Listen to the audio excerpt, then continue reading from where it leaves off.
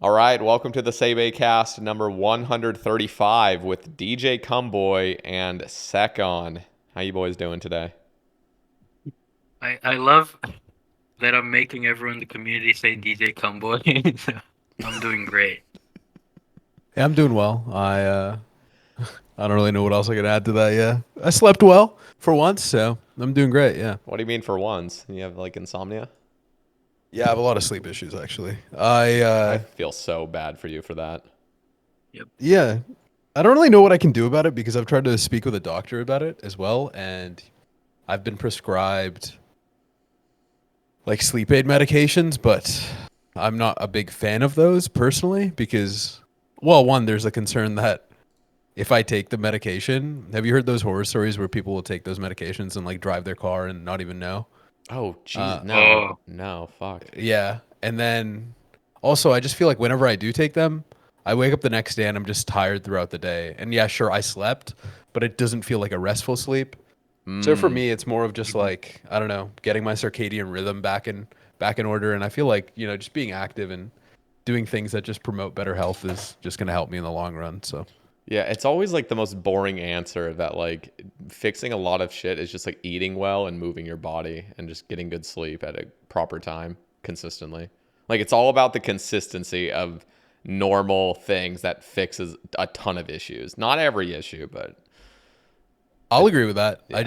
I feel like yeah. consistency is probably one of my, I feel like consistency makes life bland sometimes. You know It what I mean? But does. it also makes it great. No, So no, it's it kind of like does. finding a balance with it. Yeah. I think and I think at least in my personal opinion and my experience, early 20s, I wanted that ultimate freedom of like I can just go to sleep whenever the fuck I want. I can eat whatever I want. I can just do nothing whenever I want. But the longer you live that way where you have that ultimate freedom, the more you crave and the more you actually just deeply appreciate routine. It feels so odd, but it's like, okay, I actually want this now low key.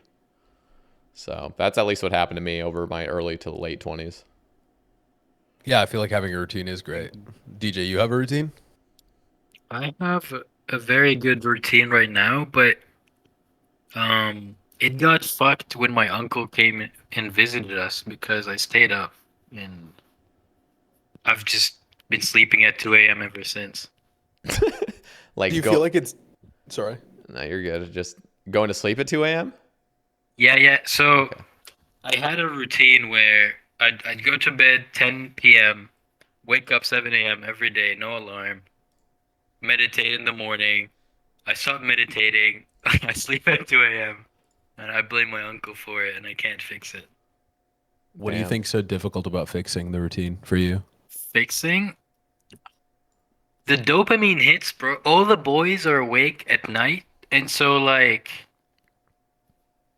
okay, 10 p.m., Uber goes live. You're like, I'm gonna stay here for a bit, watch the bald man play. And then it's somehow 1 a.m. And then you just lose track of time. Yeah. I mean, 2 a.m. is really not that bad. Yeah, That's but pretty, still. that's like wannabe degen. Like, you're nowhere close. Like, true degen is going to sleep at 11 a.m.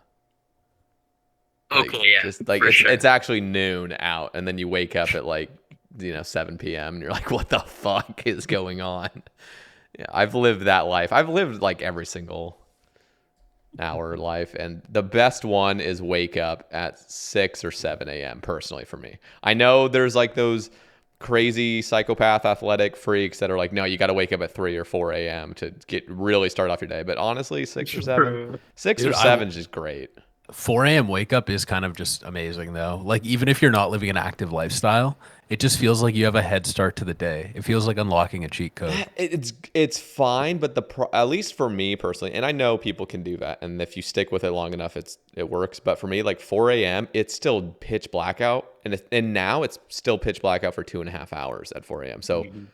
it feels like I actually kind of woke up too early to the point where I'm going to take a nap later or something, because Yeah. like, and it's like a rewarding nap. Like I'll like use it as a reward. I'll be like, yeah, I actually did good this morning, so now I can reward like. But 7 a.m. I can straight up go the whole day, go to sleep at 11 p.m. I mean, Shit. speaking on routines with 4 a.m., I feel like when it's pitch black outside, I will make myself breakfast. I'll make myself a coffee. You know, I'll do my bed. I'll do my laundry. I'll get like a whole bunch of chores done that I feel like I put off naturally.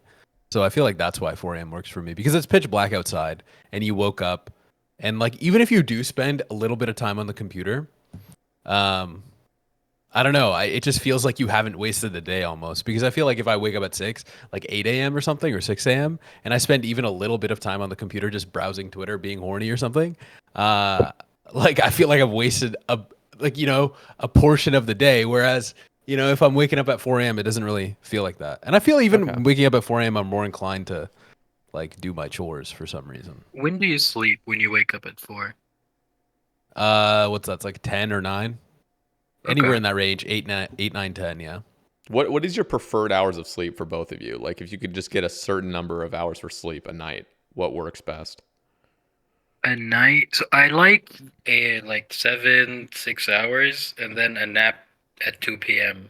is what works for me. Like how long is a nap? Just 2 hours, an hour? 30 minutes. No, it's like 30 minutes, shit. and I'm good. Yeah. Damn. I would prefer like 7.5 or 9 hours, either of those two. Yeah. I think I've always leaned on like the more 9 to 10 hours, but lately when you're in a good rhythm, I'm really good with 8, and I actually feel like it's the healthiest option because it feels like oversleeping makes you want to nap more. So 8, I mean, sorry, dude, the doctors are right once again. Like 8 hours is just it, I think. I feel like anything would not like I wish I could sleep 10 hours or 11 or 12. Like sleep is fucking amazing. But I just feel like there's so many hours of the day that I've wasted in a way. Even though they're not wasted, they're spent well because sleep is one of the most like sleep is probably the healthiest thing you can do.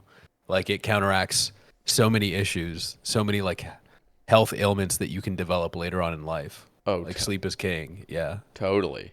It's been so good. Like I probably on average over the past year, like 365 days, if somebody were to track how much I've slept, it's probably like 9.5 hours a day. Bro, you got that athlete sleep, man. That's good. No, it's really freaking good. It's so good for me because like Sekhon was saying, sleep seriously is where you're growing and just like repairing everything. And yeah, I've actually noticed it. Like it just like in my own physique, it's not like anywhere close to where I want it to be, but like it's shit. Like I don't push myself as hard, but I get enough sleep. So like every little thing I squeeze in, it actually like gets implemented in a sense. But yeah. Dude is sleeping better than LeBron James, bro. Multi-trillionaire athlete, and he's sleeping better than him. That's crazy. I'm jealous as hell. So did he go to the Saudis and get that $1 trillion deal? Like what's going on there? I'm kind of out of the loop. I know my brothers are really into like the sports scene and they kind of tell me little bits here and there, but apparently like the Saudis are trying to take over like all sports just by giving everybody like a ton of money. I feel like they've just been offering a lot of money to like, what is it? Sports wash their scene. Okay. Like, yeah. But I don't know the specifics because I'm going to be honest. I mostly follow NBA for the memes. And yeah, I haven't really followed many sports as I've in recent years. I don't know about you, DJ. Do you keep up with it? I watched the NBA for the halftime with Shaq and Chuck. And that's the only reason I Dude, that is so valid. That's actually like that's pretty cool. I've never actually heard somebody that only watches it for that. That's like watching the Super Bowl for the commercials. I mean, people actually do that unironically. Yeah. I mean, Shaq, Ernie Johnson, Chuck, and why am I forgetting his Kenny?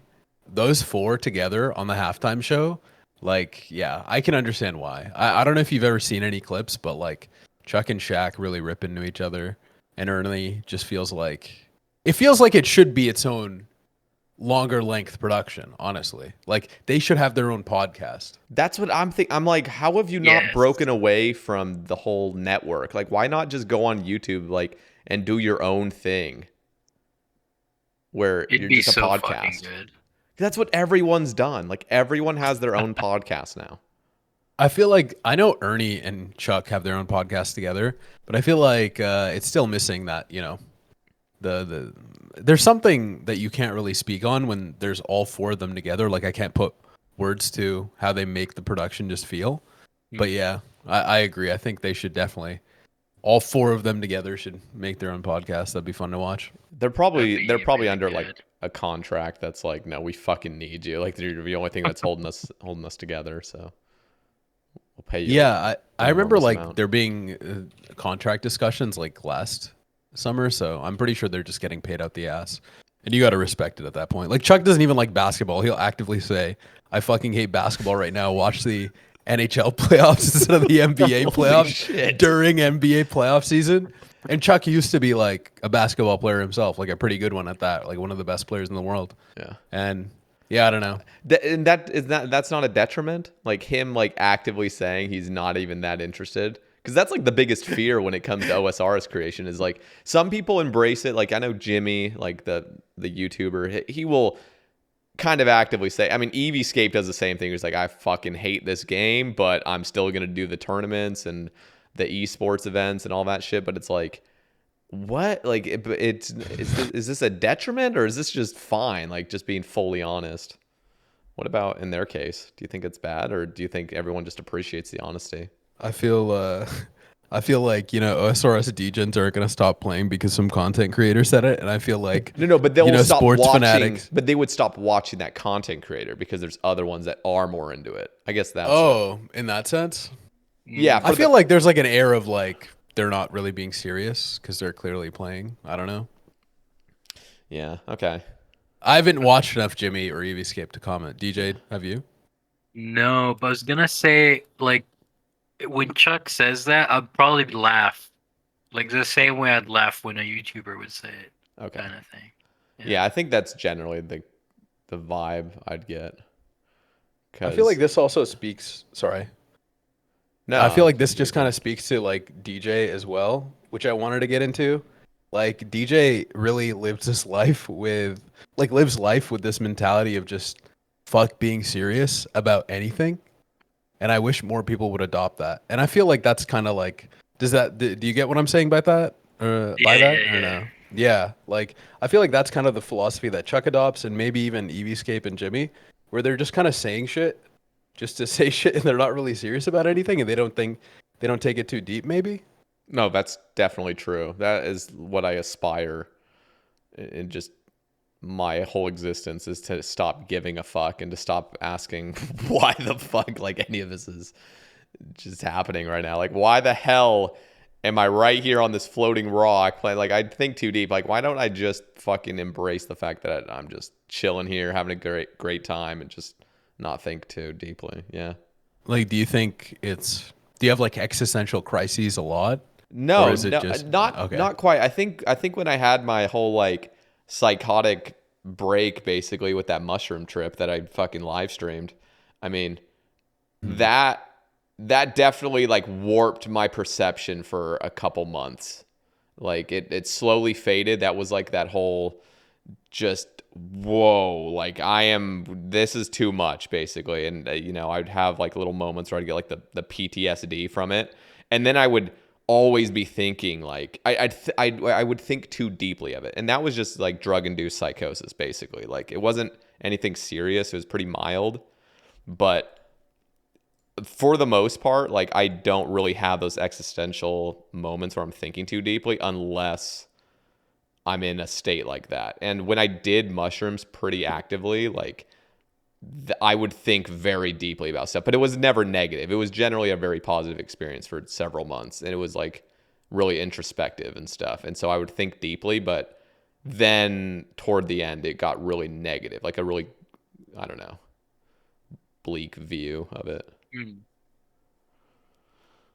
So what about you guys? Like, do you guys think okay. So before I ask you, I feel like, and I'm not going to put words into his mouth, but Rendy, when I talk to him, like he is one of those people that really thinks deeply about life, but he doesn't feel like he can really talk about it because he doesn't feel like anybody else gives a fuck. And most people really don't. Like most people don't give a fuck about talking about why the hell we're here. So you just kind of like go surface level conversation for the most part and just talk about, you know, whatever's going on. But I feel like he and I could have like a really fun, deep conversation because that's something I think both of us really actually do care about, and we do like talking about like the crazy stuff and the mysteries of the universe. But what do you guys think about that? Do you ever feel like you can't talk about that stuff because it's like inappropriate? No, I don't. Nah. Sorry, go ahead, DJ. Fine.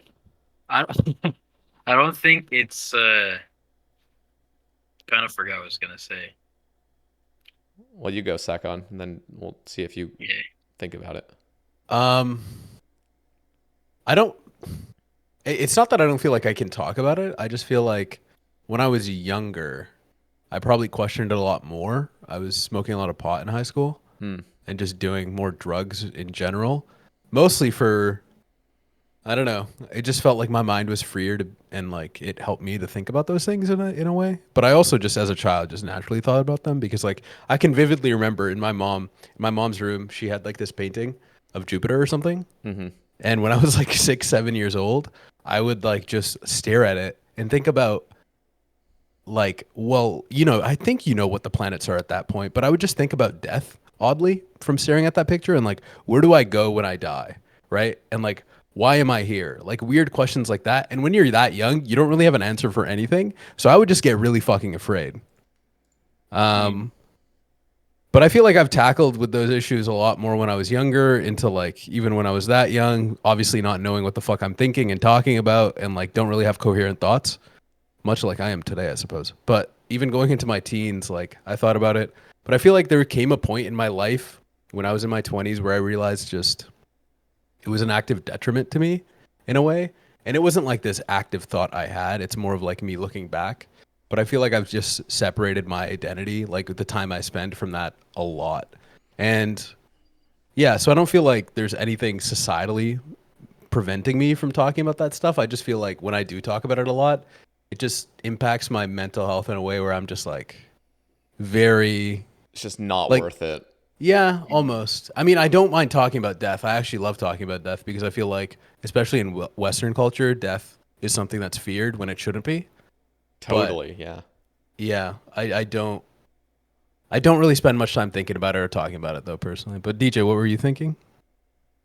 I don't know, but I did have a similar experience as you growing up and thinking about death and fearing it. And I don't know when that stopped, but it just became okay at some point. And some people just don't get over that part. I don't know what it is. Well, I think it's the way you're raised. Like if you were raised in like just a really fundamentalist religious household, regardless of it, mainly Western religion, anything like that, like you get pretty scarred. I think like some people can get scarred from the idea of hell, and it's drilled into them. Yeah. And that whole tactic of just I mean, I was talking about this with my sister and my brother-in-law that live here in Eugene now, and like I go visit them quite often, and my sister and my brother-in-law were both raised Mormon as well, and like just I was just telling them like I vividly remember when the Mormon, so you grow up Mormon, and when you're a child, like you're singing all the great songs about like God is love, blah blah blah, it's all love up until the point where you turn like 9. And then in class, like I vividly remember the class where they start talking about the degrees of glory in Mormon theology. And then they talk about like outer darkness, which is like eternal hell burning. And when you learn that, like it fucking shakes you. It's like, oh shit, like this just got hella real. Like I was like totally fine, like loving this like whole community program, and then it's like you learn the deep stuff. And it's funny because like I watched a documentary on the like FLDS church, which is just like a branch of it that took it seriously. Let's say you've heard of Warren Jeffs, right? The guy that went to prison for like child rape, basically. He was the prophet of the FLDS church. I did not hear about that. Yeah, no, I haven't personally, no. Yeah, there's a documentary, and like their church history also stems off of Joseph Smith, who was like the original founder. But at a certain point down the line, their prophet, like there was the prophet that led what is today the normal Mormon church. And then there was another prophet that was actually like Joseph Smith's relative, like actual, like, is like grandson or something that, or something like the bloodline should have went a different way, but the official Mormon church said, no, it's not about bloodline. It's about priesthood authority, whatever. So they branched off, and that church was hella fundamental. Like they believed in everything the Mormons believe, but they just had a different prophet. And that prophet, I mean, just totally delusional, schizophrenic, raping children and starting just crazy shit. Anyway, but there's very odd similarities to it all because it's kind of based on the same theology. And anyway, as soon as you start learning the dark stuff, that can really fuck with a kid's mind if they take it seriously. Now, some kids' minds are more like, what the hell is this? I don't really fully believe this. But some people go full on like, yeah, I believe this.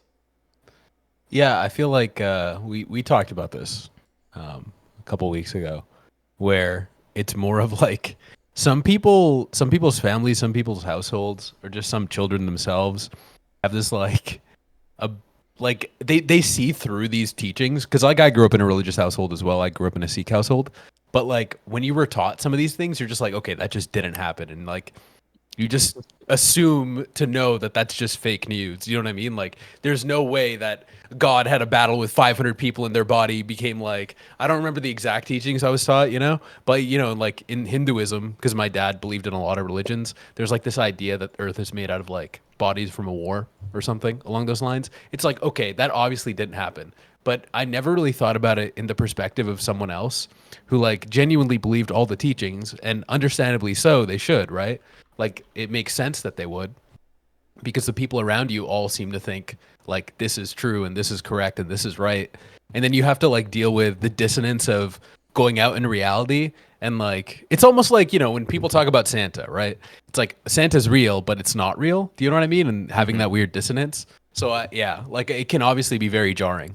And like, it's learning about a place fucking that's literally like eternal damnation and you suffer. Like, yeah, I can't even imagine. Like, yeah, completely understandable why like a lot of people fear death for that reason. Yeah, I was listening to a lot of like Alan Watts for like, I don't know, just months back, kind of like listening to some of his stuff.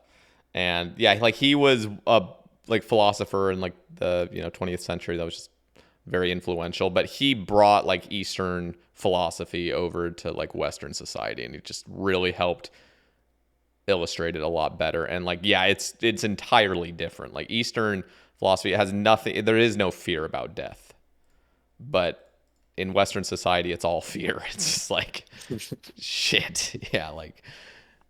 For me growing up, I feel like religiously there was not really a fear of death, but societally, culturally, like within the, you know, place that I grew up, there was definitely a fear of death. Even like for my mother, I feel like my mother really fears this concept of death. I talked to her recently about it actually. Mm-hmm. And it's just kind of like, yeah, it's interesting because like there is still that bleed over even within Eastern. Like I would say that, you know, my parents are from India. They were born and raised there. Like my dad's not really afraid of death, but my mother definitely is. So I feel like religiously and like spiritually, and there might not be these influences, but I feel like just because of the like cultural or social circles, there is definitely still a fear of death there as well. So I don't know about you, DJ. Like, is fear of death a big thing in your family or no? Do you remember talking about that growing up at all or no? I'd say my mom and dad do fear death a lot because they're not very religious, but just culturally, like you said, like growing up, spending 4 years around people uh that believe in the same thing, I guess just kind of sticks with you. I moved a lot growing up, so like I moved 4 countries, and I think just because of that, like changing who you deal with every time kind of made me different. Are you saying you're built different? No. I am, but still.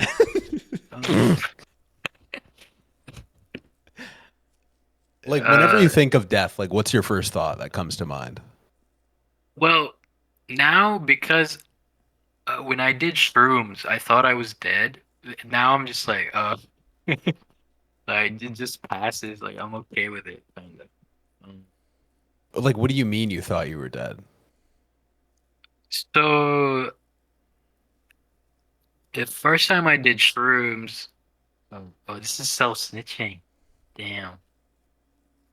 Uh, What?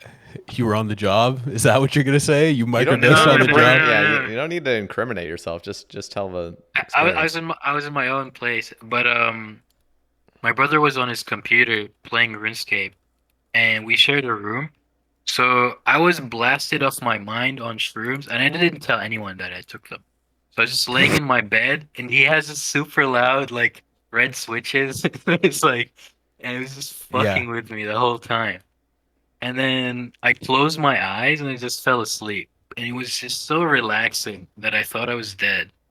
Um, and then I woke up to more like keyboard clicking and uh, it's pretty good. I don't know. So does that Like, experience basically make you feel like that's how death's gonna be?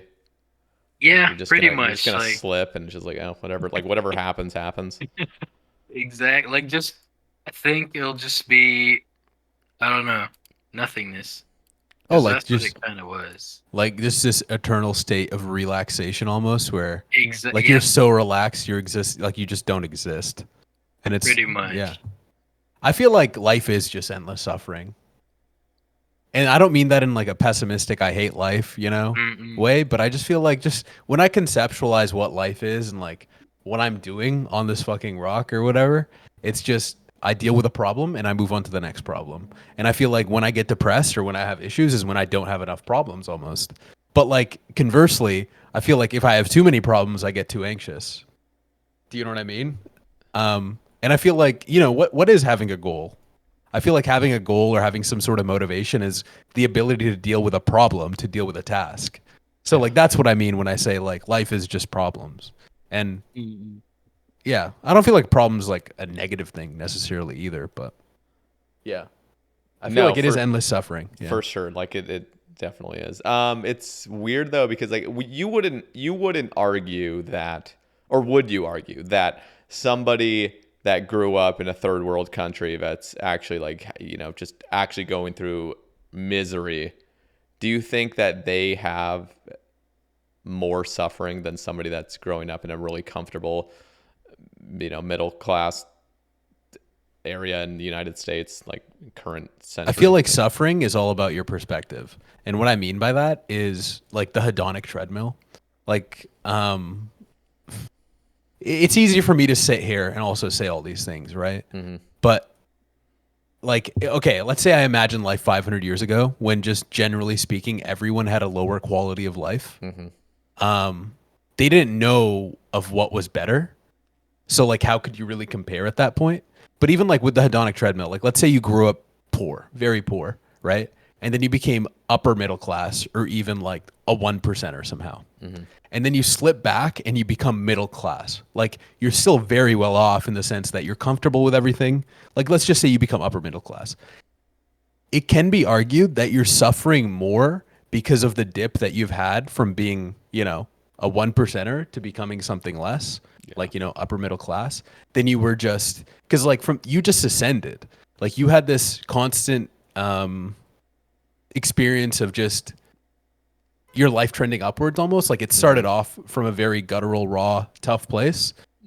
And also just speaking about suffering as well, like when you're born into a situation, like I feel like you normalize a lot of it. Do you know what I mean? Oh yeah, 100. I mean, you can't not normalize. That is normal. Like that is absolutely your normal. You know nothing Yeah. else. Yeah, but I feel like it's hard to really compare that Well, situation as well I because it's guess different kinds of suffering. so. Did you ever hear that Yeonmi Park episode on like Joe Rogan and Lex Friedman? That she was the girl that escaped from North Korea, and she had like a absolutely like horrific experience there. But she thought it was normal life to just see a kid on the road with vultures eating his innards, like still half alive, like. And What? she just looks at it and she's like, oh, that's like a normal day. People are just starved and just dying on the streets. Yeah. Like that kind of shit. But she finds it totally normal. And then, you escape North Korea, and you go to like civilized society in the United States, you're like, what the fuck? Like, this is actually, like, I had zero clue life could be this much better. So I guess, and I don't know the answer to this, but I would argue that like your life is better if you don't have like that insane suffering, that even if you don't know it's really suffering, like it would be like almost objectively just better. Like at least your well-being is better objectively in a state, you know, in wealthy United States rather than being starved and malnourished in North Korea. I wouldn't disagree at all with that, right? Like it's just objectively better. Yeah. But then I also just think about, I guess more of what I'm talking about is how do you actually feel in the moment though, right? Like it's easy for me to objectively look at those two people and be like, obviously, you know, the situation that this other person is enduring is that they're just in a better state, right? Like they're healthier, they have more opportunity, they have all these more things. But like just the idea of perception of struggle, I feel like is such a key integral part of it. But yeah, objectively speaking, like it's just easy to look at that situation and be like, I would rather be suffering with first world problems than, you know what I mean? Like you just can't make that comparison. So do you think like in the future, like let's just imagine like we somehow come together as a global society in the next 1,000 years, understand our differences, we just have solved poverty, everything's like hella good. As good as you can imagine it, at least, which I'm not going to try to like say my view of whatever you could imagine would be a very great state of the earth and state of humanity and state of just animals in general's well-being. Like, do you think we would still be at the same point where at the end of the day, it's still suffering? Like, do you think no matter how good we could be off, there would still be that suffering? What makes anything good? It's that you suffered before. There would need to be suffering. IMO. I don't know. DJ, what are your thoughts? Well, yeah, okay. Okay, Well, sorry. Let's hear Kumboi's take on it, and then I'll share mine. I think that you need to see what's bad to see what's good, right? But like Seki, you were saying, or the other way around, like you were born to a very wealthy family and then you lose it all. Yeah. So I know, I don't know if you want to share this or if you shared this before. No, I don't care. But, yeah, I've talked about everything. Yeah. Okay. So like, how did that feel for you when your family lost everything? Yeah, so it was weird, right? Like I grew up pretty well off, Yeah. like upper middle class, and then we were really high up there. I'm not going to state anything more, but we were getting there, right? And then overnight, because of 2008, because of like a lack of understanding of like diversification of assets, like you literally lose everything. Like imagine going from, I don't even know, like I was like, you know, I don't really have to worry about much. Like my parents, I want to say, did the best that they could in terms of teaching me the value of money. Like they wouldn't just buy me anything. You know what I mean? Mm-hmm. Like I remember when I was growing up, like I wanted to get a PSP or something. And my mom, like, we could have easily afforded it 1,000,000 times over, but she's like, no, you have to earn it. You know what I mean? Yeah. And then I remember going to my aunt while she was over and like being like, my mom won't buy me a PSP, will you? And then my aunt was like, of course I got you. And then my mom like stepped in and like, but yeah, like what I'm just trying to say is like they did, I want to say, teach me a little bit about things. I mean, I'm not going to deny it. I just grew up in a great situation. And then in 2008, losing everything, it was a great wake up call. I feel like through that struggle of literally going from, you know, money is not really something that I think about to like, I'm driving in a car right now. Like this car, like, you know, there's no place that we can call home. Like, I don't know where I'm sleeping tonight, like into that situation. I mean, obviously my parents just knew a lot of people because of, I don't know. I feel like society is less about, just being capable. In a sense, it's more just about who you know. So we knew a lot of people, and in that sense, like we were taken care of. Do you know what I mean? Like we were given more opportunities just because of the networking my parents had done to get to that point. But still, as a child, like there were people who left my life. Like I grew up with a nanny, and she was no longer a part of it. Just like having like a lack of stability of like where am I sleeping, and then like getting a job while I was pretty young. I mean, my dad went into alcoholism, and my mom, like, she didn't go back to India to, like, because we had a business in India that my mom would take care of. That was no longer a thing. So it was pretty much just my parents are at home, and then the children were working to try and pay off a mortgage that was like under my sister's name. So like, yeah, like speaking on the struggle of that, like I don't really feel like it was a struggle. Like I don't know how to say it. You know what I mean? Like I can, like I was too young, I feel, to really understand the gravity of what happened, but I normalized it, right? Like just like I normalized anything that else has happened in my life. Like I don't know how much I can get into it, but yeah, like I feel like I've talked a lot about it with my therapist, and it's just like there's a lot of things that have happened in my life, like a lot of like, you know, physical altercations, just stuff that you see growing up that like a child doesn't normally just see, and it is weird for a child to experience all these things. But to me, it just felt normal. Like I don't know what else to say. You know what I mean? Like, yeah, I feel like if I was older and I lost everything, it'd be a different type of suffering, right? Because I feel like the responsibility necessarily wasn't on me. Like I still had older sisters who helped take care of the situation. Like I can say, you know, I got my insurance license and I started working at a younger age and things of that. But like, still, I don't feel like I felt the full burden of it. I don't know if that ramble made any sense. No, that did to me at least. Okay. Yeah, it's just interesting because you think of like societal progress, you know, how much like I think about this like, you know, probably as much as I go existential mode where I think about like really stuff, but I think how incredible it is to have been born into a world that has literally been here for so goddamn long. And we've gotten to a point where you're just born into a system. Like you're just born into a literal society where nobody lives for really more than 100 years. Like that is just impressive. I don't know. There's something impressive about humanity that we've actually come this far. Does it make you fear? Like, do you have a sense of fear of how insignificant the time that you spend on Earth is, or do you feel like it is significant? I feel like that was loaded in a way. Do you feel like it's significant or not? And if so, do you feel a certain way about it?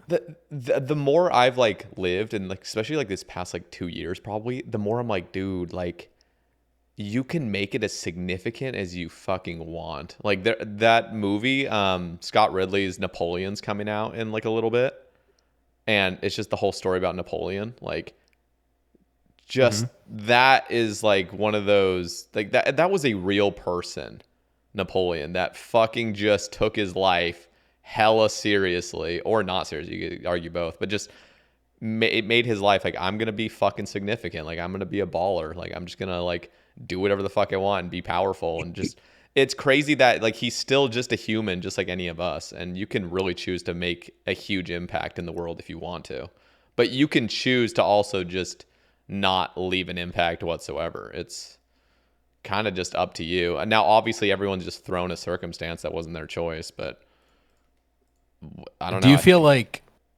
regardless of what impact you make, though, that does it really matter in the grand scheme of things? Like, well, in the grand scheme of things, like it just, you could say like, I don't care about humanity, I don't care about anything, but like that is up to you. Like you decide. Like is in the grand scheme of things your children's happiness and well-being, like is that important to you?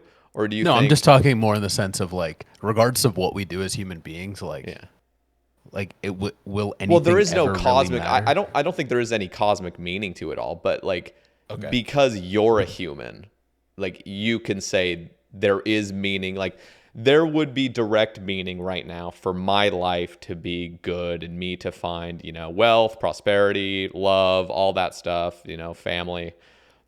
And I could just say like, I can like empathize with my own child and his child's child and whatever, having a good life. So if I were to leave a positive impact here, even though in the grand cosmic scale of things, it doesn't matter, at least for them, it will be a better world. Like it will be a more enjoyable experience.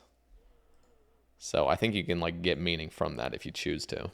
So like, I feel like that's like a motivating factor for you to like, is that something you like, I don't know, constantly think about as a meaning for your life, you know, like leaving it a better place than you found it almost? I think almost like intuitively, this is the really strange thing. Like sometimes I wonder, like, is it because of my religious upbringing that I care about like I'm not nihilistic in a sense. Like I actually have this deep unconscious that wants me to do good, almost as if there was a God to please, you know? Like do I seriously do wonder about sometimes, like if unconsciously or like subconsciously I'm thinking I want to do this just in case almost, but I won't admit it to my waking self because I'm agnostic, but like I'm lean, like it's not like I lean atheist, like as in like I don't believe in God. It's just like there's no real evidence for it other than like just consciousness itself, which I would argue like I would say almost there's more of a probability that there is a God or there is some sort of creator just based on the fact that we're conscious. I feel like What are your thoughts consciousness- on pantheism? What is that? Are you saying panpsychism? Like the No, like being a pantheist. is that like multiple, like everything's a god, or like, or panpsychism where everything's conscious? Pantheism is a. Here. I'm just gonna Google it, man. Yeah, do that. A doctrine which identifies God with the universe or regards the universe as a manifestation of God. Like pretty much what I've understood pantheism to be is just like this idea that nature is almost God, like the laws of nature, what defines, you know, the way that our universe works is God in and of itself. But maybe that's just like a misunderstanding, I suppose. No, I think that's right. Like I think, at least in my head, I just wonder, like if I was God, what the hell would I want to do for eternity? Like, what the hell am I doing? And the one thing I would want to do is forget I'm God. Like, that would be the only thing that would be exciting and that would be thrilling. And I'd want to have the mundane, like, experience where I don't know what the fuck is going on and I'm suffering. And I'm like, I would want that. Like, I would actually crave it because you're just having cosmic sex with stars, basically, for eternity. You're like, I'm fucking bored.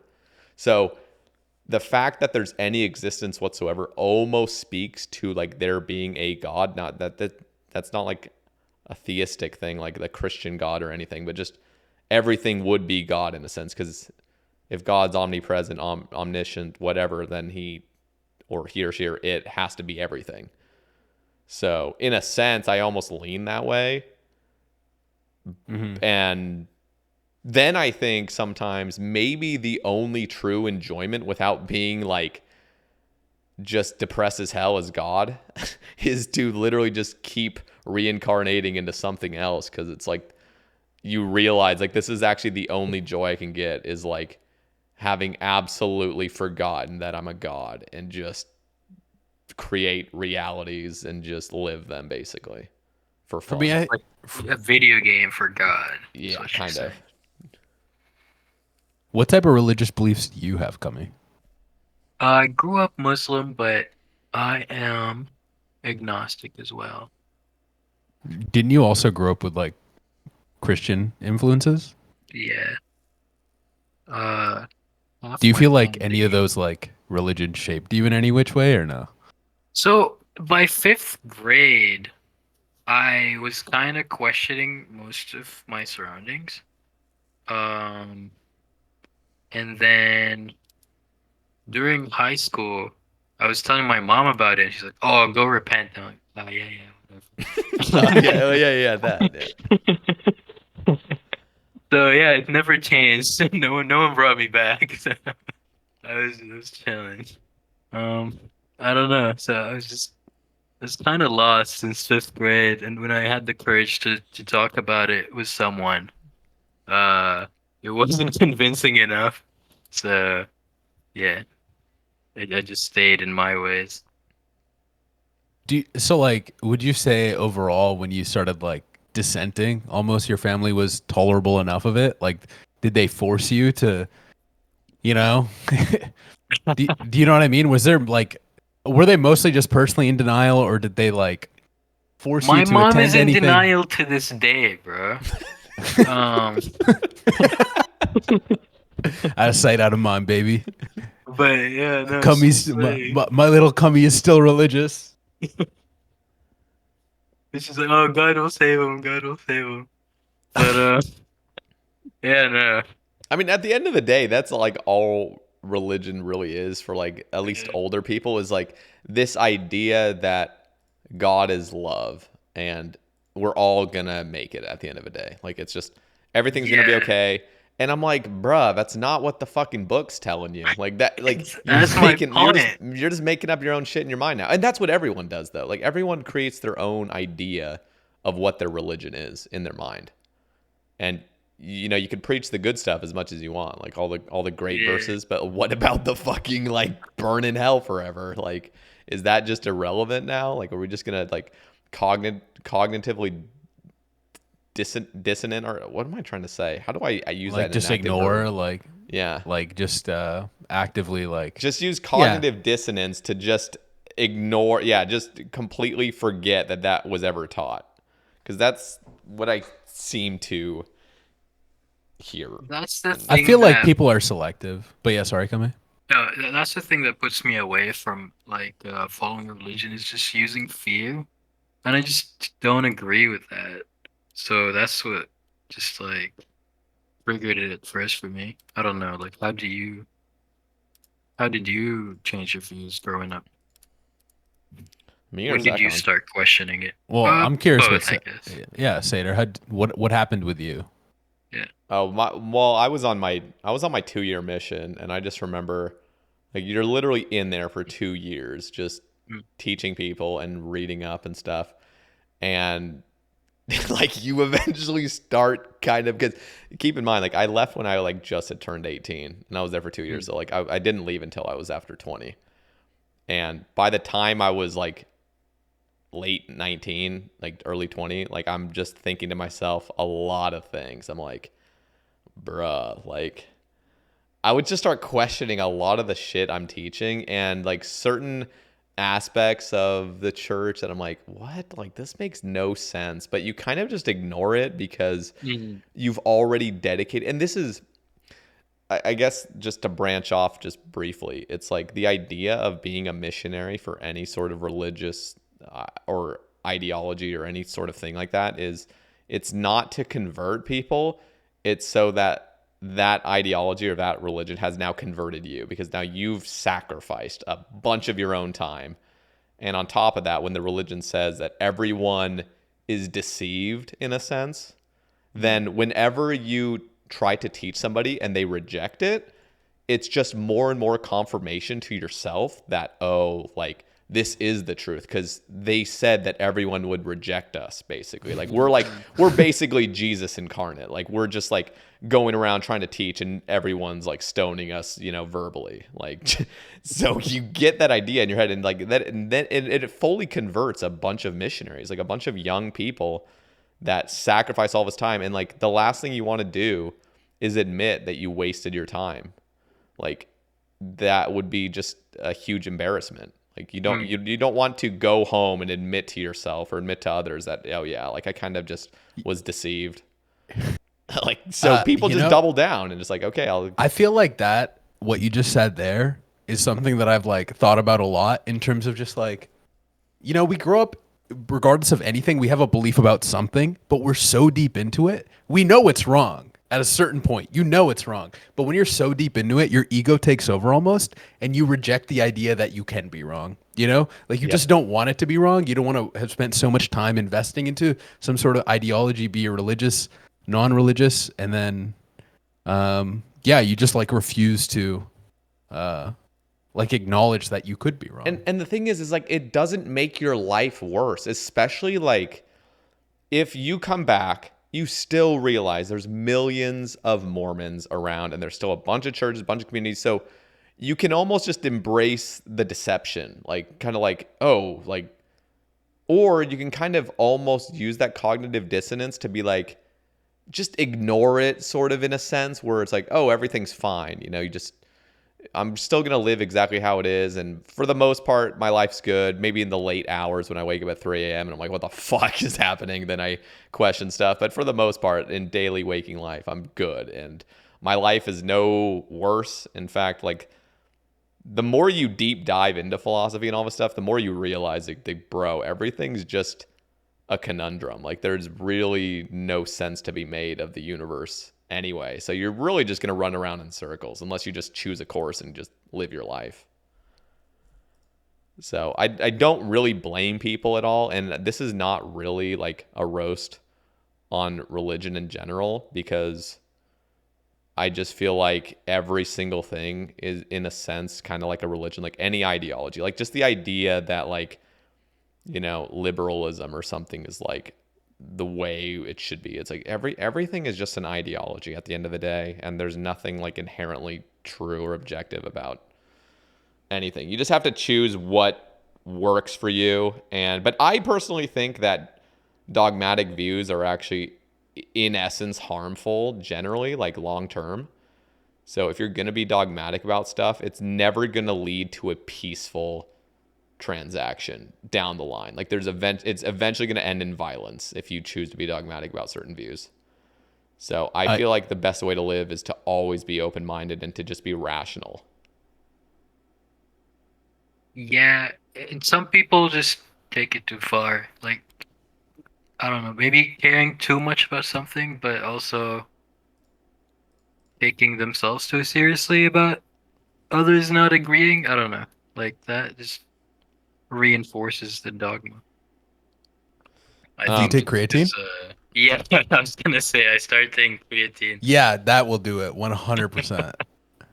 Bro, Man. creatine is great. I take it daily now, 5 milligrams or Oh, 5 grams. yeah? 5 grams. Yeah. How long did you do a load phase, or did you just start taking it? Yeah, I did a load phase in like March. I did like 20 the day one, and then I did like 10, 10, 10, 10, 10, and then I just started on 5 for the rest. Yeah, I mean, it's like the only proven supplement, isn't it, pretty much? And then on top of that, like, Well, it's safe too.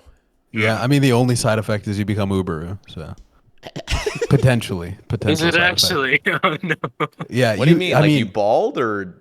Yeah, I think I'm way back when I used to research the fuck out of this stuff. I remember that being like a known side effect. But The thing is, like, I was already balding, so like I don't fucking care. Yeah. Yeah. By the way, shout out to minoxidil. I've been using minoxidil for about 15 months now. Is that like Uber's talking about it? It's like some medication that people take when they start experiencing balding. No, that's finasteride. Finasteride's the pill you can take. Okay. Technically, you can also take a pill of minoxidil, but it's not FDA approved. But minoxidil is just Rogaine, just that foam you put on your head. Oh, okay. Does it actually work? Yeah, it's not like amazing. It's not like crazy effective, but what it does is it just speeds up the growth production of your hair. And so it's not actually fixing your hair. It's just maintaining what you already have and making it just a little bit more dense. But the other problem is it doesn't really work for your hairline. It's mainly for the crown of your head. Like it's just thickening. Like if you have that like old man hair. Yeah. That crown, like that monk's crown, like that would really help there. There have been, and this is back when I was like studying it a lot, because like when you first realize you're going bald, it's fucking world shattering. Like it's the worst.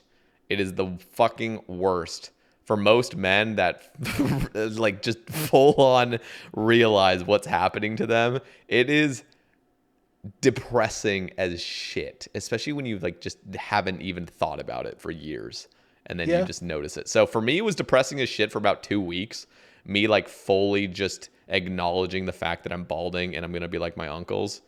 But so I would remember looking up some videos, and like there was a dude that was taking 10 milligram fucking minoxidil tablets, which already is not FDA approved to even take 1 milligram ones. And this dude was taking 10 milligrams, which can lead to like heart palpitations and like just real bad heart problems, basically, as a side effect. Like it's not guaranteed, but there's just tons of studies on that. The dude had before and after photos, and that pill like goes full on in your bloodstream everywhere. And he was turning into a fucking wolf. Like literally, like he was balding like bad, and he had like a mane at the end, and his arms were like forests of hair. It was crazy. I'm like, that's dangerous as shit, but I mean, damn. Some girls are into that. Oh yeah, hell yeah. If you're like just a hairy motherfucker, there's something just evolutionary about that. Like, damn, you are ripe. Unironically, like growing up, I used to hate how hairy I was. Like I actively, like I remember I got hairy knuckles when I was really young, and I shaved them because I was like embarrassed for some reason. You know, like you're a kid, you're gonna get ridiculed in school or whatever. Yeah. But holy fuck, does that shit pull for some reason? Like I never really realized it until recently. But just being a hairy ass dude, like so many girls just want to fucking put their hands in my chest hair and pull for some reason. And I'm just like, damn, like I never knew this was like that big. You know what I mean? It's just a thing. Yeah. I have hair in the worst spots, like, and I don't have hair in the best spots. No, but like I have a decently hairy chest, but it's so blonde. It's like really hard to see. So I just shave it because it's not like full enough to even be like anything. And but my upper back gets hella hairy. And that is the spot I don't want it. Like I don't like back hair. Yeah, I epilate or wax mine. Would you ever consider doing that? Yeah, no, I just shave it. Like I just go with my beard trimmer like down, and I just. But it's so blonde. Would you take the minoxidil tablets for this or what? No. I don't. I couldn't tell. I couldn't tell if you were trolling or not. Yeah, I would never. I would personally never take minoxidil tablets. They're dangerous. Well, bro. Yeah, dude, you could have girls pulling on your chest hair though, you know? No, it's just like I value my own heart and like my internal organs more than my appearance. There probably was a time where I didn't care as much, but definitely nowadays I do. Like most young people don't give a fuck. Like when they hear about like heart attacks and stuff, like, bro, that's for like 50-year-olds. Like that's not gonna affect me. Nowadays, dude, I take my health fucking seriously, and I'm probably gonna take it even more seriously in 5 years. Like just the older I get. My girlfriend works at a hospital, and she will actively tell me how common health issues are, even for people in their 20s, like heart problems. Like, so yeah. Oh, bro. Yeah, no. I had a relative die at 30 from a heart attack. Jesus. Like 2 months ago. Yeah, I was like, that one shook me. That death, because I'm used to like old people dying, right? But like when someone almost close to my age dies, it's just different. And then you realize you're 30. I'm not 30, but yeah. But you know what I mean. Like I'm not 30 yet either. But like you realize like you're basically in that zone. And then all of a sudden we're gonna be 40, and we're like, oh fuck! Like everyone's dropping now. Did you feel invincible when you were younger, Kami? I still do, bro. Like I don't know what it is. Yeah, I mean, you know, when you're telling me about these escapades where you're going over to a girl's house that you met on Tinder and you might die, and you know, if you don't text me back in 2 hours to call the cops, like, yeah, I'm thinking you're invincible. You know what I mean? No, sometimes it fades away, but like, I don't know, you're going 90 on the highway. I stopped doing that personally because you go more, but... what do you mean I go more? I don't know, bro. What's up with the BRZ? Nothing. Continue. I'm pretty sure every young person speeds hella. Like I used to go... Like just from work and back, like I used to work at a Target distribution center that was like an hour away. I would get done with my shift at 5 a.m. and I'd have to drive back, and it is a straight shot down the I-5. Like I'm talking, there is not a single curve in the road for like 50 miles straight. You have to send 50 miles. And I'm literally going 105, like just down, and I like you can see if cops are coming, like you know, like just you're good. See, and that's cool, but like, have you got enchant? Have you got enchant on the road? Have I what? Or chanced? Oh, chanced. Uber brain. I've almost hit a biker when I was 16 years old. And that shook me. Those close calls are like, okay, fuck, I gotta calm down. Whenever I see a motorcycle on the road, I become the most like. If there's one case that I will never fuck around is if I see someone on a bicycle or a motorcycle, because like I already drive a small car, right? Like I drive a BRZ, a 2023 or whatever, and that's tiny. Like, you know, everyone's in an SUV, everyone's in fucking tanks, where I'm in this tiny ass car, like literally one of the lightest production vehicles you can buy in the modern day. Yeah. But like, I can only imagine how, like, I don't know, like, I don't want to kill anyone. You know what I mean? That's not what I'm here. Yep. And just, they're definitely some of the most vulnerable people, like pedestrians, cyclists and motorcycles, like if I'm on the highway, I see a motorcycle, I do not fuck around. Like I will pull over to the right lane. I will become the most law-abiding citizen you've probably ever met. There's just like, it's like this respect I have for them in a way as well, because yeah, I don't know. That's definitely a situation that I fear, like messing up and yeah. Yeah, nowadays I do not speed. I actually go the speed limit, and it's actually like very it's calmed my anxiety as well. Like I used to get anxiety if I wasn't going like at least 15 over. Like I felt like I was just going slow. Like I felt like I could get to my destination faster if I just push every extra mile per hour. Like let's just go a little bit faster. And that would actually like give me anxiety of like thinking how much faster I could get to my place. And nowadays I'm like, bro, whatever the speed limit is, I'm just going to go it. Like I don't even care anymore. I'm an old man. For me, I've never cared about getting to my destination faster. For me, it's just been enjoying the drive, right? So it's not like I'm speeding to speed and I think it's cool, or I'm speeding to like see what new PB I can hit. I just kind of drive at whatever speed I feel like is appropriate for the road. And I feel like that's kind of a North American failure in the sense of just how infrastructure has been designed. Like the creation and this idea of stroads, like these are roads where pedestrians can walk on the side of the road. Yeah. Like they literally have these like curbs built for them, like sidewalks. But yet, like the speed limit is 50. But when you look at the engineering, like the design of it from like for a human perspective, like when you're driving on that road, you naturally just feel that it's a road you can go like 100 on. And I'm talking kph, not like miles per hour. Do you know what I mean? Yeah. And I feel like there's just like engineering failures within North America because they're designing these roads that drivers naturally feel that they can drive at higher speeds at, but they're not suited for that because you have dangerous like environments for other people created, be it pedestrians, cyclists on the side of the road, whatever, right? So yeah, I feel like I also just have a big disagreement with the way like policing works in terms of speed limits. Like it's not about safety, it's just about creating revenue. And yeah, No, that's fair. I remember going to Mexico a few times, and like dude, everyone just does whatever they want, but everyone's on the defensive. And like you see a red light, doesn't fucking matter. You just go. Like you just watch out. And somehow it works. There's very few wrecks. Damn, Ted Kaczynski would be proud of Mexicans. I was visiting Jordan like last month, and the same thing fucking happened.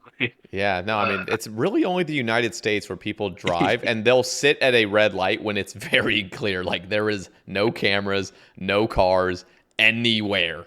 And you'll still just be obedient. You'll be like, yep, I'm just going to stand. I'm just going to sit here.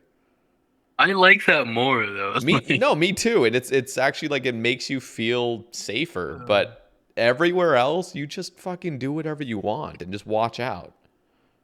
I'm an anarchist at core, so I kind of hate it, but I understand the appeal. I'm not going to deny that it, there's an appeal to it. No, straight up. It's just like the FDA. I mean, I appreciate the FDA because of like mass consumerism, and I can just like go on Amazon, just order whatever the fuck I want, and just have this in the back of my mind, knowing that most food I'm ordering is going to be safe and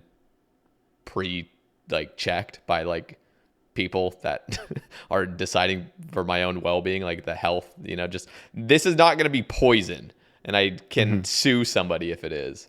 Like that, I kind of like that in a sense, but at a deeper level, they're, I have an anarchist view of like, well, you could just have local FDAs sort of that you choose to, pay for your own safety. But I don't know.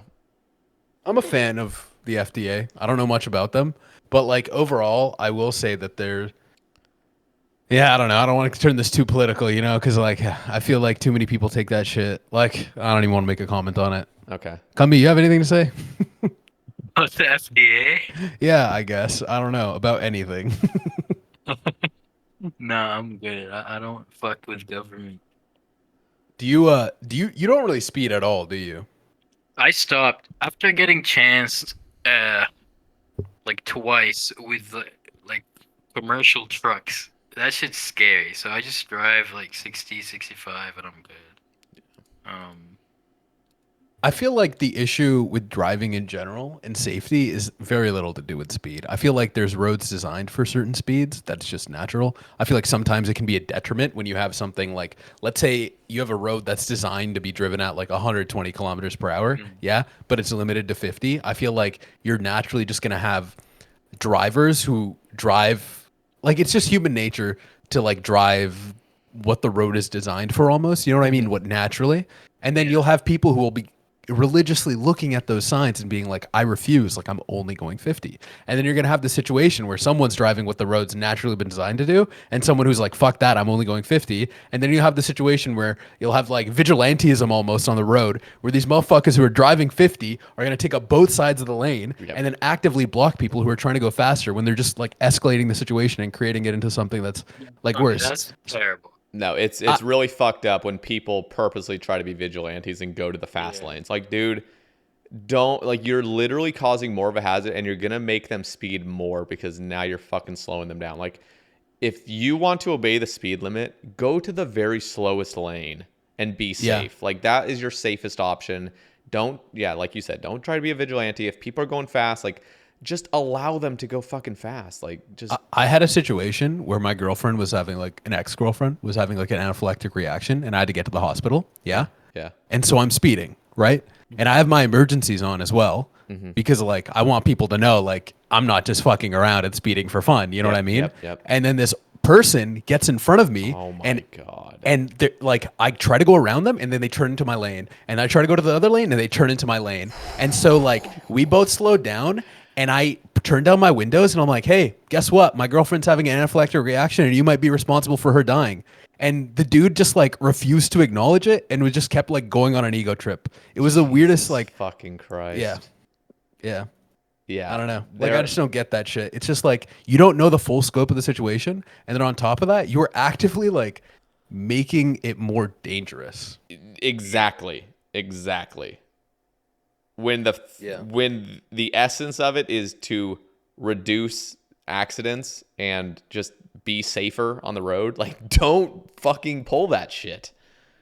Like, you're actually now it's all about what you think is right. It's all about ego. It's like I'm gonna control you, basically. Like, Jesus. Yeah. How, like, I was wondering the other day, like, how much, I don't know about other states, but Atlanta gets like a road accident at least 6 times a day on the like 75, 85, whatever. But like the Autobahn doesn't have that many, I don't think. Yeah, no, the Autobahn ban. Yeah. From what I remember, I mean, I don't know exact statistics. We could look it up. What's that guy's name on the Joe Rogan cast? Who's like, yo, Jimmy, pull that up. What is his name? Jamie? Yo, Jamie, pull that up. Nah. Yo, Jamie, find that video of that bear that takes on the Autobahn. No. Yeah, no. From what I remember of it, though, like, there are less accidents, but when an accident does happen, it's much more severe. Yeah, for sure. Yeah.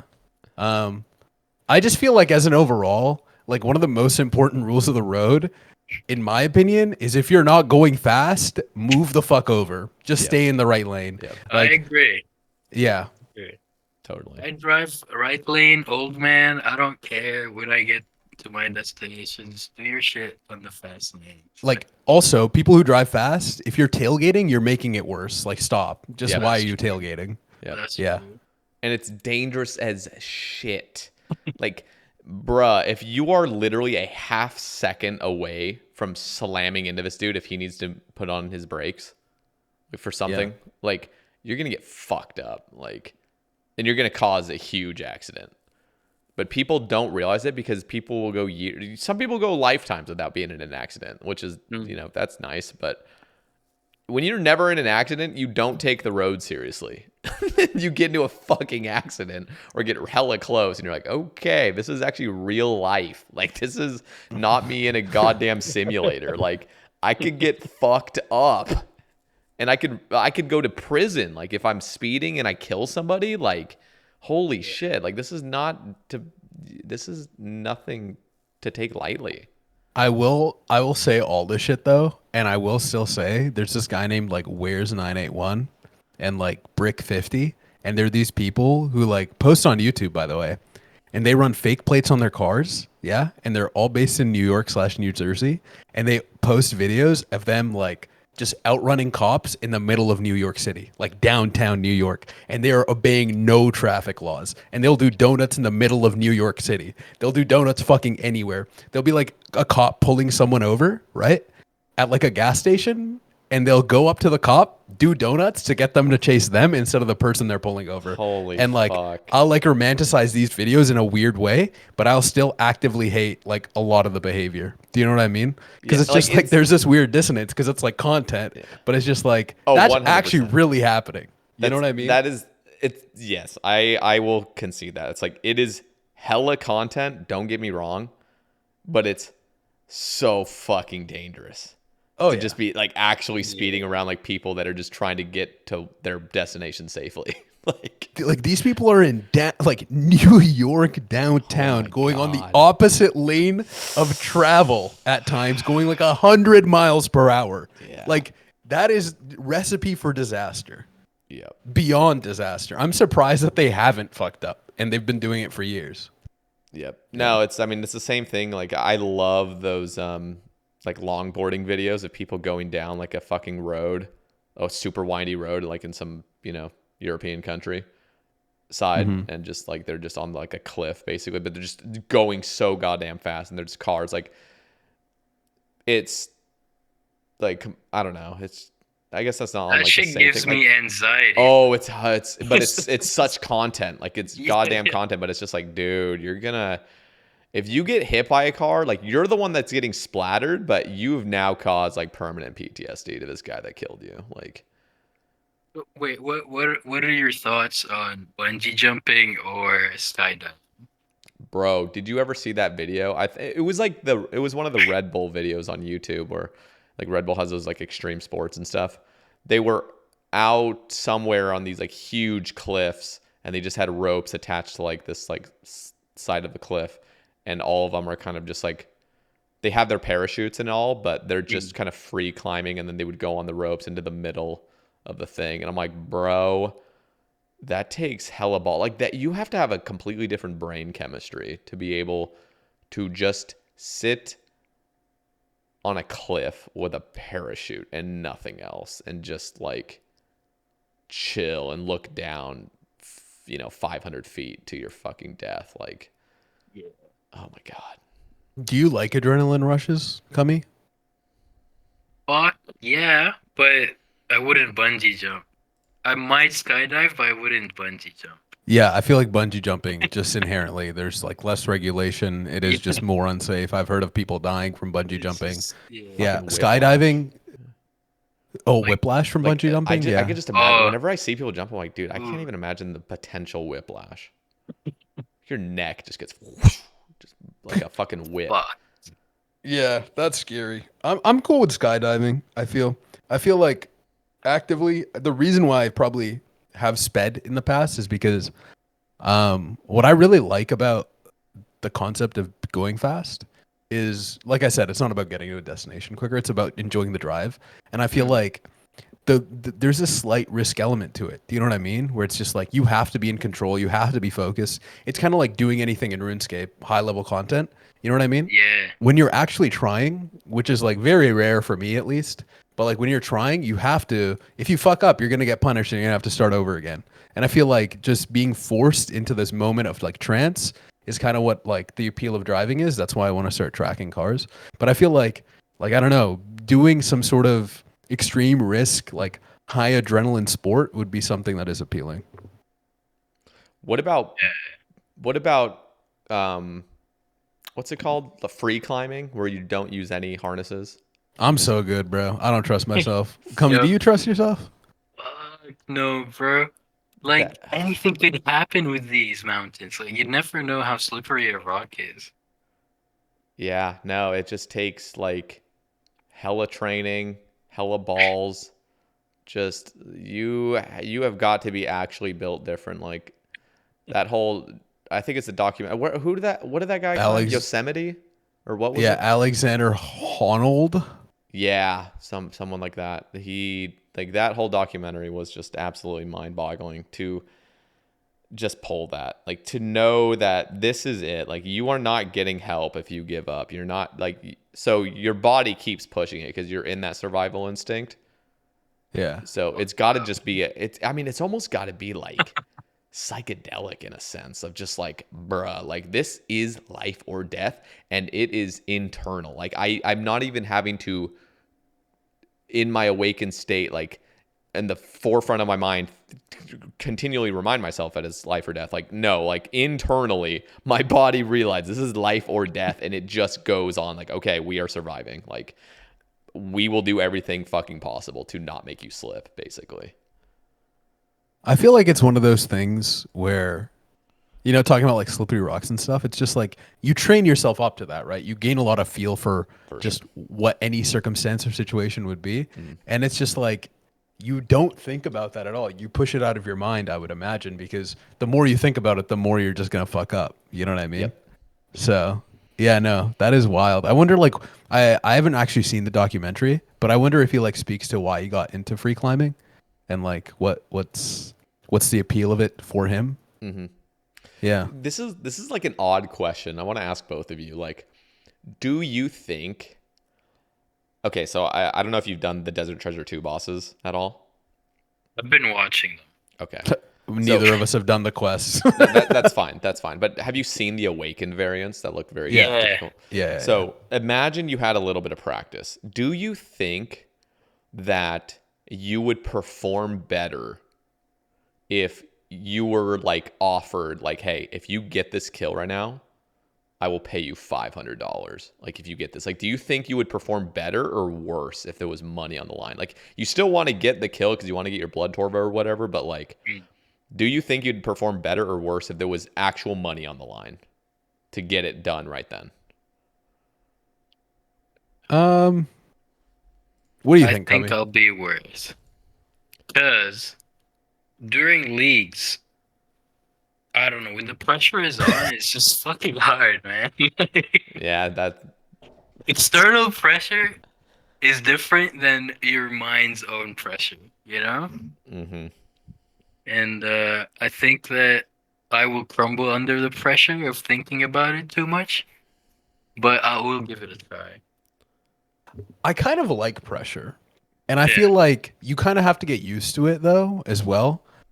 So I'm undecided. I feel like generally speaking, pressure will make me perform worse, but I feel like the more, I don't know, I feel like I've been like mentally, personally staying away from pressuring myself, be it school, be it like, I don't know, relationships, be it whatever.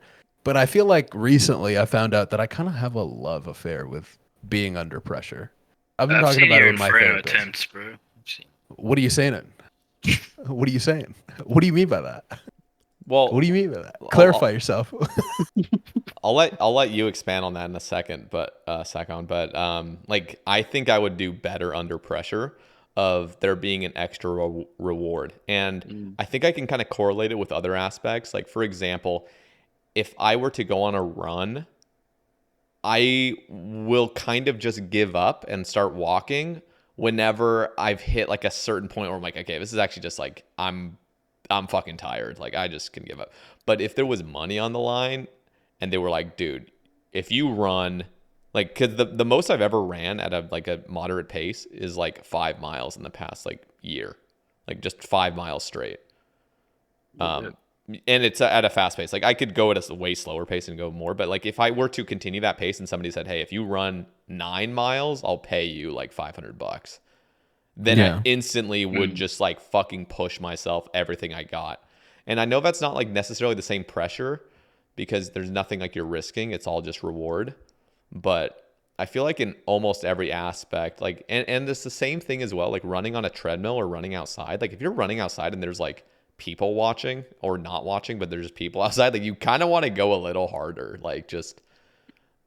I feel like with running, it's kind of like the more effort you put in, and also like, yeah, just the more effort you put in, you will, generally speaking, see more reward out of it. I feel like you could have a lack of pace where you like push too much at a certain point and you kind of wear yourself out in terms of like if it's timed. But I feel like when you're doing something that's like a skill-based activity, I'm not saying running is not a skill, I'm not trying to say that at all. Yeah. But more so like you have to perform in a certain way. Yeah, it's not just Whereas it's like, endurance. yeah, you know what I mean? Like I completely agree. If there's more of an incentive, I'm 100%. I'm putting everything on the line. You know what I mean? Like, Yeah. but I feel like sometimes with the pressure, like with like let's just say you're doing something in RuneScape, you mess up a cycle. Do you know what I mean? Like you lose track of ticks because you're thinking of something else. You're thinking of the pressure. It's just kind of like I don't know. I almost can't compare the two. You're right. Do you know what I mean? I was comparing endurance instead of skill. You're right on that.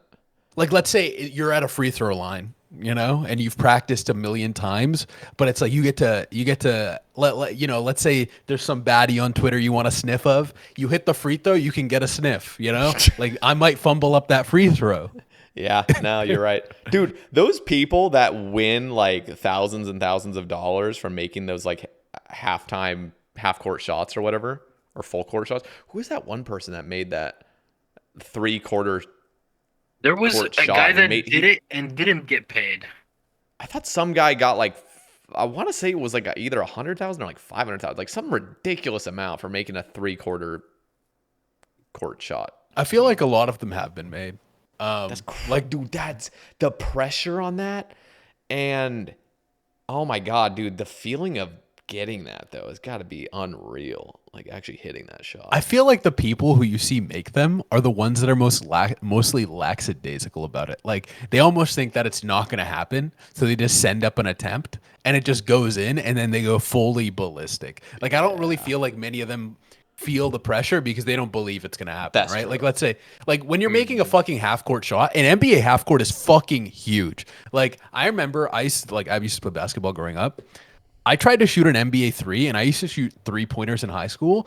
It is a massive fucking difference. Like, I don't know how many feet it is, but it is significant. I can only imagine trying to make a half court shot, like looking at that and being like, there's no fucking way I'm making this. I might as well just send up an attempt.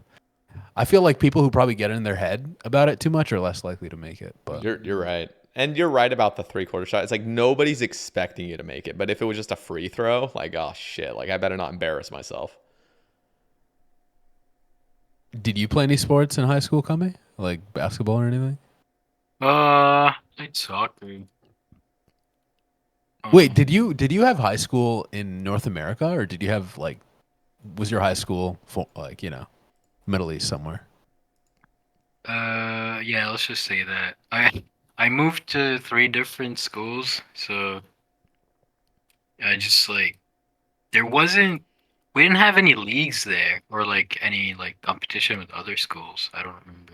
Oh, were you not like, wait, in America you said? No, Oh, okay. like in the Middle East. But we did play like with the boys daily. I don't know. It's like hopping on Rooney, but it's just like it's the only thing to do. You just go and play soccer somewhere. Dude, people that spend their childhood playing soccer have the craziest feet-eye coordination of all time. Like I knew this, like I had, so on my mission, I became like really good friends and we were roommates in college. This like just plump, short Mexican. And he could dribble a soccer ball for like 20 minutes straight. Yeah, it's fucking crazy. I'm just like, bruh, like, and I would kick it to him and it would just be like the worst kick ever because I suck at soccer. And he would always get it and then end up balancing it and just continually go. I'm like, bro, you are so unathletic, but you've built this skill since you were a child. And you're just like extremely coordinated. It's unbelievable. I also feel like when you're younger and you practice something, you're just like, regardless of, like, let's say I practiced something for the same amount of time when I was 8 to like 10 versus me being like 18 to 20. I will inherently, at any point in my life, just be better when I practiced from 8 to 10 versus 18 to 20. Oh, yeah, 100%. Mm-hmm. Language I don't even- especially. If you learn like multiple languages as a kid. Yeah, I don't even know why that is, though. Do you know what I mean? Like, I guess I kind of understand it, but I don't know the specific reasoning. I'm kind of curious about that. I feel like it's just like, it's just like really natural. Like it's like just learning your first native language as a child. Like it's not, you're not even trying to learn. It just becomes you. Like the language is now you. Where like in the, the older you get, it's like you have to now learn things based on previous experience almost. Like it's not you, and you have to kind of graft it into yourself. I don't know. Like at least in regards to language, I think about that the most because I tried to learn Spanish and I got decently fluent. But it was just for such a short period of time on my mission that as soon as I left, like I just lost it really quickly. Like I could still understand Spanish for the most part and like kind of speak basic stuff, but it's been 10 years now. So. But what about people who grow up bilingual? Yeah, I mean that's just like them learning from the beginning, like 2 languages, and they just like I knew some people that were quad lingo or whatever you call Holy, it. Like, what? yeah, I mean there was this guy that was like Iranian on my mission that knew 4 languages fully fluently. I'm like, bruh, that's an insane skill, and they can translate like so easily. It's just a breeze. I mean, they can just fully translate. You can just speak to them in another language and instantaneously just speaking it in a different. I'm like, dude, that's an insanely great skill to have. It becomes like a switch, actually. Yeah. It's just, I can, yeah, no, for sure. How many languages do you speak, Kami? 3. How many, like, fluently? What are they?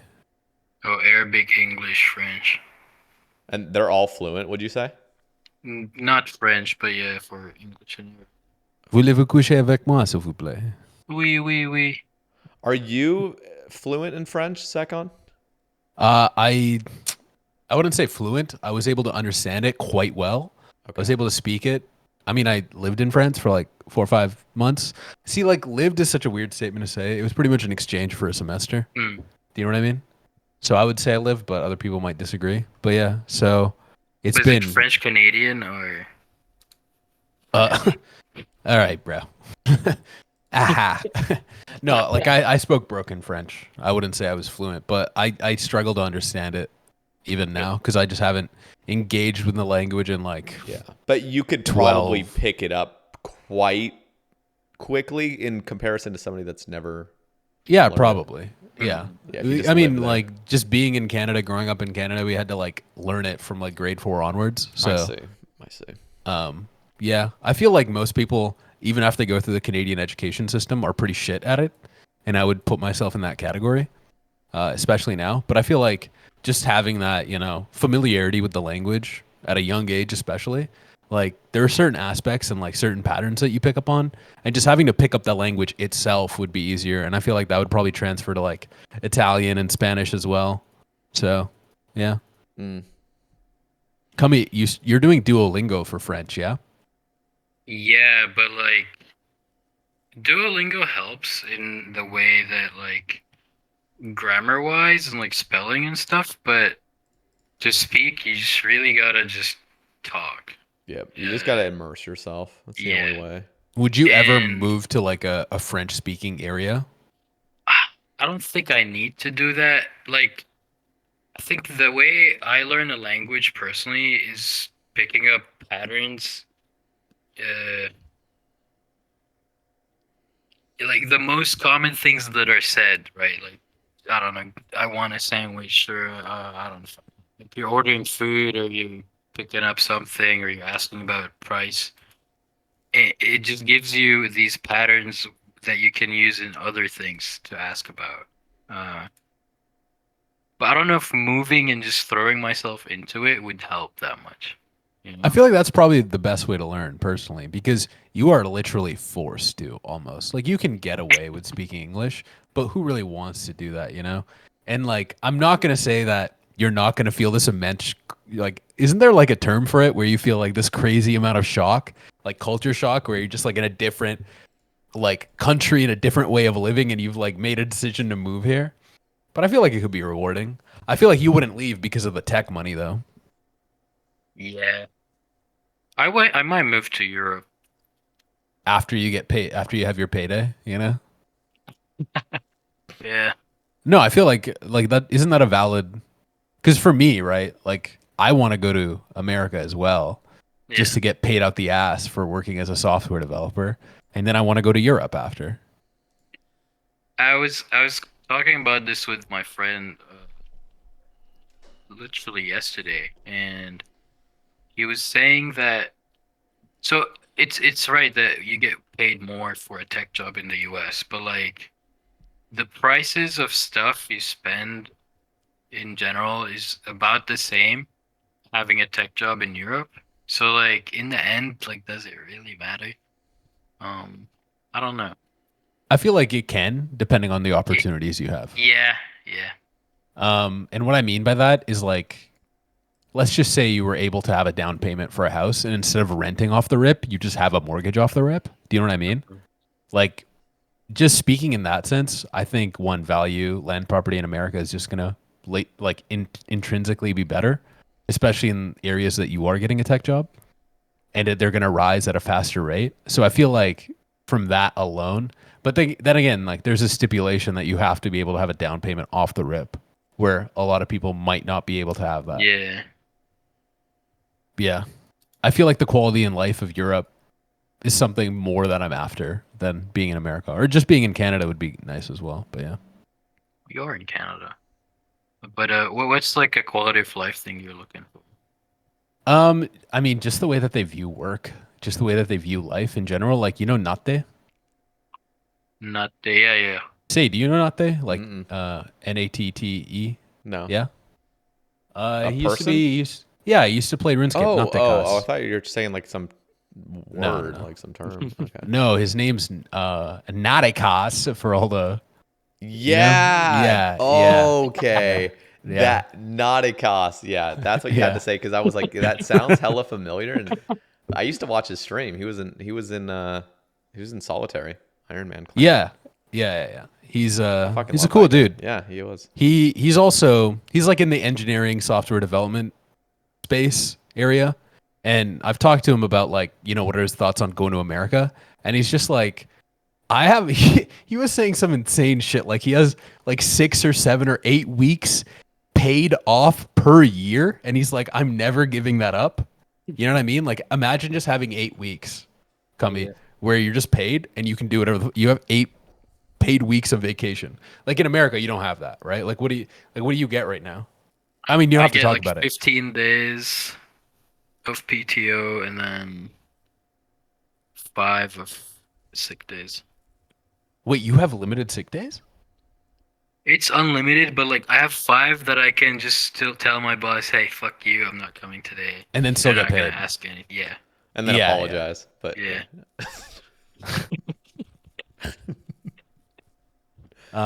But yeah, like things like that. I just feel like they have a better idea on work-life balance. Yeah. But while I'm young, I'm more than willing to sell my soul to Jeff Bezos and milk the cash cow. You know what I mean? I and then- 100% agree. Yeah. And then when I'm old and I care more about like having a balanced lifestyle and such, Europe or Canada, kind of the play. IMO. I was thinking about working in Saudi, but I don't Dude, know. You're developing the anti-Stuxnet if you're going to Saudi, bro. What does that Say, even do you know mean? what? I don't. Oh, you don't know? You don't even know Stuxnet coming? No. It was the U.S. government when so Iran had a nuclear program, Yeah. and the U.S. government obviously wasn't a fan of this. So, what they pretty much developed, this is like 2007, 2008, 2006, something like 2009, somewhere in that time frame, right? You can look it up as well if you're curious. But like, I'm going to oversimplify it, and I don't fully understand it myself. But essentially, the idea was that they created a virus that they just passed through the world, where they just loaded this shit on USB, like thumb drives, and it infected like the most number of computers, I believe, out of any other virus. But Holy. and so like the idea was that it'll eventually find itself into Iran, and it'll eventually find itself into the facility where they're like, it's literally what is it called when there's no connection leaving a facility? They're like, Like close network.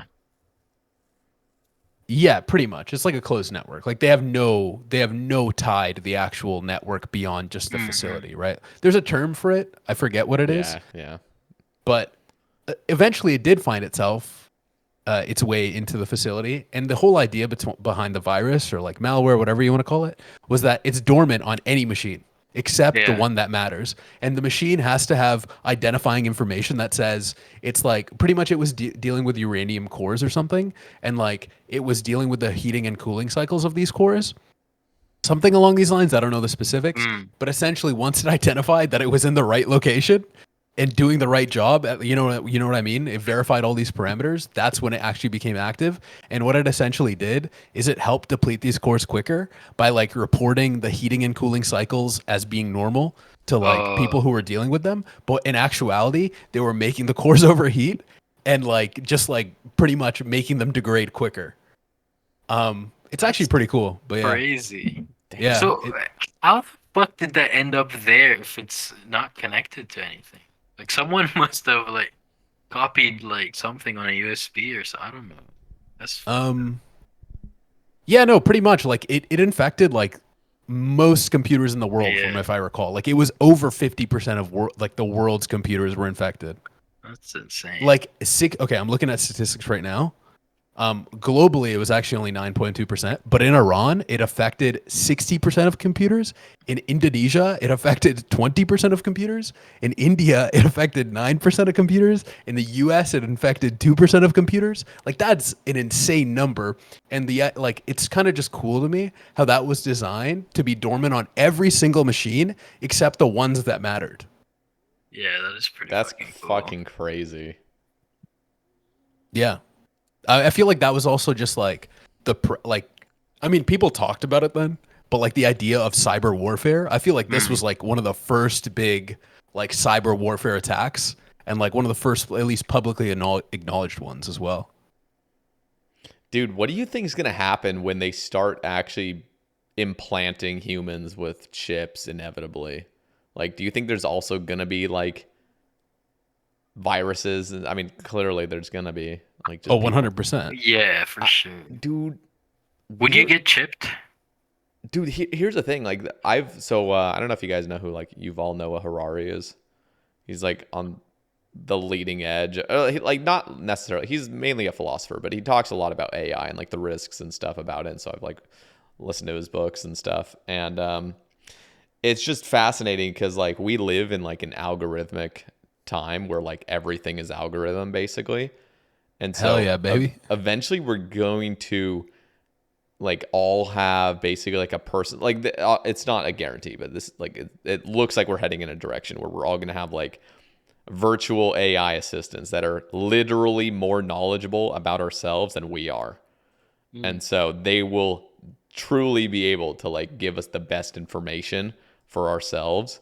But the problem is like those things can be hacked and stuff. So like it's just fascinating to think of like all the quality of life you could enjoy by potentially like, you know, getting chipped or whatever and like having your whole life just be governed by this AI thing. Because I don't know, like imagine, it's just weird to me. It's like fascinating to think like what I would choose in that case. Like imagine the quality of your life could be so much better. It's not like anything sinister about it. It's just truly like this system knows you better than you know yourself, and it knows everything. Like it can read your, you know, brain signals, it can read your heart rate, to read everything, and it just knows, you know, how to push yourself to like a great limit, what will give you the most fulfillment in a relationship, like just every single thing that could benefit you, and without the sinister stuff. Like, would you choose to live a more quality of life that way, where something else, something more intelligent than you is governing it? You still have technically the freedom to decide whether or not you want to listen to what it's telling you, but you know deep down it knows you better than you know yourself. Like, I feel like that's pretty tempting. I don't know. Do you not feel like it's too much info? Like, I'd rather just not worry. No. Well, here's one thing I think is like, I'm glad I'm already almost like 30. Like, I'm scared for the people that are just being born now. I'm like, bro, like you are living in a crazy fucking time. Like, I'm glad I got to experience a tiny fraction of my life without the internet. I mean, technically the internet was already around, but like I didn't deal with it.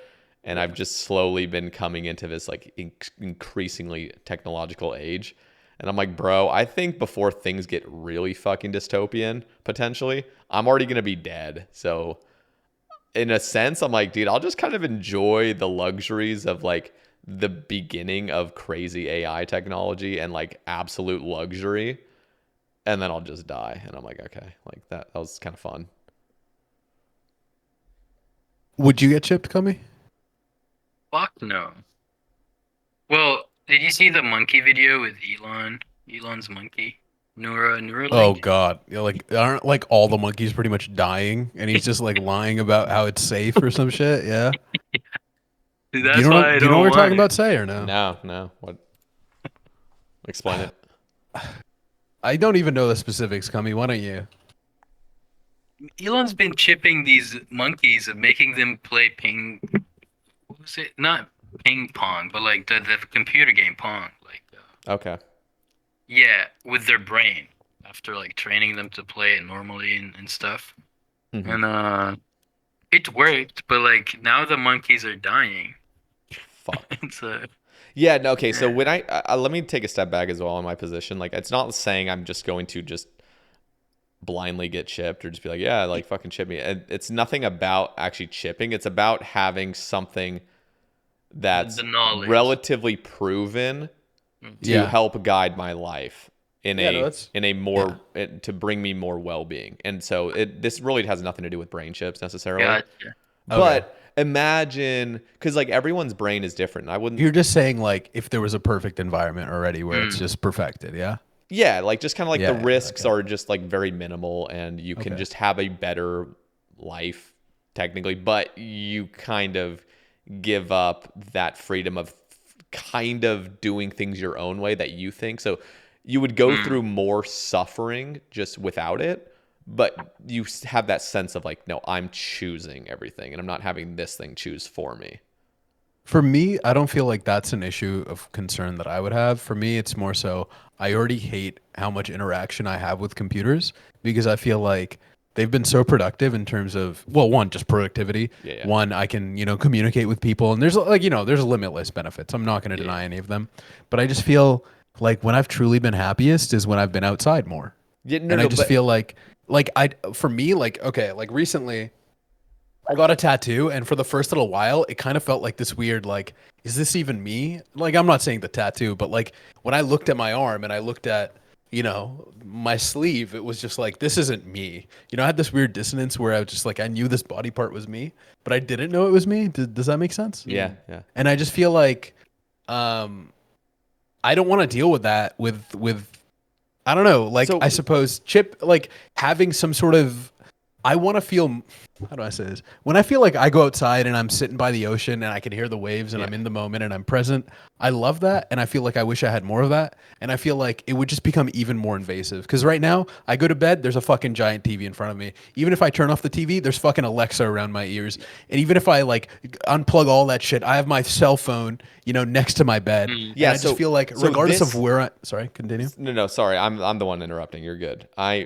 I want to state as well, like, this would optimize well-being in a sense where this is not invading you and making you feel like your life is not being well lived because you're just focused on technology. Like, this would seriously help you to be like, hey, if you go out right now and turn off and unplug, like, this will be the best thing for you because like the algorithms we've decided for you personally, like for your best health and your best well-being, like you should unplug right now, go for a walk, go do something, or like it would like help you to schedule your life in a better way. So it's not trying to make you more miserable. It's like every single thing is trying to aim at your maximum well-being. So that entails everything. Like that involves unplugging. That involves like getting into better now that gets routines. into the question of like what. So you're saying the intention of this AI is well-being itself. It's your all well-being for your And personal well-being. Yes. Then now we have to try and understand and interpret what does that mean to the AI itself, right? Like how is that coded in?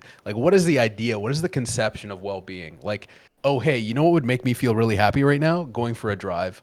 But what if the AI determines? You know what I mean? Like you have to understand like how it makes these determinations, and if it truly has like well-being in at its forefront. Do you know? Yeah, do you and get what I'm saying? So the idea, like, yeah, we could imagine a situation where it doesn't, but let's just ignore Let's that just and say, say, let's okay. just say that it is optimizing your well-being and there isn't some dystopian government that's running it and trying to just fucking make everyone a sheep.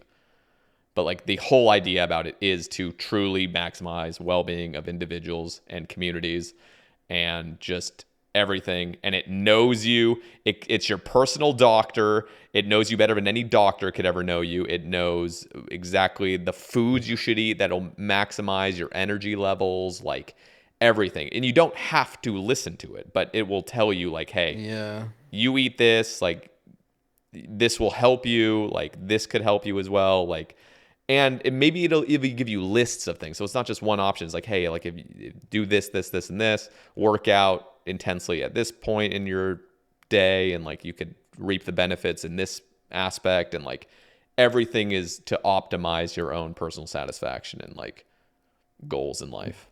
I feel like I can't give a solid answer to that, honestly, yes or no, because I feel like intrinsically I'm just feel like I want to say no because maybe it's fear, maybe it's some other thing, but I can see the benefits of it. But like there is just this natural thing in me that's making me want to say no, even though like let's just say in a box it works well. You know what I mean? Yep. There's just some part of me that just saying no. I don't know. No, totally. I agree. I think I feel the same way, but I'm like, why am I saying no? Yeah. And the reason I would say no is if something failed, you know, if something's like, okay, now this thing's going to turn on you. But like, assuming it won't, what are really the downsides of all the benefits from it? But maybe, like, I don't know. I feel like lately I've really been on this unplug kick. Mm-hmm. And I guess maybe that's just more, I'm biased to just say no. So I can't give a valid, you know, unbiased answer. I personally think that it would make me less human. So I wouldn't do it. Because I enjoy being stupid. I don't know, like... Common do W. That is a common dub. I don't know. Do you make yourself laugh after doing something really dumb? Like yesterday, I died at walking to Wintertod. I didn't even reach Wintertod on my hardcore. That was awesome. Was just that laughing. Screenshot was insane. You saw that? Yeah, Sekhon linked it. I thought it was Sekhon at first, and I was like, okay. It's like, I don't know, just stuff like that. Being really stupid and unaware is amusing to me, and I think I'd lose that if I had like the super AI guiding me. Yeah, that's fair. But do you know about these aura rings? On RS3? Like OURA. No, like real life. Like it kind of does what you're saying. What? Like tells you you need sleep or like need exercise. I don't know, some NBA ring. Oh, smart ring for fitness. The most trusted smart ring. I would get this if it was a cock ring. You have to order it privately, get the extra small. Like, god damn it! Oh shit.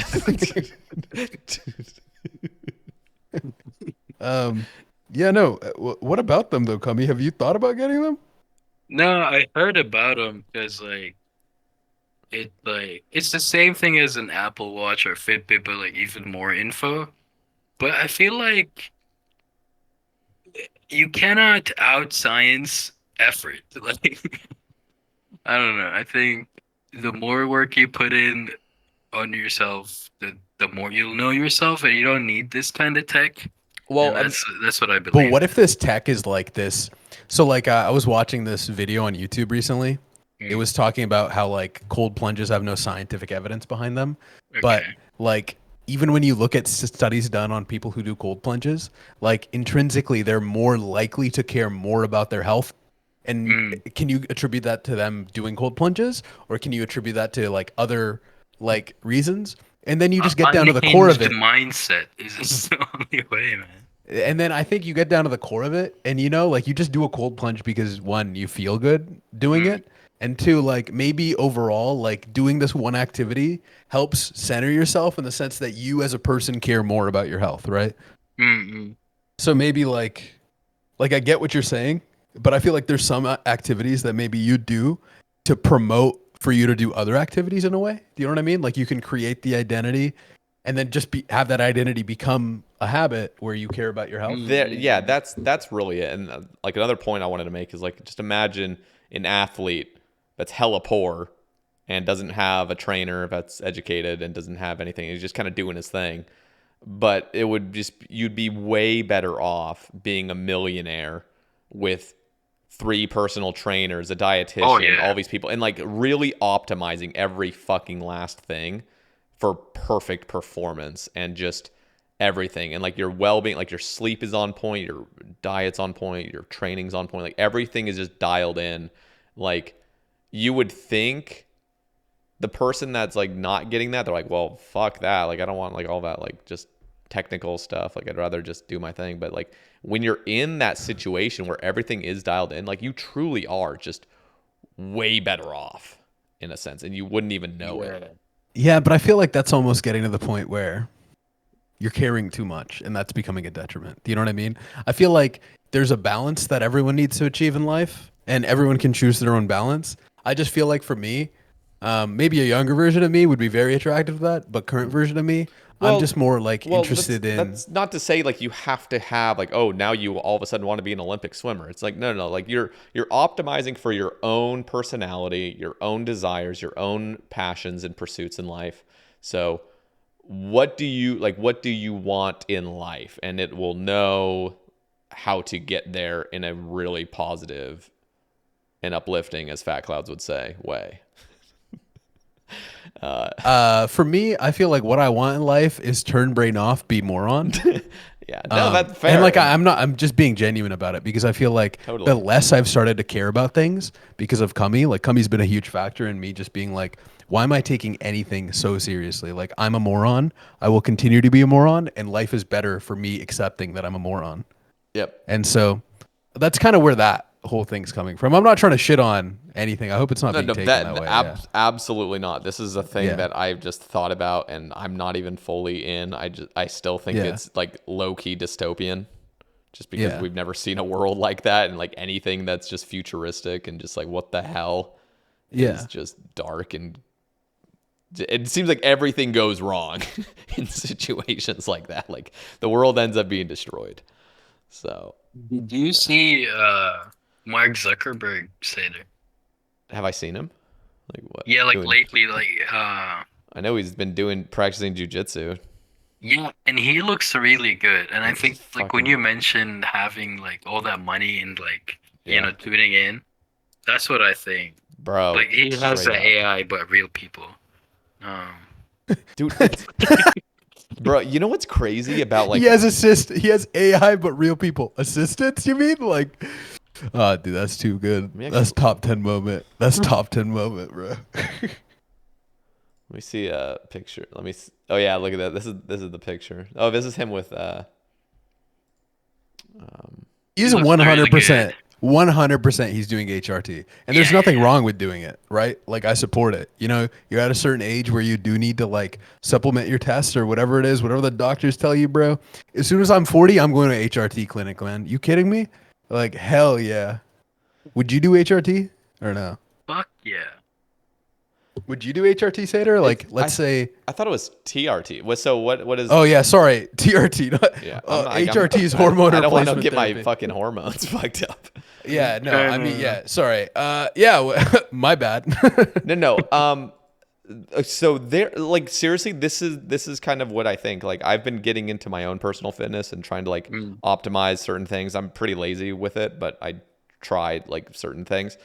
And I know for a fact if I were to have like a real, like if a paid personal trainer and dietitian and nutritionist and doctor that's like optimizing for my own physical performance, there are so many supplements and so many like, you know, a little bit of testosterone replacement therapy would go a long way, and it would probably be optimally healthy just on very low doses. But I don't currently have like the money or the real desire and drive to like go that fucking hard.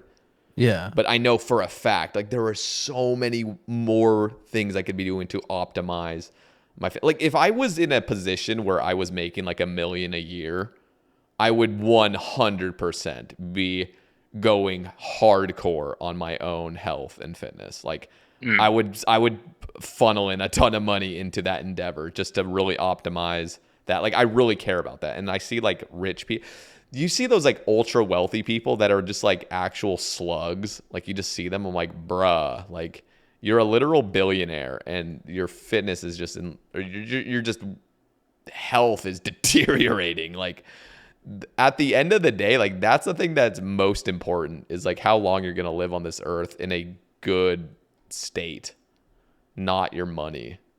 Yeah, I feel like I don't care about how long I live, but I would like to spend that time being mobile and capable. Yeah, and not hurting. Like the older you get, you're going to hurt. Like you're going to be in pain. Yeah. Pain is not fun. I can speak to that. Yeah. Yeah, a little carpal tunnel moment there. No, but straight up, like I would dedicate I mean, optimally in my future, you know, if I do get wealthier, I would love to dial in on that stuff. Do you feel like you think about your existence and how to optimize it or just do better a lot and constantly? Not constantly as in like an obsessive thing, but like on a daily basis, you know, like how can I improve this? How can I improve that? I mean, I think a lot of like I'm single and I've been single for ever. I mean, I've had little flings and, you know, quote unquote Mormon relationships, which aren't real relationships. And they're not real. They're soaking bad chat. No, I'm just joking. You can't do anything. And and like for me now, like I'm 28 and I realize like, yeah, if you were to continually ask why and get down to the deep dark thing, like the center point of why I'm doing all this, it's all for sex at the end of the day. It's like I will do all this for sex. And what do you mean by that? Just saying like all of my aspirations at the end of the day, when you just keep diving in deeper and deeper into why I would want this, it's all about sex. Like, interesting. Your only goal is to reproduce. That's my I mean, only that's kind of goal. like I get that from like a evolutionary aspect. Yeah. No, but I mean, and there's a bunch of other surface things. Like I want to live just a happy life. I would love to see, you know, in the future, I would love to raise a child in the way I want to and let him or her grow and flourish and just see them succeed. Like that would give me a ton of happiness. And like there's so many other things, but like so much of it as well is ultimately to get to that point of like finding somebody that I deeply care about and like, you know, having sex. Like I love how bluntly you're putting it. It's no. I mean, it's great. No, it's funny. Yeah. It's great. I love it. Yeah. I don't feel like I have those motivations. I feel like a previous version of me, not like the whole I want to have sex thing, but more so like, I feel like a younger version of me probably did care about having, like, I don't want to have a child. Like family to me is not about like blood. It's more about, what is it? The blood of the covenant is thicker than the water of the womb. And like that's the original saying. And the saying is now what? Blood is thicker than water or something. That's what people say, right? Yeah. And I just think like, yeah, I don't care who you are as long as you have good intentions for me and I have good intentions for you and we've built up a history or whatever. Like I feel like whoever I keep in my life is my family and I love those people and I don't care if I'm related to you or not. I feel like if I did want to have a child, I'd probably adopt. But I get what you're saying in the sense that you just want to like for me, I guess maybe I'm saying the same thing, but I'm saying it in a different way is essentially what's happening. Like I just want people around me who I care about and they care about me. I want to have a sense of community. I want to have like a sense of belonging. And yeah. No, for sure. Yeah. I'm like anybody else with that. Like community, just feeling loved by but it's also and giving love and just everything. Yeah. And like also just having that one person you can deeply relate to. I don't really know if I feel that anymore, but like that's its own like weird like relationship. Are you sad about that? That you don't feel it anymore? I feel like a previous version of me might have been. I don't feel like I am sad about it, but maybe I am. Maybe that's something I need to explore more and discuss more with my therapist or just think about myself. Or and do you think sorry, this is going to come out like kind of weird, it's all good. Like do you think you have having had multiple sexual encounters throughout your life has made that less of a priority? No, I feel like it's made me realize sex just doesn't matter. Like if I'm in a relationship, I'd prefer it to be an open relationship because like I don't care who she's fucking. I personally like women. Whoever you like, who cares? Like whoever she's fucking, I don't care. Whoever I'm fucking, I don't care. Like the only thing that matters to me is that like I'm that person's person and they're my person. Like I think emotional cheating is just way worse because like conceptually, like what is a relationship, right? Like I feel like it's just two people who deeply care about each other and want to invest time in not just themselves but their future together, right? And what does putting a penis in a vagina or like like whatever the sex of the whatever the orientation and whatever that situation is, however they have sex is what I'm getting at. Like I feel like that just is insignificant. Yeah. Do you know what I mean? No, and no, I feel like for sure. the more sexual encounters I've had, the more I've realized that like damn, fucking really just sometimes be fucking. Like it's nothing beyond that in terms of like I don't know, building the relationship. Like I can get people who can say like I don't feel comfortable with that because I feel like some sort of insecurity when they're like, what if they leave me? Like and if both people feel that way, that's great. Or like in another sense, it's more like, well, that's a deep part of me that I only want to share with this person, and like that's fair, right? But every couple and every relationship, be it a non-couple, be it like I don't know 5 people getting together, I don't fucking know. Whatever makes you feel comfortable is what's gonna make you feel comfortable. And I feel like for me, like it's not like that having more sex has degraded the idea of like my intrinsic desire for there to be another person. I just feel maybe it's more I'm satisfied or I'm content Okay. with the way life is going right now. Kami, Well, how do you? Yeah, Sorry. let me ask you both a question. I'll start with Kumboi. Like, what do you think about kids? Like, do you want kids? I think I'd like kids because it's not about leaving a legacy. It's just I don't know, having someone to mentor. I think that's fun to do. Would you be okay with adopting or no? Uh, Either is valid, of course. I don't think so. That's fair. What about you, I'm okay Sekhon? with the idea of adopting, just not. I won't. What putting you off adopting? Like the idea of it. Like let's just say actually I have a couple questions. Is that okay? Kami? Okay. Okay, let's say you meet a girl and you feel well, I'm going to assume it's a girl, I don't know. You meet another person, let's just say, right? And you really connect with them, but they have a child. Okay. Would you still be okay with that or no? I guess like it's hard when you say if it's the right person, you bend a couple rules. Okay, so but Is it what I is think. something that would bother you potentially. Like, let's say you meet someone and you're not sure yet. Would you even consider taking on If this I'm not relationship? sure yet, no. Yeah, I wouldn't. You wouldn't even consider being into like considering them as a potential partner because they have a child? Well, not because they have a child, because he said I'm still considering it. Like if Well, I like how? already made my mind, Bro, how the fuck will you know until you like, you know what I mean? Like, you're not just magically gonna be like, oh my god, I met this person, I'm in love with them. Like, they okay, have a child. Like, you know what I mean? Like, when in the relationship did they mention they have a child? from the rip. Then no. I mean, would you? Okay, how could you trust someone though? Okay, now this goes into another question. Let's say you do meet someone and you vibe with them, and then they tell you 5 fucking dates in, oh, by the way, I got a child. Like, how can you trust Also, that person? yeah, it Okay. just made me realize that I wouldn't do it either way. What about them having a child is off-putting? I don't know. It's just not my child. Okay. What if the child doesn't like me? Well, I guess you fuck around and find out, no? No, Like like if I it's mean, my child whatever. and doesn't like me, I'll be like, okay, I've made this mistake, right? But like, I don't know. Um, do you feel like a child is more nature or is it more nurture? Both. Yeah, it's completely both.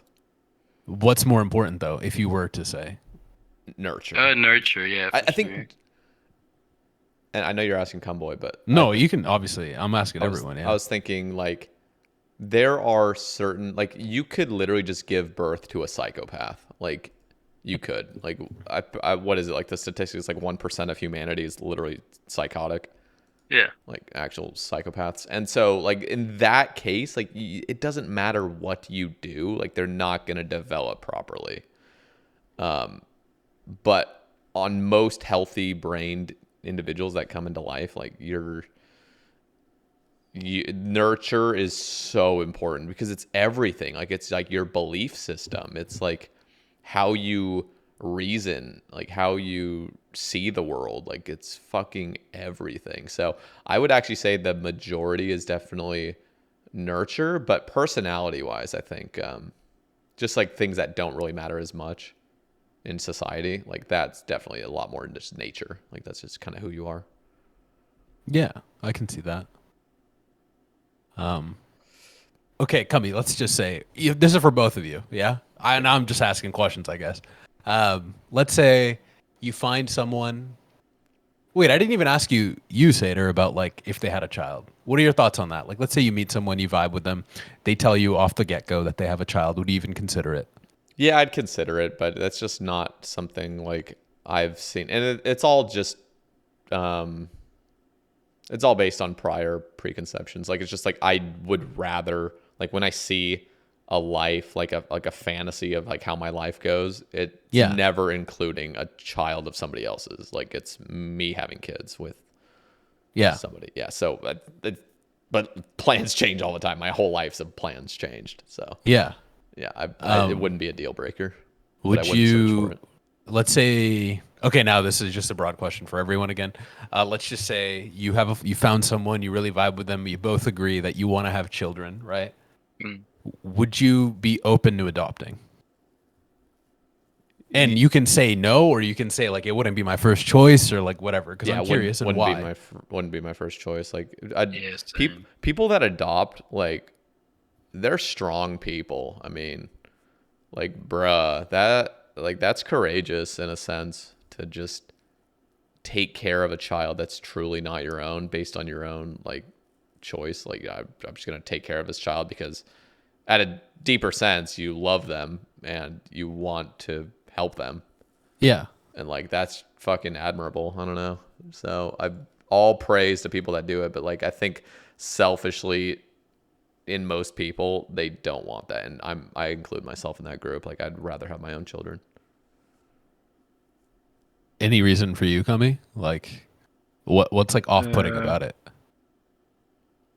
I just don't think I can take care of someone else's child the same way I take care of my own, if that makes sense. I don't know. Okay. I'm not uh I'm not experienced in dealing with children, and I think taking on the responsibility of someone that might have come from or like has some trauma or like Yeah. stuff like that is just I'm not gonna do well personally, and Yeah. that's why I'd rather not. No, that's fair. I'm just kind Yeah. of more curious than anything. For me, like, if I were to have children, I feel like it wouldn't matter either way for me, just because it's more about, like, regardless of who gave birth to that child, like, that child's my child, you know, like, I'm the father. Mm. So I would never think of it as, like, they're not my child.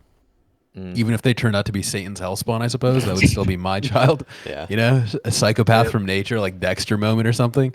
That's still my child. You know what I mean? Yeah. And I don't know why that is though. But I also just, I guess for me intrinsically, I just don't get the difference in a way. Like, okay, I don't want to say I don't get the difference, but I just don't see having a child as you know, fucked another human being and out came this thing out of the easy bake oven 9 months later. You know what I mean? Like for me, having a child is more about the experience and the time you spent with them and like how you raise them. Yeah. Like at My least like, uncle had a child recently, or not recently, a couple of years ago, and he said watching his wife give birth changed him. So I don't know.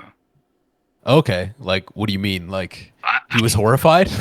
He was mortified. He's like, how is that possible? No, like I think yeah, no, something he was saying like watching a life be born and how the baby like I don't know takes like its first breaths and all that like I don't know made him grow up maybe I don't know the word he used I don't know the translation but yeah. um yeah he I don't know he changed Yeah, no, that's fair. I can see that, especially when you feel more connected to it, because that's like Yeah. literally a product of your fucking, you know? Like you were in the kitchen chefing late at Yep, night, yep. and then 9 months later, yeah, no, I can see that because you definitely inherently feel this probably more intrinsic connection, like, and I'm sure that's naturally encoded in all of us, right? Like, Mm-mm. yeah, I can see that for sure. Would you like? Do you feel like you're in the spot to have children now, or no? Both of you. No. No. No.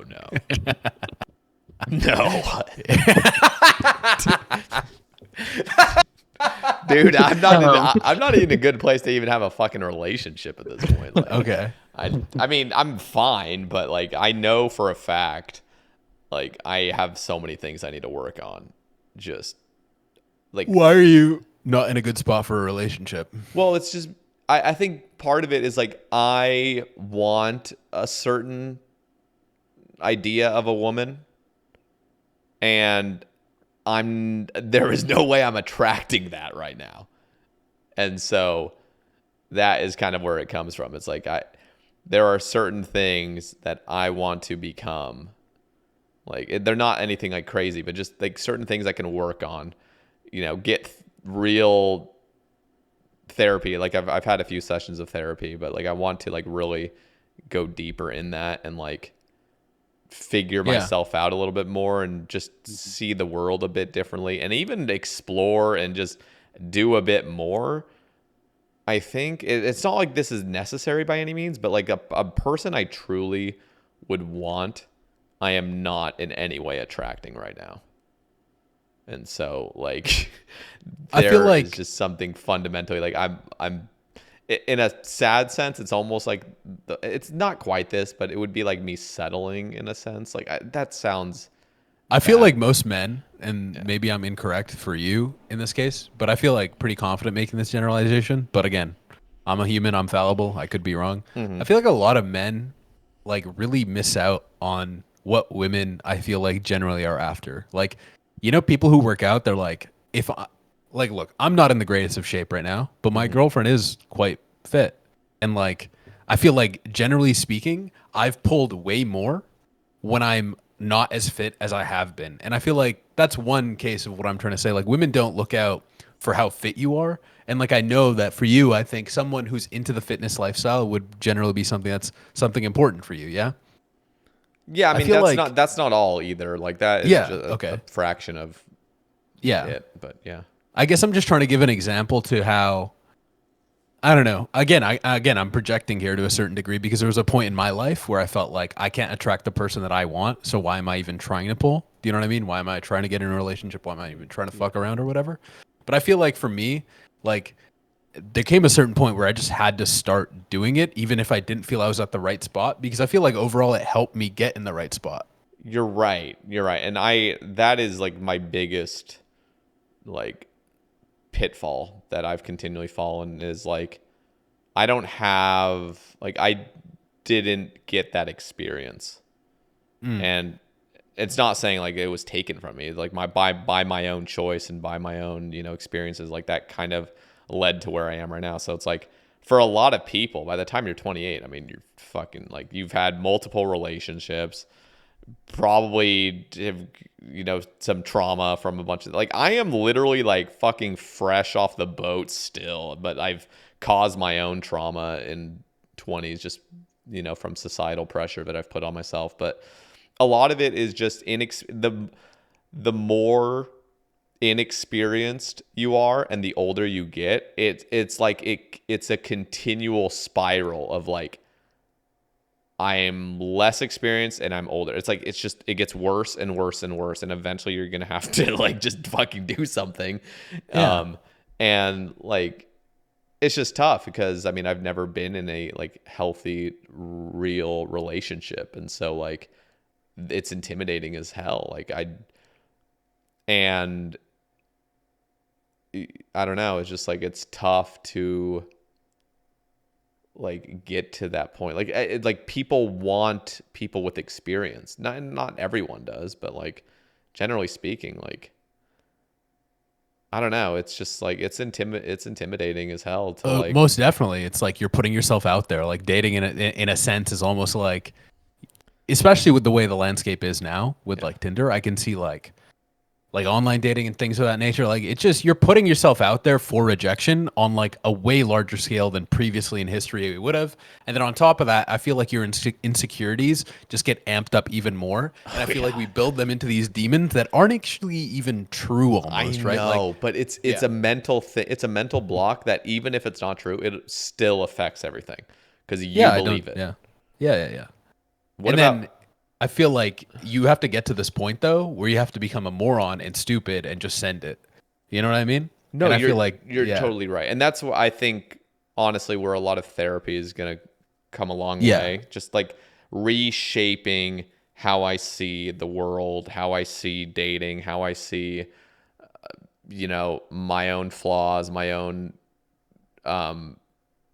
things I'm good at. Like there's things that I won't get. Like I won't give myself the benefit of the doubt in most situations. Yeah. And like that's a problem. Like that needs to be diagnosed. Like that needs to be like something that But I think it's like, yeah, I don't know. I think it's great, by the way, that you're talking about going to therapy because I feel like a lot of people don't realize that you could be up in life and having a great day. Every day's a great day. You're fucking supermodels. You got, Jeff Bezos licking on your toes or something, crazy shit. Yeah. Mm-hmm. But like therapy is not for when you're having a down moment or things aren't going well necessarily. Therapy is just to like talk to someone about noticing patterns that maybe you haven't noticed, about just bettering you and your well-being. And yeah, no, I think it's really great. I did want to come though, like, what are your thoughts on like going into a relationship right now? Have you been in a relationship, Kumboi? Yeah, a bunch. Okay. Fucking fuck. Okay, Sorry, Chad. Look at this guy. Take it, Chad. Not like that.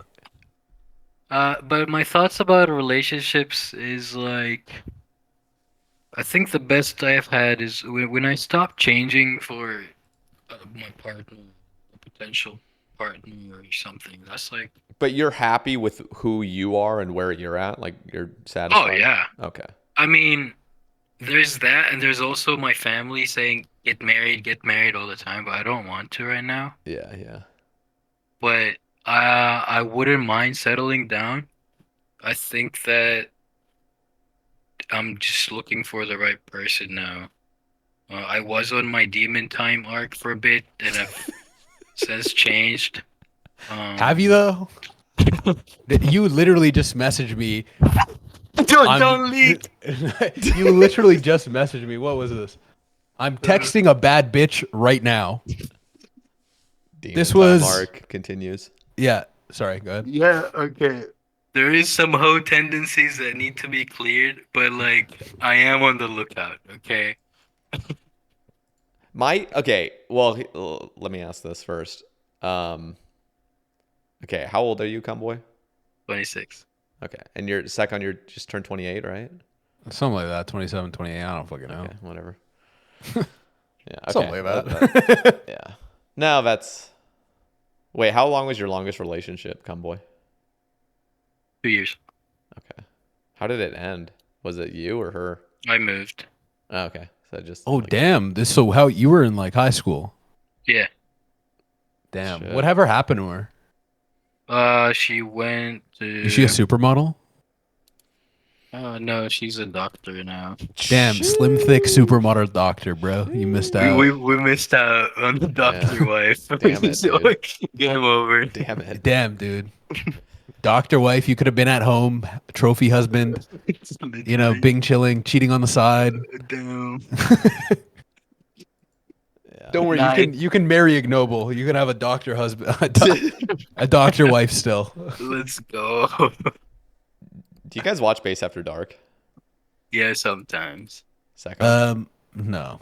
I can't watch. I suck at consuming content. I don't even watch TV shows right now. I don't watch movies. What do you consume?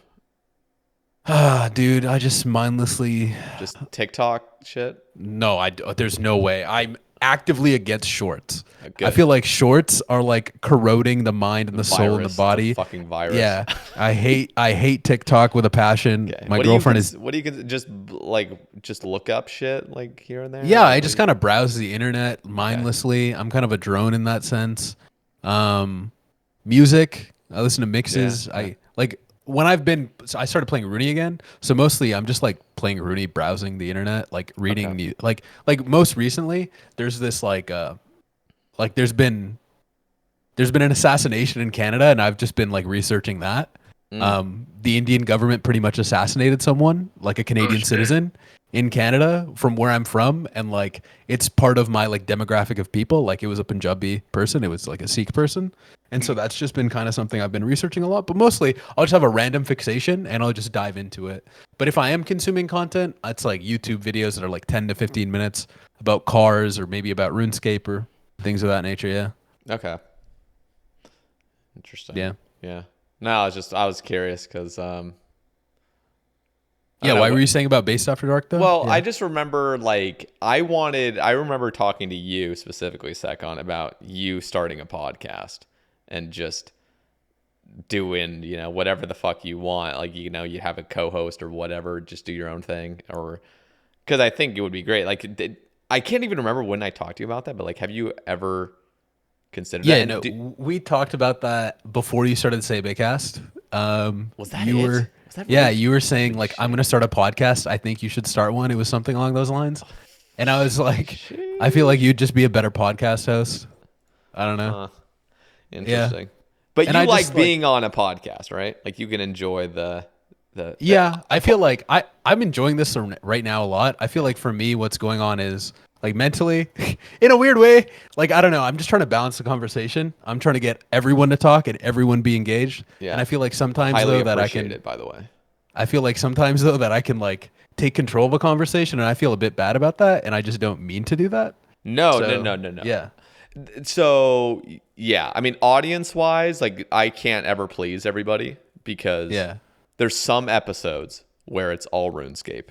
There's some episodes that are mostly IRL, and people get butthurt that it's all RuneScape, and they get butthurt if it's all IRL, and they get butthurt if I talk too much. They get butthurt if the guest talks too much. It's like there's literally no winning. So yeah. I literally have to just fucking ignore it and just do my thing like I've been doing, and just. And this is what I don't understand is like why are you even listening to it if you're not enjoying it? Like there's like a billion other things you could be consuming. Like I like Bruh. dude I've been there was thinking about that though. Say I know the RuneScape player is just so used to eating shit all the time. It's just a natural instinct to put yourself through pain. I don't think they care anymore, man. Like, dude, I there is no podcast. There is no podcast where I would watch every episode ever. Like not even half the episodes. Like there's great podcasts that I listen to that I'm just literally no interest in. I'm not gonna fucking go there and be like, bro, why are you talking about this? You stupid bastard. Like, bro, just stop listening. Like, oh my God. But I still appreciate some of the nice criticisms because, I've speaking on the helpful RuneScape player, I feel like I definitely romanticized the past because I used to play RuneScape a lot 2 or 3 years ago, and it helped me a lot then. And I feel like it's a great game in its ways, and I miss the community. And now coming back to the community, I'm not gonna lie, I like you start noticing holes, or maybe this was true then, and maybe it's not any different, but it almost felt like different in a way to me. And a part of me thought that the RuneScape community changed, but now I'm more so thinking that every RuneScape player, when you're playing this much, generally with a game like this where it's just like almost all encompassing, you're just spending cock and ball torture amount of hours, playing this game. Mm-hmm. I feel like that just what I'm trying to get at essentially is I feel like there's just a lot of like Kami put it, they're just used to eating shit. There's a certain type of person that plays RuneScape, and I feel like maybe I just romanticized the community in a way, and it always was like that. So it's been weird coming back and like realizing that. What I do don't you know if that makes any sense. Yeah, no, for sure. Isn't it funny how like let me know if you agree with this, both of you. Like, do you agree that really nothing's changed, at least streamers wise, in the past like 5 years? Like, not like streamer, like the actual person, but like the whole demographic. Like, it's all the same. It feels like on Twitch. It's like.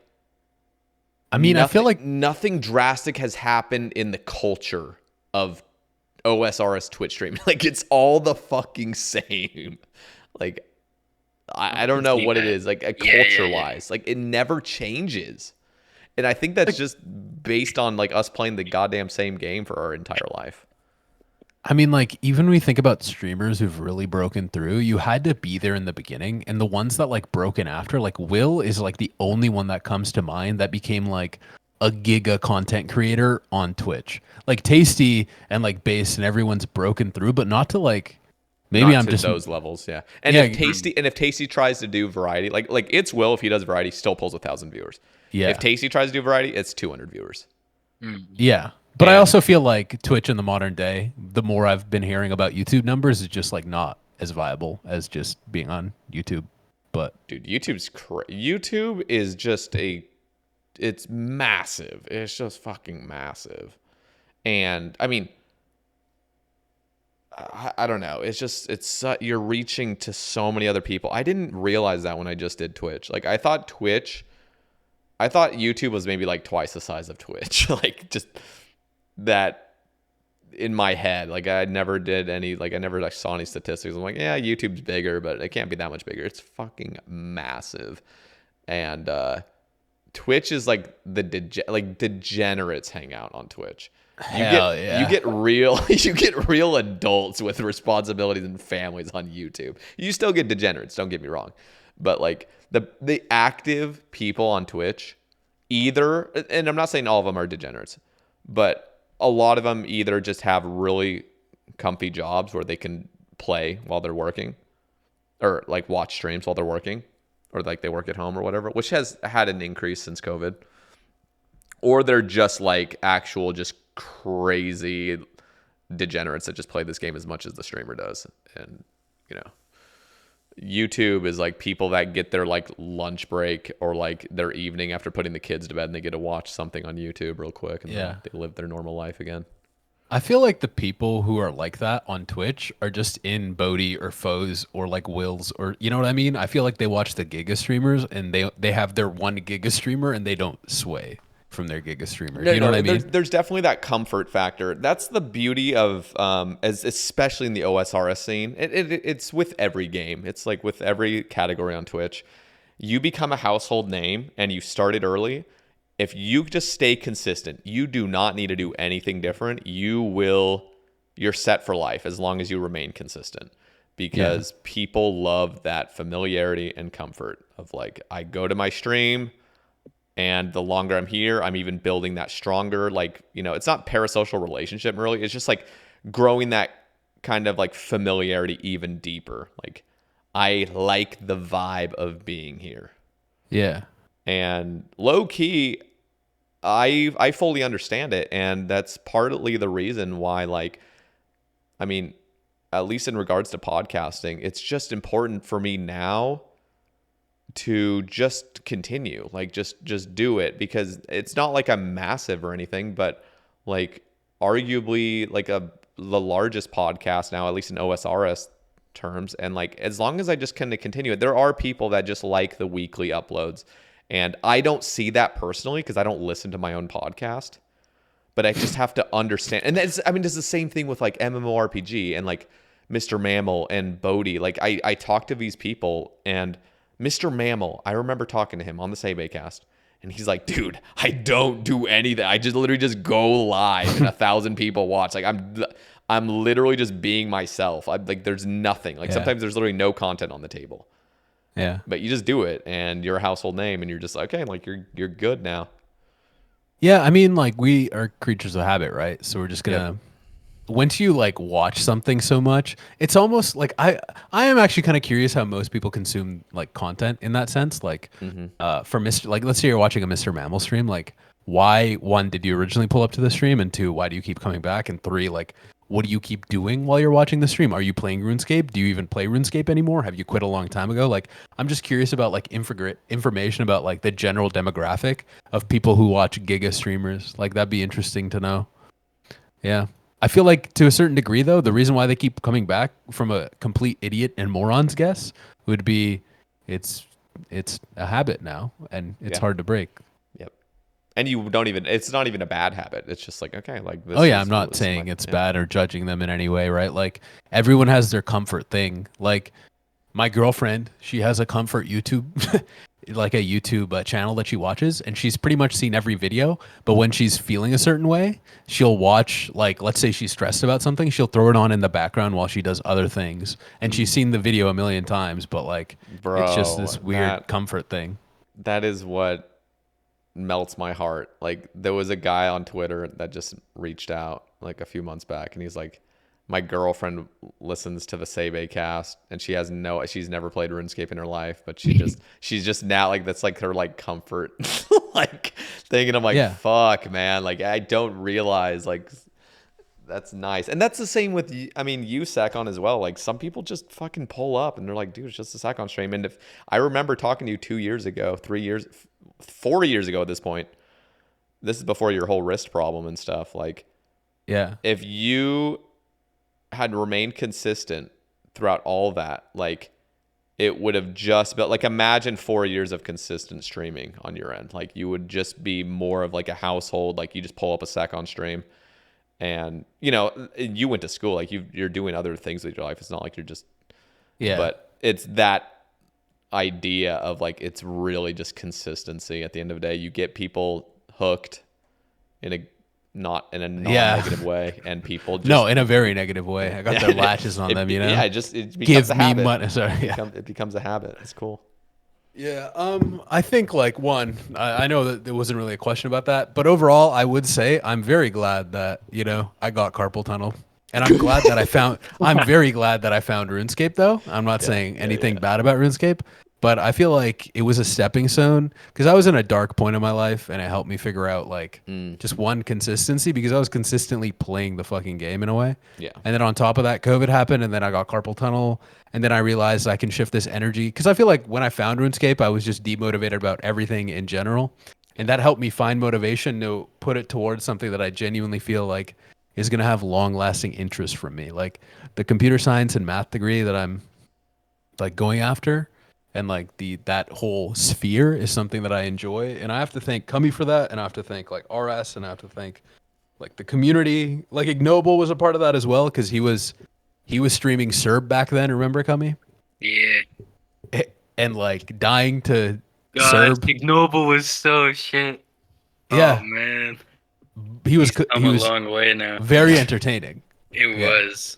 Yeah, he was, bro. I agree. Ignoble's a dog shit streamer now.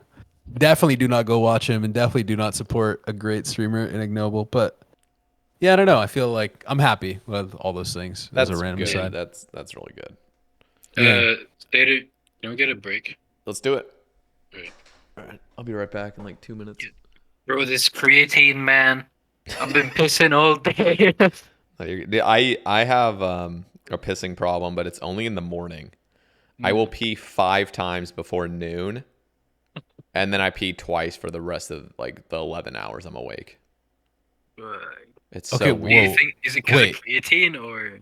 I mean, I take creatine every day. I don't know if I think it's just my bladder. How many times are you peeing a day? I pee about 5 times before noon every morning, from like 7 to like every hour, basically for 5 hours straight. I'll pee, and Always? yeah, like almost every single morning. And then for the rest of the day, I'll pee about twice. Like, so for like the next 11 hours, I probably pee every like 6 hours or like 5 hours. Mm-hmm. And then I'll go to sleep, and I'll drink water. I think that's partly the reason, is like I drink a bunch of water while I'm asleep, and then I pee 5 times in the morning again. That's within normal range. I thought you were saying like you're peeing endlessly, you know, because I could. No. It's always morning, just morning time. I just have to pee a lot. So if I have to go somewhere, like if I'm like traveling in the morning or something, or doing something, like I have to plan out my pee. Like I have to drink less water during the night, and I have to like pee right before I go somewhere, just so I'm not like, fuck, I gotta pee again. When I used to take creatine and work out a fuck ton, I could feel I would like go out pretty much, and I'd bring a 2 liter, like I'd buy a 2 liter bottle, like of Aquafina or something, while I'm out. And then I'm like walking around downtown, and I'm like, oh shit, I gotta pee. Well, I have this 2 liter, right? So I go behind an alley, and I can't count how many times I filled that bitch up and still needed to pee more. Like You filled a creatine, 2-liter.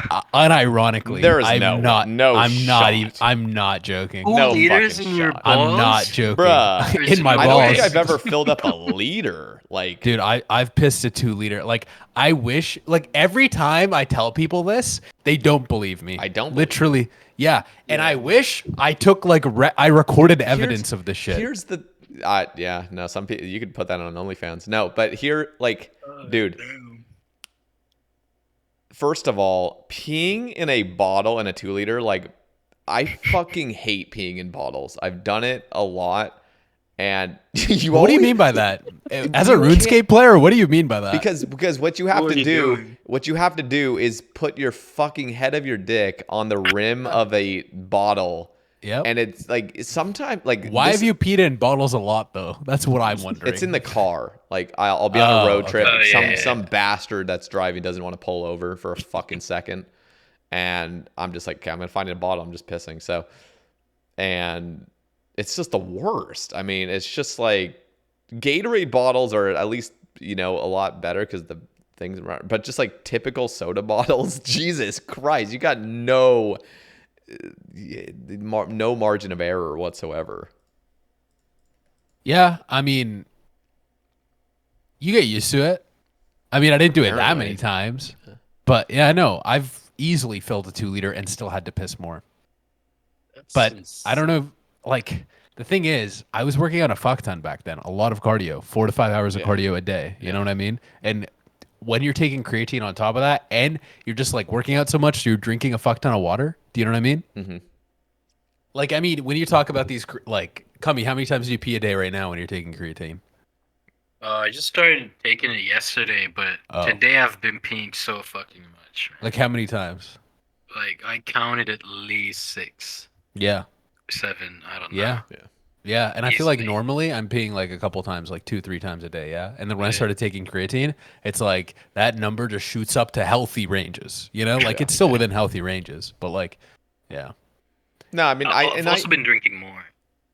Yeah, no, you're more conscientious about your hydration. Like it's really easy to fall out of the like habit of hydrating, like not overly hydrating, but like hydrating to the healthy range. Mm-hmm. And that's what causes a lot of like overeating for me and for a lot of people is like, Oh yeah, that's true. not People being mistake hydrated. Yeah. People mistake hunger and hydration. Yeah. Yeah, and like you just naturally get hungrier if you're just dehydrated. You're just like, fuck, I want some pizza now. I mean, when I do DoorDash food though, like I don't really, I'm not the biggest fan of grease and fried food in general. My issue has always just been overeating, not like eating bad food. Yeah. Does that make sense? But the Like, thing I'm is not like, a fast food enjoyer. the grease, yeah, no, I'm 100% with you. The problem is like that greasy, nasty food is always the cheapest. Yeah, that's fair. It fucking sucks. I literally get destroyed. In my wallet gets destroyed Yeah. because I don't like to order crap. So whenever I DoorDash, it's expensive as hell. Yeah. Yeah, no. I've been trying to eat a little bit better. It's just like it's as soon as you fully like if you're trying to save money, which I've been trying to do lately, it's so easy to have very cheap meals. Like, bruh, If you I just could make them, yeah. I could literally have bacon, eggs, and toast, a banana, and a glass of milk for like $1.50, like total. Like just Okay, now I'm jealous. That's an America comment. That's no. yeah. I mean seriously, you get a carton of eggs for like $1.60, and you get a thing of milk. Like I drink oat milk, so it's more expensive. It's like $5 for a half gallon. I drink oat milk too. Oh my Oat god, milk is twinning. fucking good. Oatly? Yeah. Do you have Oatly brand? I have Oatly right now. Hell yeah. Yeah. Oatly brand is great. Yeah. But yeah, you just have a glass of that, and then like a piece, like 2 pieces of bacon and a banana. Like you're literally looking at $1.50, and that could be a very like good balanced breakfast. And then for lunch, just have rice and chicken and some veggies and some fucking sriracha and avocado. Again, like a few bucks. Like you could eat so goddamn cheap and well here. You just got to realize that. I don't know. I've had problems with DoorDash in the past where I'm literally spending like there will be a week where I've spent like no joke, almost $200 on DoorDash. I'm like, I need fucking help. Yeah, no, I've had really bad credit card bills that I mean, I never carry a balance, I pay it off, but like, it's a weird thing, by the way. In Europe, people, like, when you talk about a credit card as a North American, they think you're like constantly in debt. It's like, no, I pay that shit off before I even accrue anything, and it's just like you get the rewards and shit. But no, DoorDash is a plague. I will. But in where I'm at, we have like a huge cost of living crisis, not just for like rent, but also just food. Like the average house in the Lower Mainland, and that's not like a small area. That's like the area surrounding Vancouver, like this vast area. I think the average house is currently 1.6 million. Sheesh! What the hell? Yeah, a rent. Canadian right now. dollars. Yeah, Canadian, which is like 1.2 American, I believe. 1.15 American. Yeah. And like, like rent right now for me is above 2K.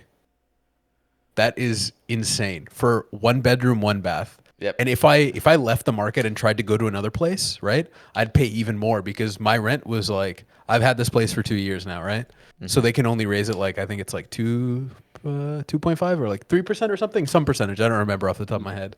But like there's people who've been grandfathered in with like 20-year rent control situations where like they're now like they're now couples, right? Like they have a significant other, but they both have their 1 bedroom, 1 bath place that they're paying maybe like $1,500 for, right? Mm-hmm. But if they like $1,200 for or whatever each, but if they got together, they'd have to pay $4,500 to $5,000 for a 2 bedroom, 1 bath in Vancouver.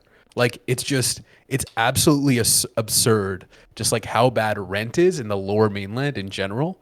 And like I'm in Victoria, which is only like the 12th most expensive city in Canada. And so there's way worse situations. Yeah. Yeah. That's just fucking crazy. Yeah, like that's another reason why I probably want to leave. And like, sure, like you can, like where I think I want to end up coming, by the way, it's like Austin, Yeah, you can get paid well for working in tech there, and like property is cheap. You just have to deal with being in insane weather. You just need to not freeze to death in the winter and survive the summer heat. And you're fine. Yeah, easy. Just chance yourself in that sense. You know? Yeah. I was come to Atlanta, bro. Sorry, what did you say? Oh no, saying Seki, come to Atlanta. Come to Atlanta? I mean, I talked to you about it, maybe I'll come down, maybe if I can get an internship at your place, Yes, I mean, aren't you leaving that jaunt though? I am. Yeah. I'm just looking at these Twitter topics real quick, and I just have one that just pointed out immediately, and I actually haven't gotten your thoughts. So, Vori just asks, thoughts on Duke mining situation? Did you guys have any strong... What did you guys think about that whole ordeal and like the people that made it a big deal I have a strong on Twitter, me included? I wouldn't say it's a strong opinion, but I have an opinion. Tell me, do you have something? Yeah. I'm for Duke mining, bro. Fuck mining, first of all. I mean, I like mining, but yeah. Continue. Motherlode mine is the most mind-numbing shit. Do not tell me to AFK Motherlode mine. I don't know. I love AFKing NMZ for 6 hours. AFK splashing for 6 hours. I love that shit. It just makes me feel efficient when I'm not at my computer. So I'm all for it. Even though some might say it's botting. I kind of agree. But you are a player that likes the idea of idle gaming. Yes. Where you're not there. Okay. And that I feel like there's a large portion of the player base that likes that idea and would actually want the game to go down that route. Okay, no, that's too much. But why not? But like that's my concern. You can't have it both ways. Yeah, that's what are you doing now? Now you're just being a clown, bro. No, but now you're taking it out. That is exactly the argument. It's like, do people want it when it's convenient for them, but they don't actually want it? It's like, dude, you can't have your cake and eat it too. No, I think you should have it. Okay, I'm for Duke mining, right? And I think people who are saying that it devalues their grind, I feel like need to get a grip and understand that the grind that you do is for yourself and you shouldn't care about what other people think about your grind. You can't, you cannot take that argument to its very base though. Like what do you mean? I'm just saying like that argument of like nothing technically affects you.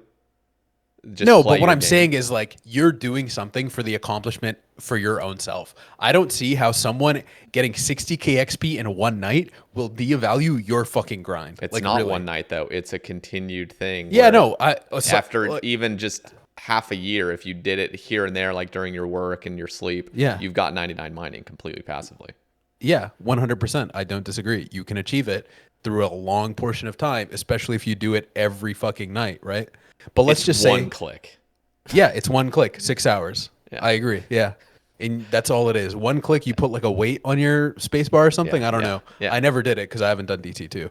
But yeah, I don't, for me personally, I do a grind, right? And maybe this is a personal thing for myself. If someone else accomplishes something later down the path after an update's come out and it's made the grind easier, that doesn't change the grind that I did. That doesn't change the sense of accomplishment I felt. I think like for me, what that reminds me of is like, okay, I accomplished something and I did it the harder way. And now I'm just pulling the ladder up almost on innovation for other people just because I had to do innovation. Yeah, so 100%. So, exactly. But if you were to, if they were to make Inferno, all the monsters in there now only deal 25% of their damage that they used to. Fuck it, I'm for it, baby. Let's go. But they already did that with crystal armor, man. Okay, but I'm just saying, like, be honest with yourself. Like, that would be a devaluation of your Infernal game. Now people can get it. And don't get me wrong, like, this is not... Nobody would really have that big of a deal, myself included. Like, I would still know that I did that accomplishment, but you know for a fact that would be unhealthy for the game. Like, I don't see it. I Like, know again, this is not comparing Duke mining. I'm just saying that. But in this situation...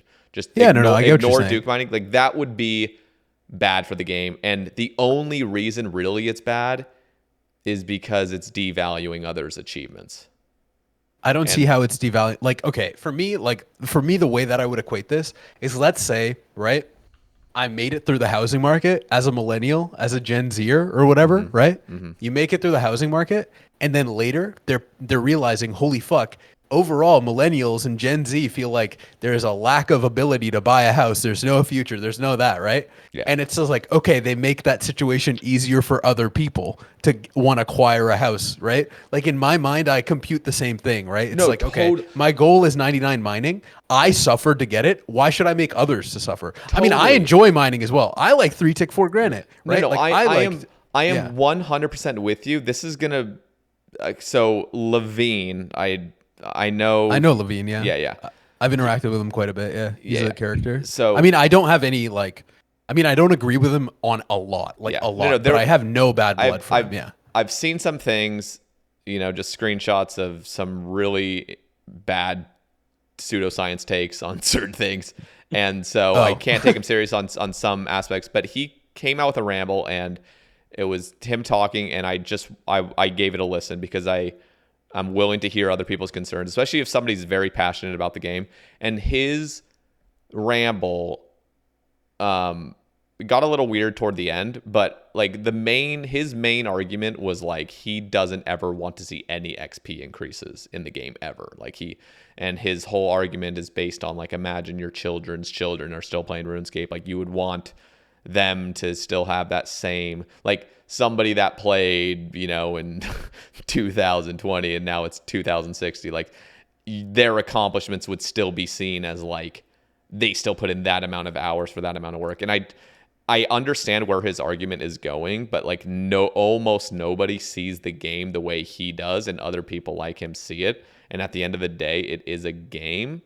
But I can still value his argument, and it made sense in a certain way under a certain precept of like, okay, like, this is what we don't want anything to be devalued. I just had to bring that up just because there are people with like differing views, and I'm trying to see everybody's views, but I need to see a rational argument for why, instead of it just being selfish, or instead of it just being like, I want this because it's easy and fuck mining, and just say some stupid shit about some guy, like, just make it all about a joke. You're like, why are you taking everything so seriously? Okay, just my argument is it's better for the game's health to actually do that, because at the end of the day, Duke mining.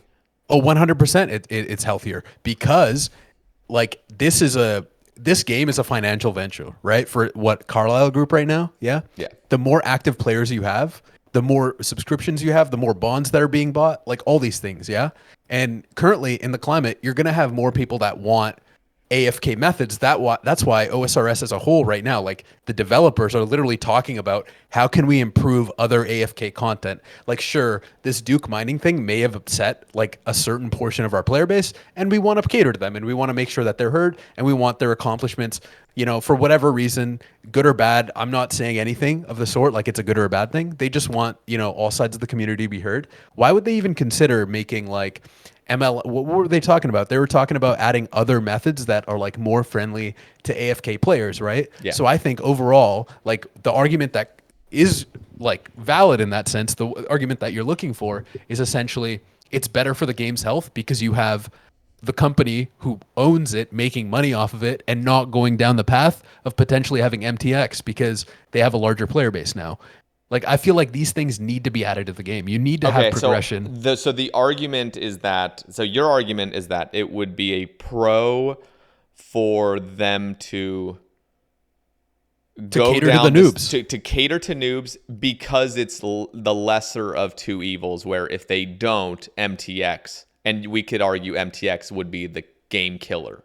Is that what you're trying to say? I also just think it makes the game more enjoyable to suffer less. Like I enjoy mining. Like I've done grinds, right? And I think overall, like it just depends on what your definition of the game is and what it being successful is. I feel like for players like Levine, it's an active detriment, right? It's like my definition of this game is all these hours grinds I did and how well I did it, like how well I tick manipulated over a course of time. You know what I mean? Like I accomplished these amount of goals in this set amount of time, and that's great. But I feel like that's such a small percentage of the player base. That is a very microscopic percentage. I am 100% with you.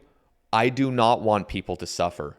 I want people to enjoy the game. I'm very liberal with my takes of like having very positive changes to this game. Like I would want people to be able to craft a bunch of runes per hour. Like if we'd ever touch on like the Scar Essence mine, like I do not want people to suffer, and in no way, and I feel like people strawman my argument by saying you just want others to suffer. Like in absolutely no way do I want people to suffer. I want this game to become better and better and better and more enjoyable and more fun. But the core identity of this game is the grind, is spending time to achieve something and putting in the hours at your computer and turning and you could still say, you know, idle, you know, is still putting in hours.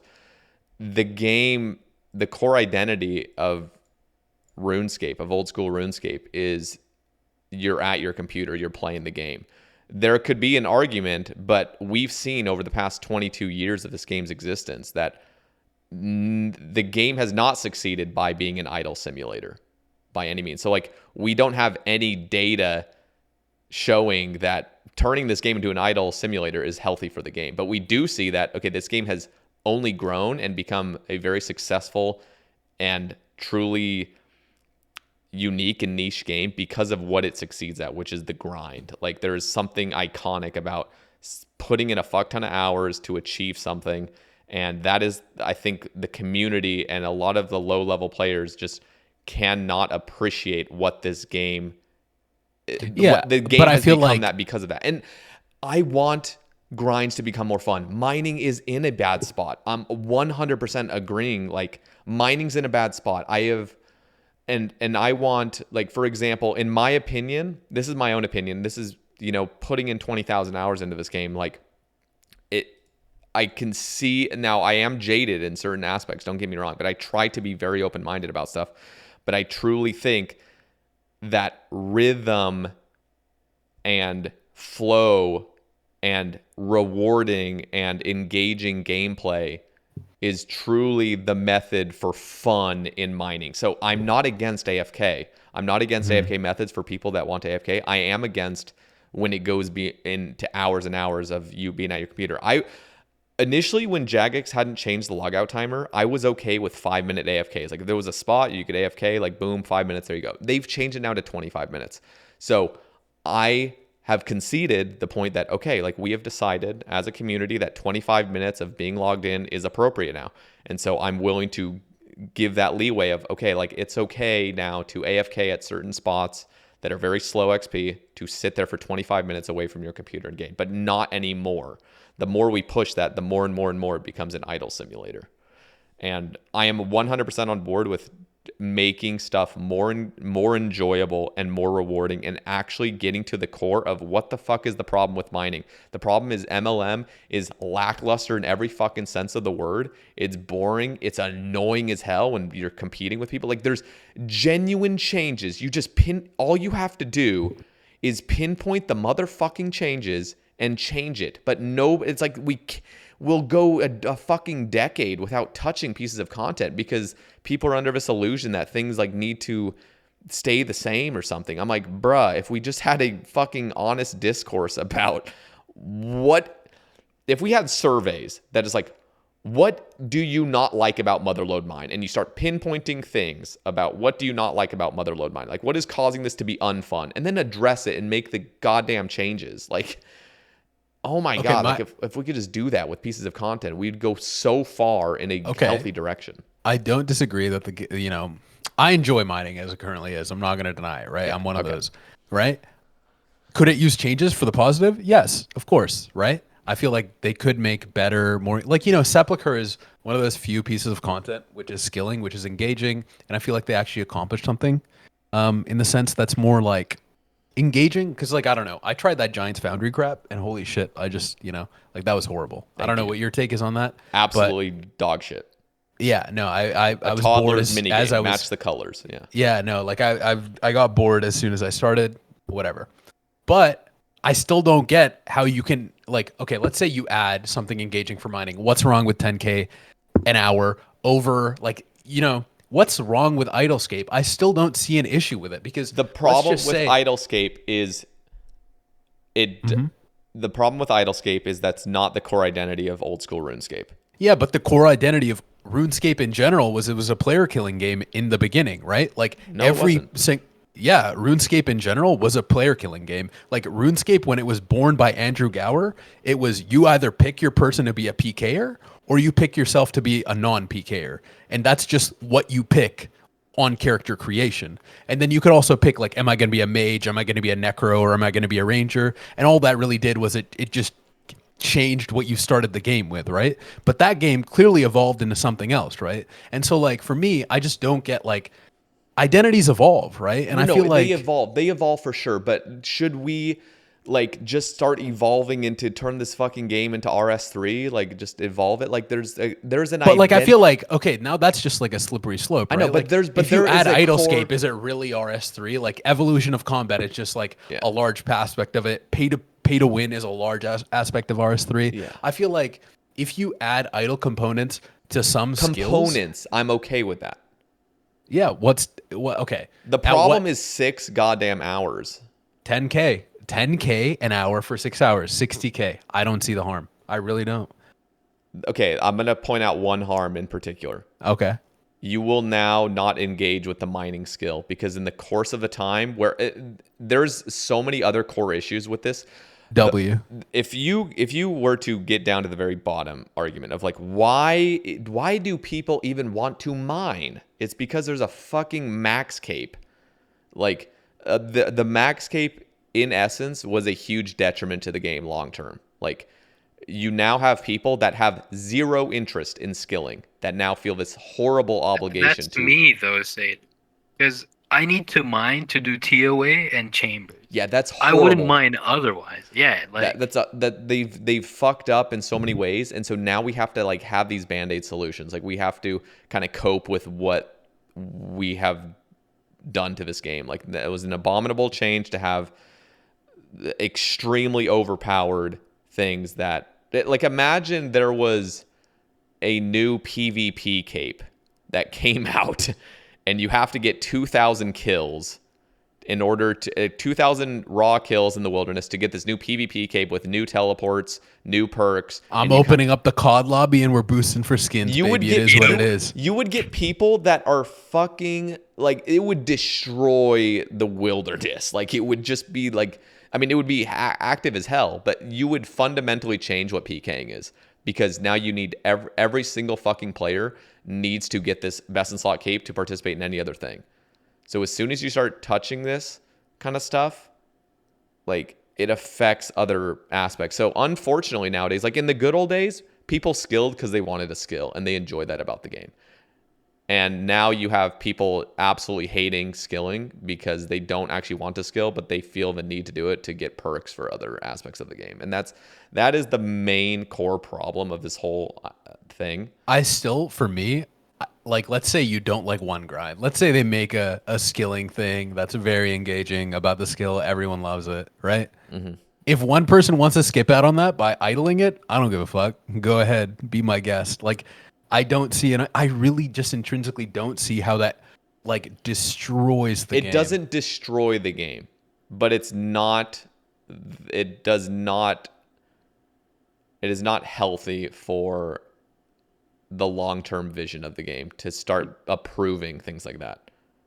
Not everyone would do it that way. Like, I know, but there are way better solutions to things. Like, it's just like, you wouldn't destroy the game by, like, the game would not be destroyed if they just quadrupled RCXP rates. Like, it would not be destroyed, but like, there is a good argument to be had that maybe we shouldn't do that. Like, maybe people love the grind and love being able to flex their grinds of how many hours they put into a skill. Yeah, but I feel like triple R seeing the rate is just way, like, is a nuclear option when, as opposed to, like, because that's, you're spending spending effort, but it right? wouldn't destroy the game. Yeah, no, it wouldn't. Yeah, so but like, what I'm trying to say though is you can't compare apples to apples in that case, because like, one thing is attacking the core identity, in my opinion, that you were at the computer playing the game and getting rewarded triple times the rate. Yeah, no, you're right. It's not, they're not apples to apples. Yeah. It's just a bad precedent to have, and the main argument is that OSRS has a core identity, which is you put in the effort playing the game, interacting with your computer, interacting with your phone, playing the game, and you gain XP, and it's a massively online game, and you get to share your achievements with people, go through the grinds, and as soon as that becomes just a passive thing where you click once and gain free XP, it's not that's just not the core identity of it. Okay, I have a question about this tweet. Okay. Proudly admitting, this is in response to a cold one posting about how he got 4 million XP. Proudly admitting to what has long been considered nothing short of botting since a shameful standard and message to the wider community, and it's okay to cheat sometimes. How is Cold One, right? Yeah. Using this method cheating? Because he's using something to stay logged in that's considered, like, it has actually been known, like, there's JMod responses prior to this incident that says if you are having something else that's not you keeping your guy logged in for over 25 minutes, you're botting. Like, that's cheating. That's not botting, it's cheating. Then why do I not see him like in mass of people being banned? Because there's everyone and their mom did it. There is no way to detect it, which is why it, like, and I have been, and people are like, well, why didn't some guy in that thread was like, why didn't you get mad over blast furnace pumping at the thing? Why didn't you get mad at splashing? Like, I've been fucking mad at all this stuff, but it feels irrelevant because Jagex doesn't care. Like, they don't care about you botting. Like, when I first started playing old school, Nightmare Zone was a thing where you could 6 hour and you could get 99 melees in no effort whatsoever in a month. Like, you could get 99 combat. That was not healthy for the game. People fucking loved it because people like getting free shit. 100% people like getting free shit, but like, there's an argument to be made that was not healthy for the game to just not play the game and get all this shit done. So I'm always against that stuff, and I made that post because you can have a content creator like a Cold One. I love that guy as a brother. Like, I love him to death, but I need to call it out where I see it. And that actually, like, pained me to have to do that because I knew it would be extremely controversial. But when Coxie, for example, was cleaning herbs, He's only W. cleaning 28 herbs in one click. Everyone got fucking pissed. Everyone got fucking pissed because Coxie is not a comic on stream that trolls around about things. So people can easily hate on Coxie. There is literally cleaning herbs in one hotkey does not have any detriment to the game. Just play your game. It's not affecting anybody. Every fucking person in the entire community got butthurt and was pitchforking to get Coxie banned. Every motherfucker. Even I called it out. I said that is cheating, and we have to call it out. Yeah, go. Can you watch that video I just linked to you real quick?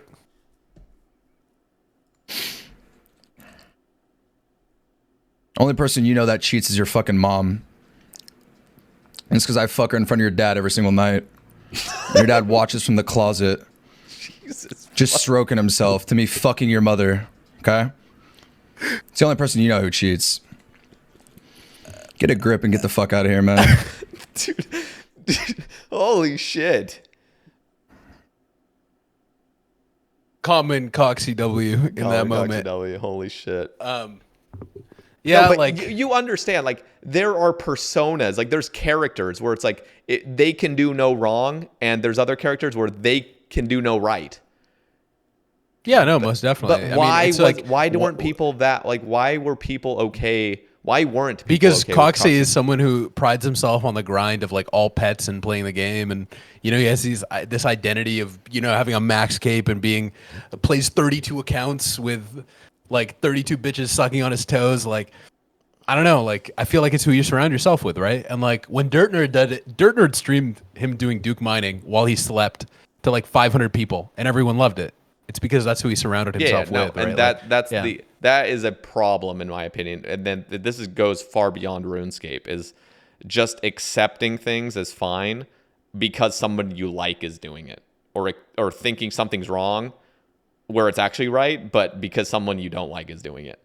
I really don't think it's wrong though, right? And I feel like for me, it's just is it wrong to auto clean your herbs with one hotkey? Is that wrong? Like, would you be okay if I do have carpal tunnel, so maybe they should add that into the game, Yeah, and we could have a rational argument.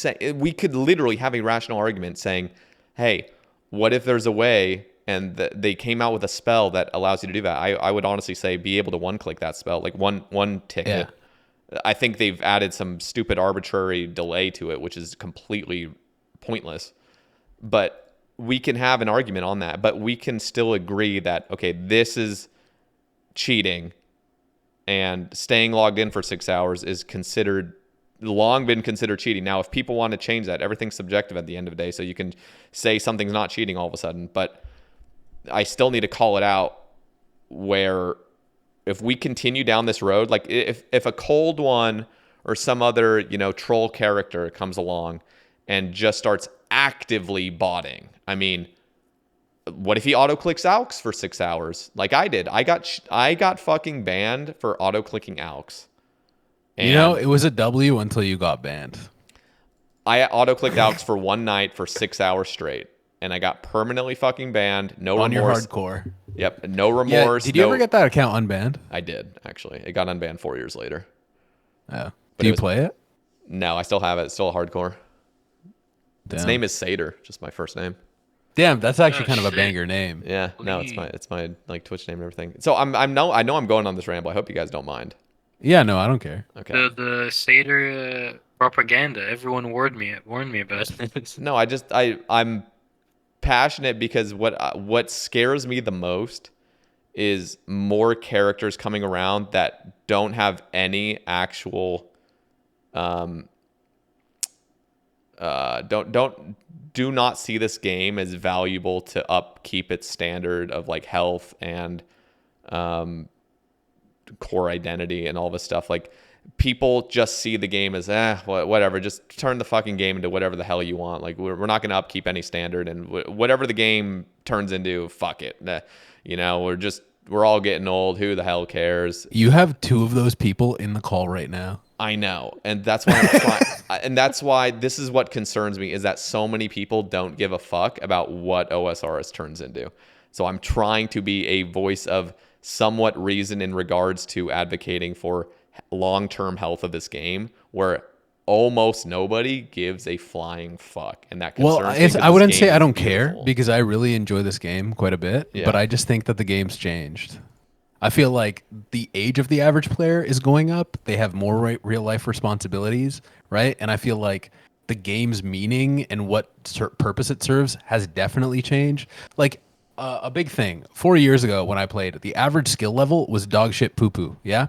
Yeah. I came back and I'm looking at all these players that are just mid tier, but they're cracked.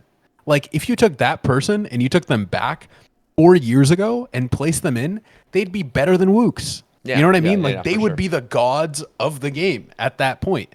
And it's just like, I feel like the game has changed. The average skill level has changed. All these things have changed.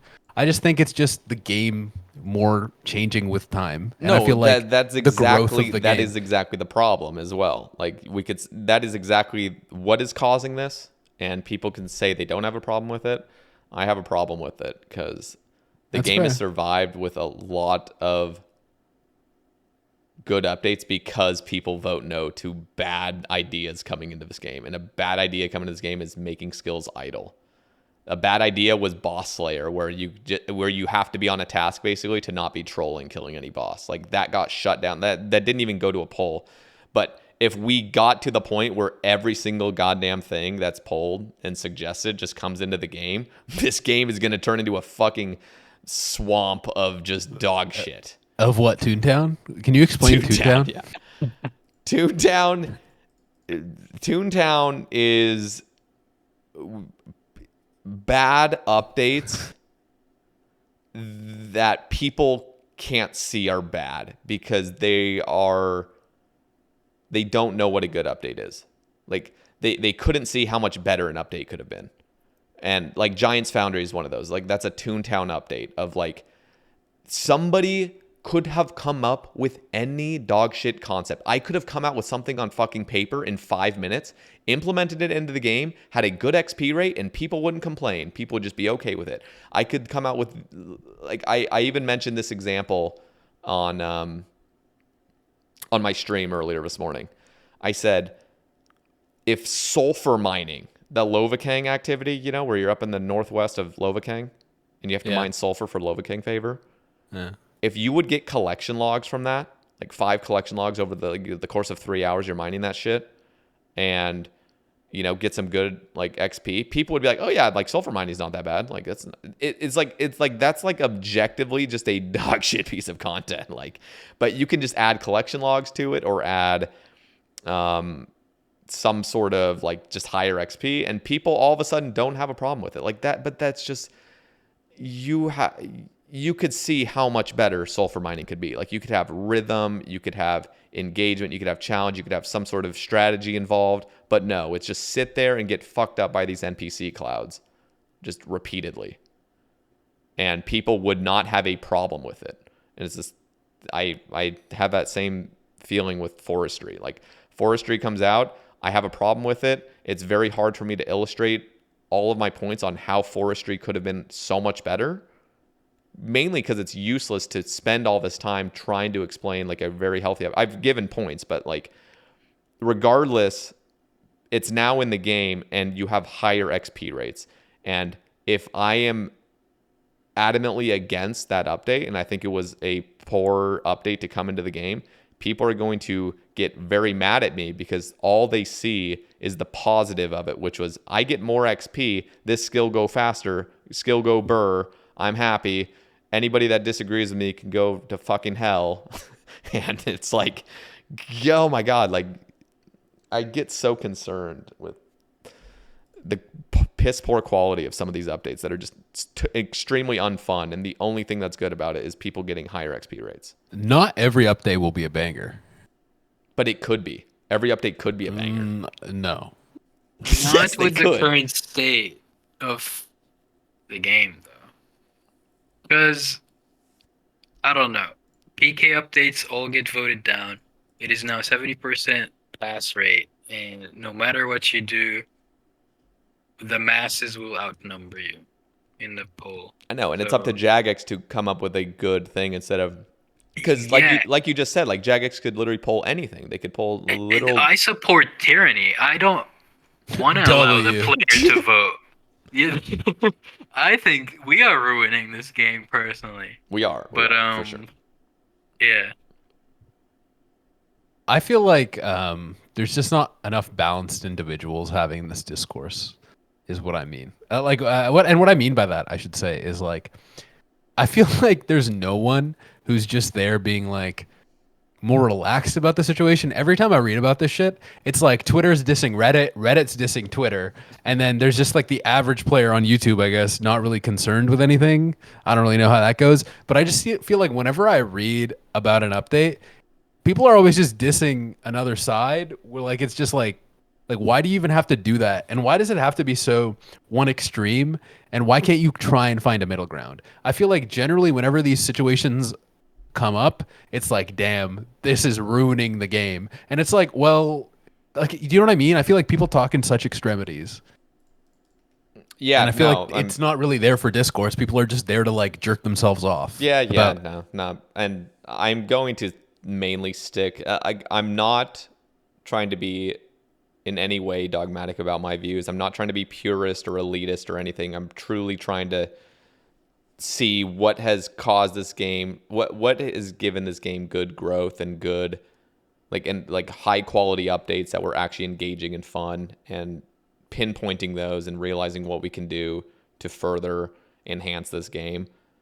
And I really try to stay open-minded with a lot of things. The problem is the amount of people that are very close-minded in both regards, either being way too elitist or being way too liberal about just anything can come into this game. I don't care. I played this game. I have 8 kids and 2 jobs and whatever. And Giga fuck Chad. you. And fuck you for taking this game so seriously. Go fuck yourself. And Giga Chad. yeah, it's just like I'm trying to be moderate, but I need to at least speak when I think there's a concern. Like when I have a concern with something, I'm going to speak up about it, because I realize like if I don't do that, like if more people were to speak up about certain things, like it would be in a better place. And if people were to be rational and have like honest discourse instead of just yelling, and you hate somebody, so you're just going to go online and yell and just tear them apart instead of having like a good discussion.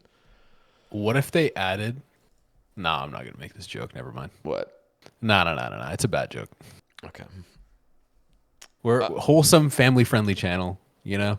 Well, I went on for 30 minutes about that. I hope I got my that was my like. You feel better? Yeah. You know? I got you feel cleansed? Yeah.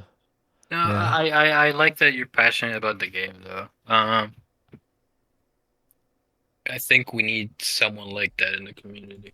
Are you okay? Now here's me being me. Okay. Yeah. And be honest with me here. Okay. You can edit it out, you know, Sure. as well. Are you just saying shit on Twitter to invoke a reaction to have more clicks and more interaction on YouTube as well? Okay, so I know I joked about that.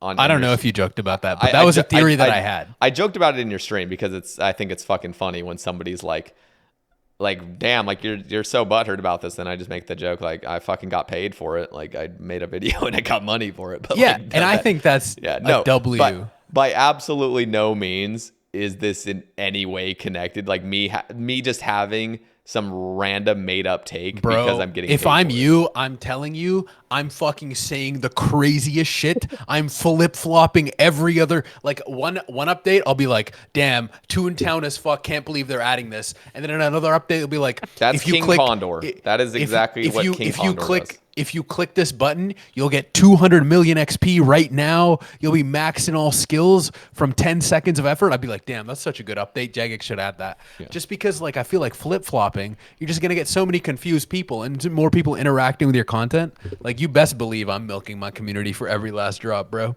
And I'm taking their AdSense. I'm taking that like viewer interaction going straight to like, what's that one guy from, he runs like a talent management thing, and he does it. Yeah, you had him on your podcast. Mason Crusader. Like, yeah, or the Mason, Crusader. Yeah, Mason. Yeah, I'm going straight to that guy and be like, damn, look at my numbers, and I'm getting juiced from ad revenue. I'm making $30 million from one ad. Say, my 2 cents, but no. Like, listen, there is so many ways to monetize shit, and one of them is to just be a total freak online, just say whatever the hell comes to your mind, cause controversy, cause people to get pissed off. It's fear monger. There's always that fear monger thing. You can make so much money, get so many clicks on just fucking fear mongering. Like, just, this is the end of RuneScape as we know it. Like, just whatever the fuck you want. And I know some of the time, like, some of my titles very occasionally are maybe a bit more extreme than they needed to be. And I will concede that fully, but I've never been outrageous about that. In fact, most of my thumbnails and titles are pretty relaxed, and I actively try to make it honest. But no, I think I'm going to go down the route of just giving my honest take about things and kind of just taking the heat, because it's so much easier. Like, it would be so much easier for me to laugh along with a cold one, treat things as not a big joke, and, you know, even if there's a bad take I don't agree with, like, oh, like, what is the overall community agreeing with? Okay, I'll just go with them because I won't get as much backlash, or just not say anything. I would go against them and get more backlash, you know? There is that, but I would never purposely go against something just to get backlash. Seki always against on purpose, bro. Yeah. No, I've decided personally, like, I'm going to go down the honest route of just stating how I feel and trying to remain as open-minded as possible, trying to remain a voice of somewhat reason, like, just people that can listen and actually hear a somewhat well-formed argument, although some of my arguments are actually just not well-formed at all because I just click record and just fucking send it. But yeah, no, I feel like it's healthy to not be too critical about, like, having, like, look, we all grow as people, right?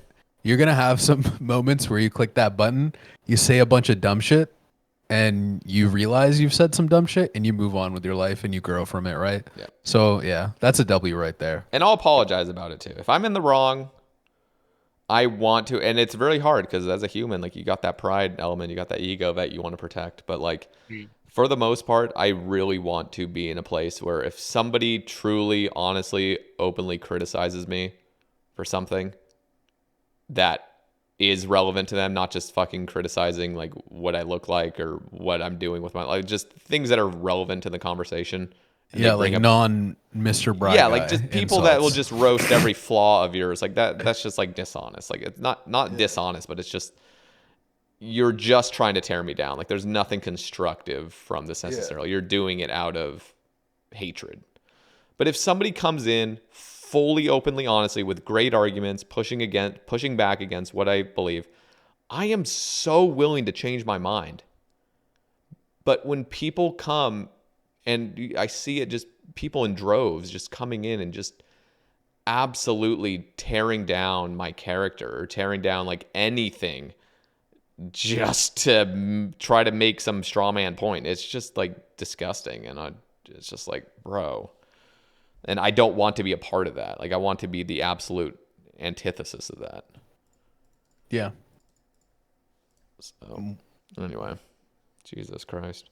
What's some more Twitter things since we went on? I guess should we just look at the Twitter ones then? Because yeah, sure. Actually, here's one. Why Token asks, why choose a Linux over Windows? You guys both have Linux? Yeah. Kami showed me the dark side, and I can't come back. Kami, why? Why? For me, if you, like, it's a preference thing. It's just, like, it gives Stop you being more... a bitch, bro. Just be like, it's better, bro. Listen. Okay. It gives you more power over the hardware that you have, and I love that. So it's just for me. It's also better, but only because it's open source. Like, people can make shit for you and make life easier. Like, if you've used a Mac before, you'll love Linux. There's just Have you used the Windows search? Like in the start menu, This shit Holy. you sucks. type Jagex launcher and it doesn't fucking show up. It's horrible. It's so bad. And there's just tools on like Linux and Mac and all these non-Windows machines that are just way better. And I don't know why Windows is just so behind on some of these things. And that's just my main reasons. I also feel that if there isn't something on Linux, you can make it. Yes. For sure. If there isn't something, you yourself can make it without running into a million fucking hurdles. Like, I will say, right? Like, as someone who's doing video editing, let's just say, maybe, like, I don't know enough about it, but Windows probably, actually, Mac has a really nice. Mac is really good. Yeah, for that, yeah, never mind. So fuck Windows again. Windows takes the L.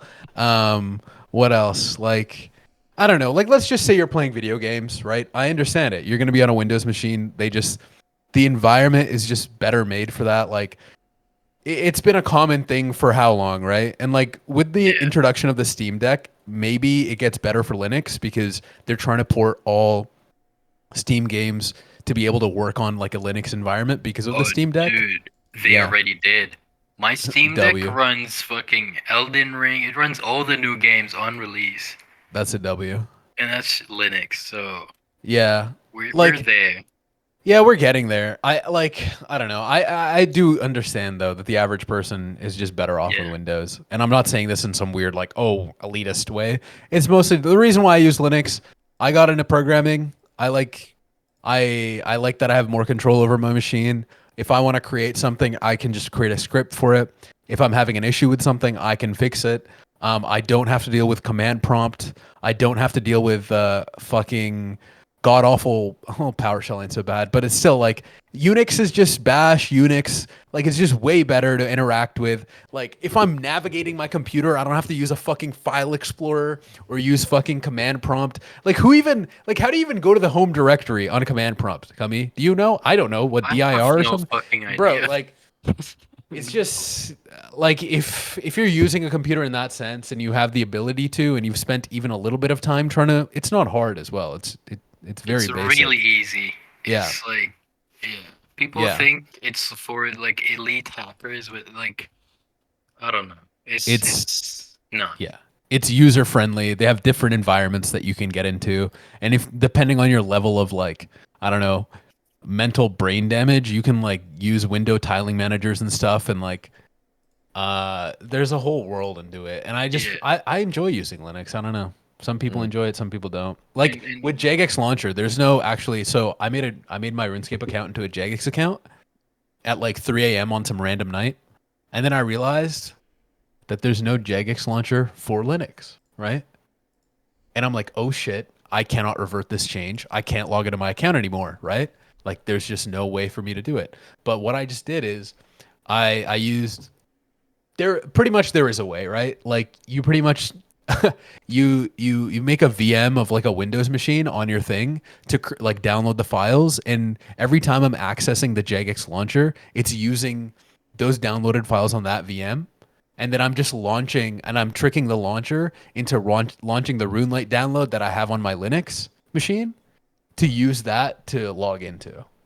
So like, and that didn't take me that long. Do you know what I mean? And it was an enjoyable process doing all of that.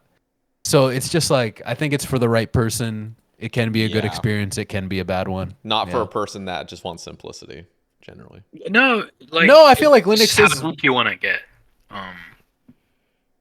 It will teach you more about your computer and how computers work for sure, and like, I don't know.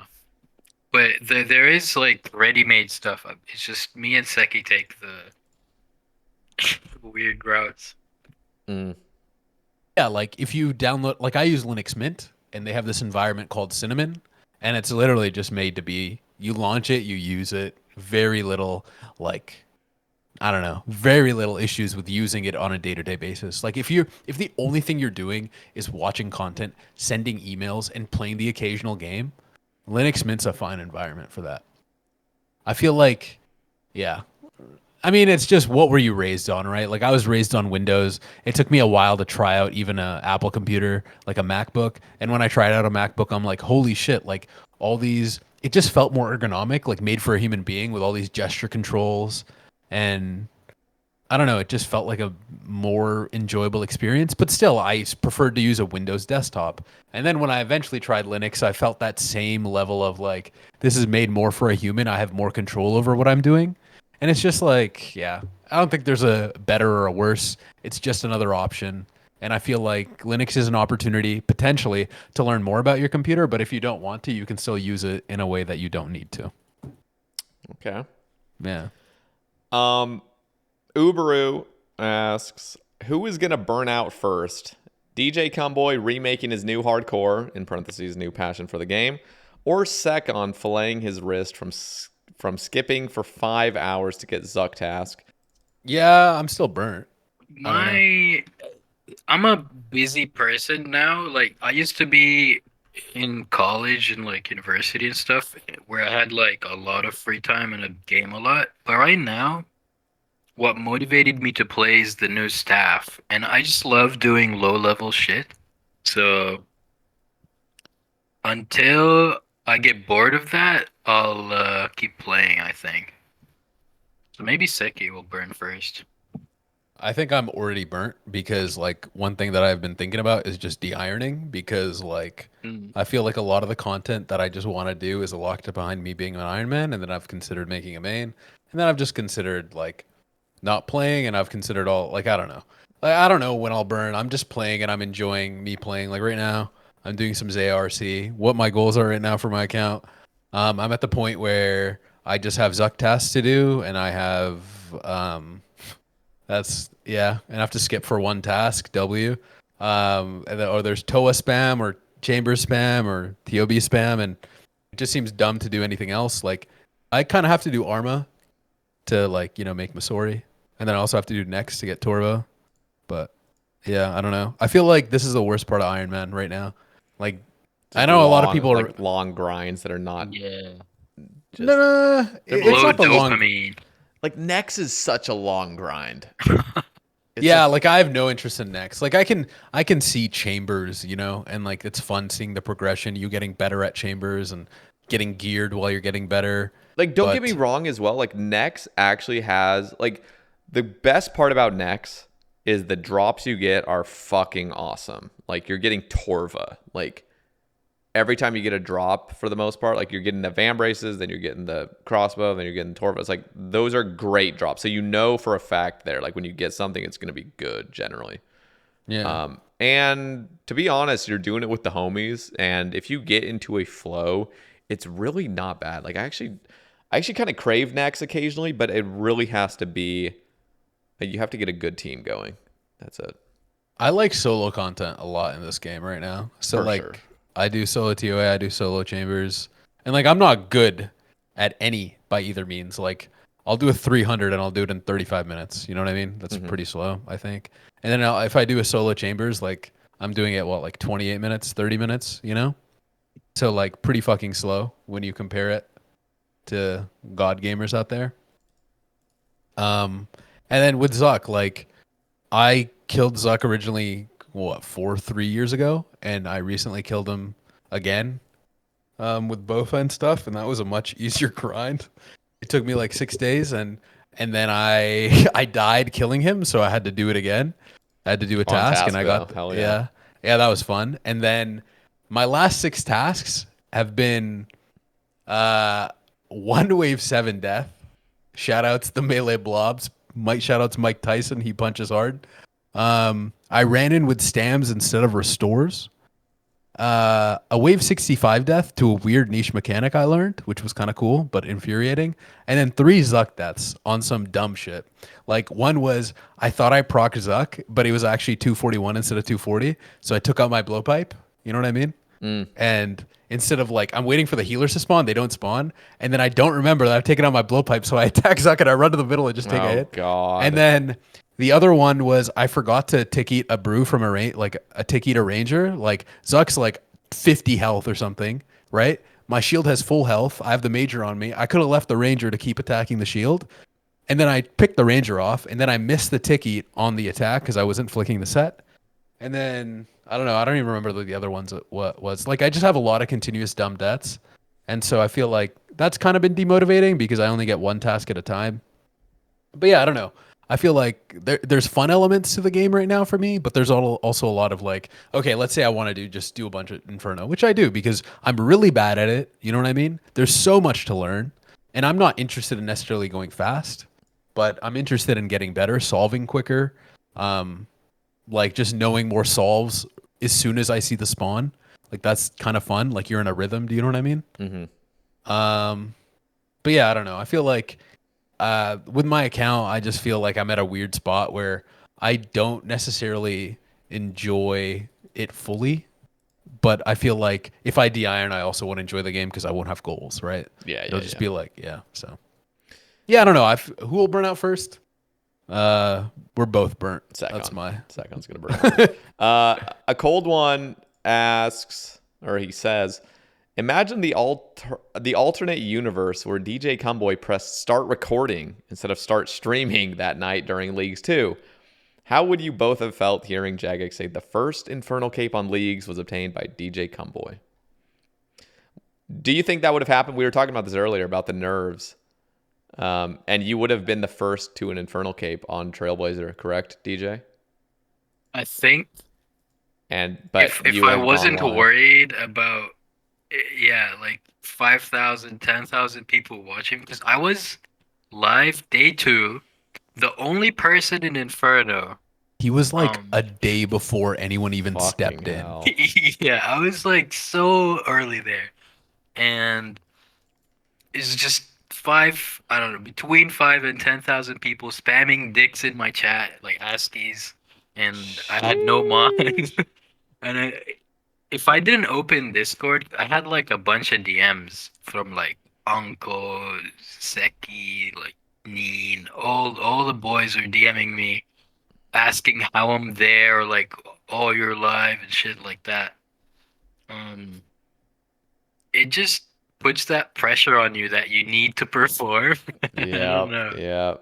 And I streamed every subsequent task after that because I was like, okay, now I have to show the people, right?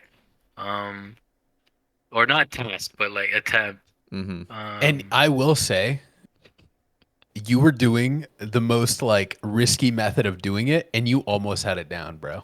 Yeah, like the most unconventional. I wouldn't say risky, but you know what I mean. Like, yeah. Everyone laughed at me, Sater, for picking Wildy first.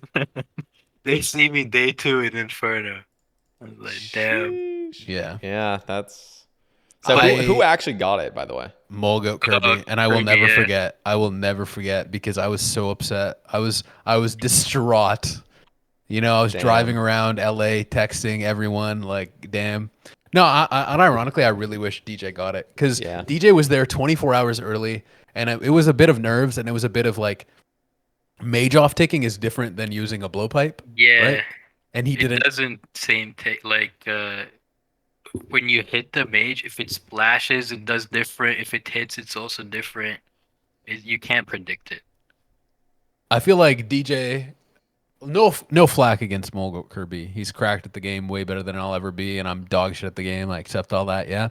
But what DJ was doing was unconventional. It was different. It was against the mold. And then just watching Mulgoat Kirby come in with such a like tame, you know, methodical, well thought, you know, like a methodical approach and nab it away from DJ was just heartbreaking. It's almost like the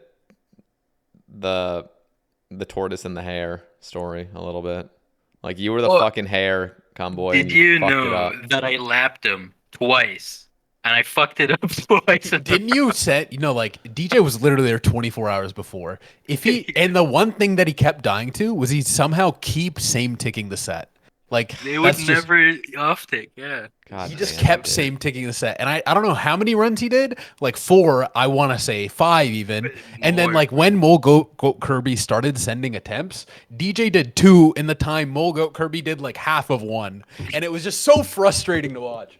But shout out to Mulgoat Kirby, no bad blood, but I just really wish DJ got it. But also to answer the question, I would have been so happy if Jagex or like old school RuneScape account had to tweet DJ Kumboi.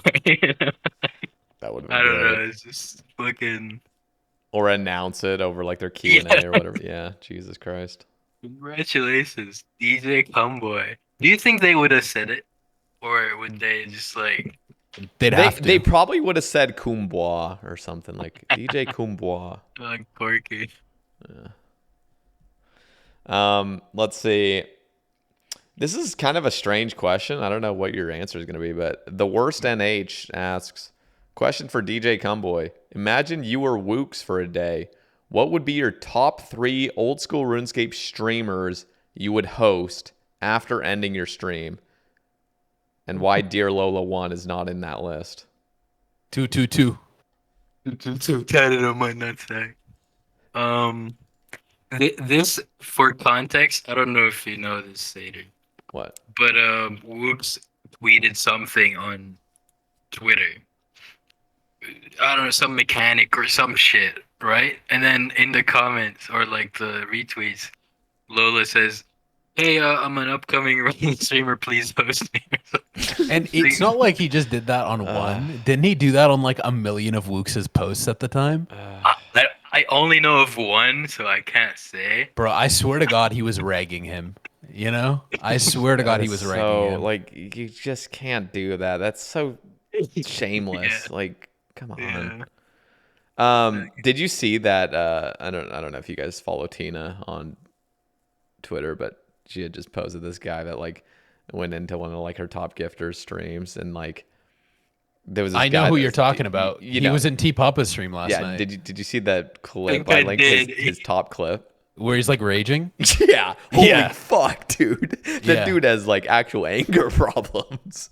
Yeah, it was pretty funny. Like you can literally tell like that dude's fucking abusive. Like holy Yeah, shit. like he'll drink 6 beers and a health bar will pop up above his wife's head. Like, Yeah. Oh my god, dude.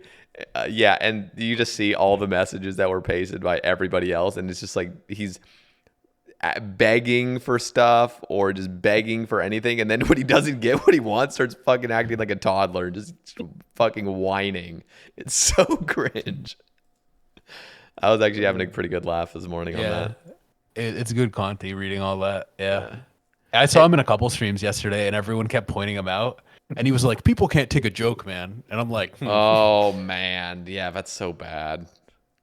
Yeah, it was funny. Yeah, you just gotta T like. Papa was egging him on. Like, you know what? You should go into more streams that would like for you to comment about their feet. I think they would really enjoy that. But don't tell them that I sent you. You know, like that was really funny.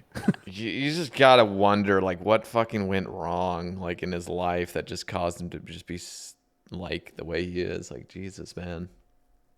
I don't know. I'm pretty unhinged in my own way. I wouldn't say I'm unhinged in that way. I'm unhinged in a more different sense, but Yeah, no, but yeah, that he's something else.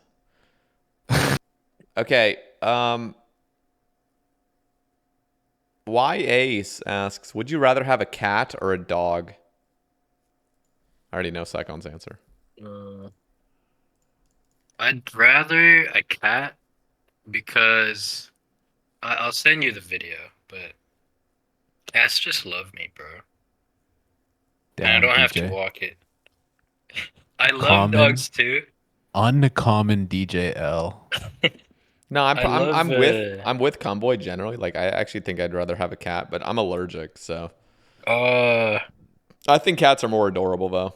And Also, I like that they're more When you're independent. like, okay, let's say you're in public and you're walking your cat. A bad bitch will look at that and she'll be like, "Damn, what the I fuck?" wouldn't Oh, walk my cat. yeah, cat. exactly my point. You don't walk your cat, but guess who you do walk? Your dog, and you're getting bitches. No, Just saying. I'll be fully honest. It's a shame that I mean I'm partially allergic to dogs. Like I'm way more allergic to cats than dogs, but I still have allergies. And I never had a dog growing up, but 100%, especially here in Oregon, every motherfucker not only has a dog, but also drinks. I don't do either. Like I don't have a dog and I don't drink. And so like I just am this just anomaly that you're in a prison, man. like it sucks. Like it's almost like, man, I should really just start drinking and I should just fucking grow like just take I don't know. allergy pills and get a Drinking is dog. really kind of like mid and overrated. Everybody I don't know. here drink. Like when you look up things to do in Eugene, Oregon, like 80% of the things that they list online is like taverns and wineries and like wine tasting, like everything. I'm gonna is be just, honest, man. Like, just even having a beer, I feel that shit the next day. Like, I feel objectively worse when I wake up. Like, I don't know. Like, here's the issue as well. I love the taste of alcohol. Like, I love that bitter taste. I love drinking whiskey. I love gin. I love all kinds of liquor. I love the taste of it, right? And I love being a bit of an idiot, but those after effects, I could just not worth it. Even from one beer, I feel like objectively, you just feel more shit. Yep. No, for sure. I don't plan on ever drinking either. Like I've drinking before, I experimented, but yeah, but just not for me, and I don't want it. But I will say it would open up some opportunities in the short term. Yeah, I mean, like, cost benefit. Dog's a better choice. Yeah, no, for sure. I don't know how. If I I don't know how to had take a care of ranch dog. home, I'd Yeah. get a dog. That's If a I'm on a W. farm, get a dog. What about a cat and a dog? Yeah, no problem. I think there's no case, no circumstance, unless my partner wants a cat, like I'm ever getting a cat. And I actually don't hate cats or anything. I just don't vibe with them the same way I vibe with dogs, Like, I got that dog in me, so it just is what it is, The dog is there. All right, Mez asks, "What's your guys' top 3 favorite games of all time?" Ooh, Top 3 favorite games. I'm trying to think. Elden Ring. And you can include RuneScape. Okay. Elden Ring. Super Mario 64. And old school RuneScape just has a place in my heart. Yeah. So that. Second. Hinge, Bumble, and Tinder. No, I'm playing. I'd probably put RuneScape in there in no particular order.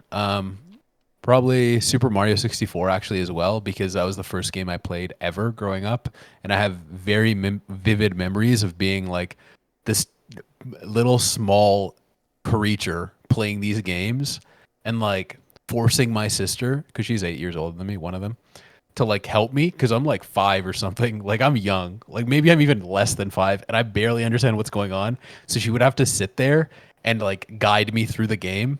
You know what I mean? Mm-hmm. And I just feel like it's just such an intrinsic, vivid memory for me to play that game that it has to be in there. And then for number 3, probably like COD 4, mostly because it really shaped me getting back into gaming as an overall. Like when I was a kid, because I stopped after the N64. But when I got an Xbox, you best believe I was that kid with a screechy ass mic, dropping insane number of kills, right? While screeching into my mic. Hey, look, bro, what happened? No, but I was definitely yelling, and my mom was definitely telling me to go to bed, and I was definitely still dunking on you, even though you're an adult, Yep. And yeah, those would probably be my top 3 games. I was just gonna say, I think I have my top 3 in order too. Now that I think about it. Yeah, mine's more of like nostalgia games more than I am gonna put old school RuneScape as number 1 by far. And I say that mainly because the times I have been absolutely helplessly addicted to this game have been so great. Like I can still remember the feeling of waking up in the morning and just immediately logging in and feeling absolutely blissful. Just like, oh, this is my time, And game number 2, I'm going to have to put Guitar Hero 3. Guitar Hero 3, I sunk in, I don't even know how many hours, but at least a couple thousand, I believe, in that game. Guitar Hero 3. Like, I love Guitar Hero, like all of them, but Guitar Hero 3 definitely. Can we make that like meme where it's just like Spider-Man pointing at Spider-Man? Because I feel like RuneScape is just Guitar Hero, but like in a different form. Oh, dude, rhythm. Yes. I know. It's that rhythm, man. Yeah. I love it. And then number 3 is Legend of Dragoon on the PlayStation 1. It's like a 4-disc JRPG that was Legend of Dragoon, like dragon, but with another O. I also had a PS1. Dude, Legend of Dragoon fucking slapped. It's a 4-disc game. I mean, genuinely a long ass game, and it's great story, turn-based combat. There was like addition, so it was a bit more engaging. It's actually has that rhythm as well, which is fucking funny. Like you have to pull off these moves that have like 8x buttons in a row, and you have to get the timing right. So it kind of had that element of like Guitar Hero. And I've just fucking I cry over that game. Like when you beat it, I cry because it's so like emotional at the end. It's like, damn, 3 rhythm games. Maybe you should take in ADIR. What? Yeah, never mind. Yeah, yeah, those are definitely my top 3 though, I'd say. Yeah, no. No clue what you said, bro. It's a test for again. It's a test for autism, bro. Oh, okay. I didn't know that. Yeah. No, I feel like I've actually done it. I've actually done autism tests. I'm not autistic. Them. And I low-key kind of wanted to be diagnosed. It just then I have like kind of an excuse. I'm like, yeah. That's why. My you know, it's funny. Like, I was talking to someone recently. I'm not going to name them. They're in the RS community. They confused what autism is and Down syndrome is, and they were like, God. Yeah. I was like, those aren't even. Yeah. Because the yeah. I'm not gonna. Yeah. Yeah. That's strange. You know, but like, I'll look into Legend of Dragoon. Would you play it now though? Would you still consider playing it now? I have played it. Like I played it in college like 3 times through and it would take me like a good 3 weeks of like knowing what I'm doing even and playing through the whole thing. It's really fun. I will say though, a large factor of it is the nostalgia. So it's still a wonderful game, but like it really hits for me because as a kid, it was just like it was so beyond its time. It felt like, yeah. So, yeah, huge fan of it. Yeah. What was the thing you were just saying? I had something to add on to that. I just spaced it. What, autism? Oh yeah. Yeah, there is that. Like, what do you guys think? Do you think RuneScape appeals to? I mean, obviously RuneScape appeals to like autistic people, but like, why do you guys enjoy this game? Like, why does a normal, you know, healthy brained individual or normal brained individual, whatever you consider normal, why do they like this game? I feel like people that are autistic definitely find a lot of value in just number go up, but we see it with like sense of progression, but I wouldn't say either of us have sane brains, you know? I definitely don't have a fully healthy brain. That's for sure. Like the fact that I sunk 20,000 hours into this account almost, like it's clearly something's fucking wrong. For me, it's I don't know. What do you think, DJ? It's the challenges, man. I really enjoy self-imposed challenges, or just I don't know, like having a big goal. Like I'm gonna do RCB Inferno. That was like my big goal in my Iron. Mm-hmm. And this friend from high school that showed me RuneScape was like, "Oh, you'll never do RCB Inferno." So like, it's just that in the back of my head, like just like I will do RCB Inferno just out of spite. Mm-hmm. Like I don't know, like common male ego W. It's just a lot of things I do are out of spite, and it's just I don't know. I love it. Spite. What do you think about spite being one of the greatest motivators, DJ? Do you prescribe to that? I lived for spite, bro. Not spiteful in a bad way. Like I'm not gonna like. I wouldn't go like have spite to harm someone, but spite as like a chip on your shoulder. Exactly. Yeah. Like, that's a motivator for sure. Yeah, but if it includes harm, I no. But yeah, just these little challenges excite me in a weird way, more than like number go up. In the community, really, just talking to people. Like, I met Seki in a Lettulainen stream 4 or 5 years ago. You were yeah, bro. When I first tried to interact with you, you're like, "Who the fuck is this idiot talking to me?" This Stop guy's talking to me. Messaging me. Dude, I Lettulainen remember. was. I fucking love that guy. Dude, I nothing need comes him. close to his streams. Like he would take the most like unaware people on raids on a TOB and solo carry it with 4 absolute like just people who didn't even know what a tick was. Like they're just completely lost. They don't know what they're doing at Theater of Blood. Somehow they found themselves in the. It just felt like that. Like there'd be like I vividly remember he took this guy on the thing. He got chosen at Sodasag, right? And so he has 4 learners. The one of the learners is chosen. The learner just runs straight through the maze without running it at all and teleports into the normal realm. Leto immediately notices that this isn't the real path. This dude doesn't know what he's doing, so he stays at the beginning. The other learners run up and die because they're running across like a path that's not a real path. You know what I mean? And this other guy like went to the real realm and then he's like, oops, my bad. And then he runs back to the beginning of the maze and dies running. Like, I don't know, Oh like you my just don't see God. shit like that anymore. Do you know what I mean? Yep. Like, and then Letu put on redemption, brewed, ran the maze, and then killed that phase of Sodasag just tick eating. Like, and that was like a few months into release of TOB. Like that is insane how hard he would carry those raids.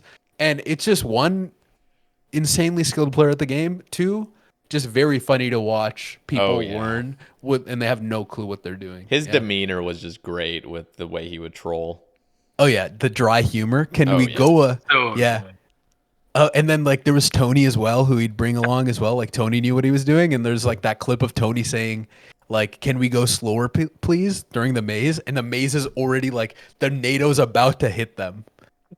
Yeah, I don't know. Just What- it had what a do you lot of funny moments. Who do you think are like the most iconic, or like the most iconic streamer moments in OSRS? At least in like your history. Like what would you say are like? Damn. In my opinion, the most annoying as well is the 420 streamer doing his. Oh my No, God. dude, we were just He recently shaped talking the about him. community, bro. Dude, I heard that he milked Zuck so hard that he would Bro, like I was watch getting videos. angry. He would watch videos, right? During the timer paused on Zuck. Like not like Zuck's already started. He's just walking with Yep, the shield yep. and he's like taking dabs and shit. Like that is what No, an icon. He didn't give a fuck. That's either. kind of Like, a W. He would. I remember popping in. This is before he like really popped off. This is when he was like pulling like 80 viewers or something. But it would slowly build up because whenever anybody would see somebody at Zuck in the screenshot of their Twitch thumbnail, Yeah. it's like, okay, like I'm going there to stream, and so you just see it. But I just remember he was doing triple jads, and he just started yelling at the top of his lungs, "Mage, range, range, mage!" Just like yelling it, and I was like uncontrollably laughing because I've just never seen somebody just die hard focusing like that, like just yelling out what he's supposed to be praying. And then I just remember he was starting Zuck, and it did not, like he paused it. Yeah, paused the Inferno before Zuck ever started. He did not start Zuck for 3.5 hours. And I was sitting there the whole fucking time thinking, surely in the next 5 minutes he starts it. Surely. And there was like 500 people in his chat at this time, and we are all just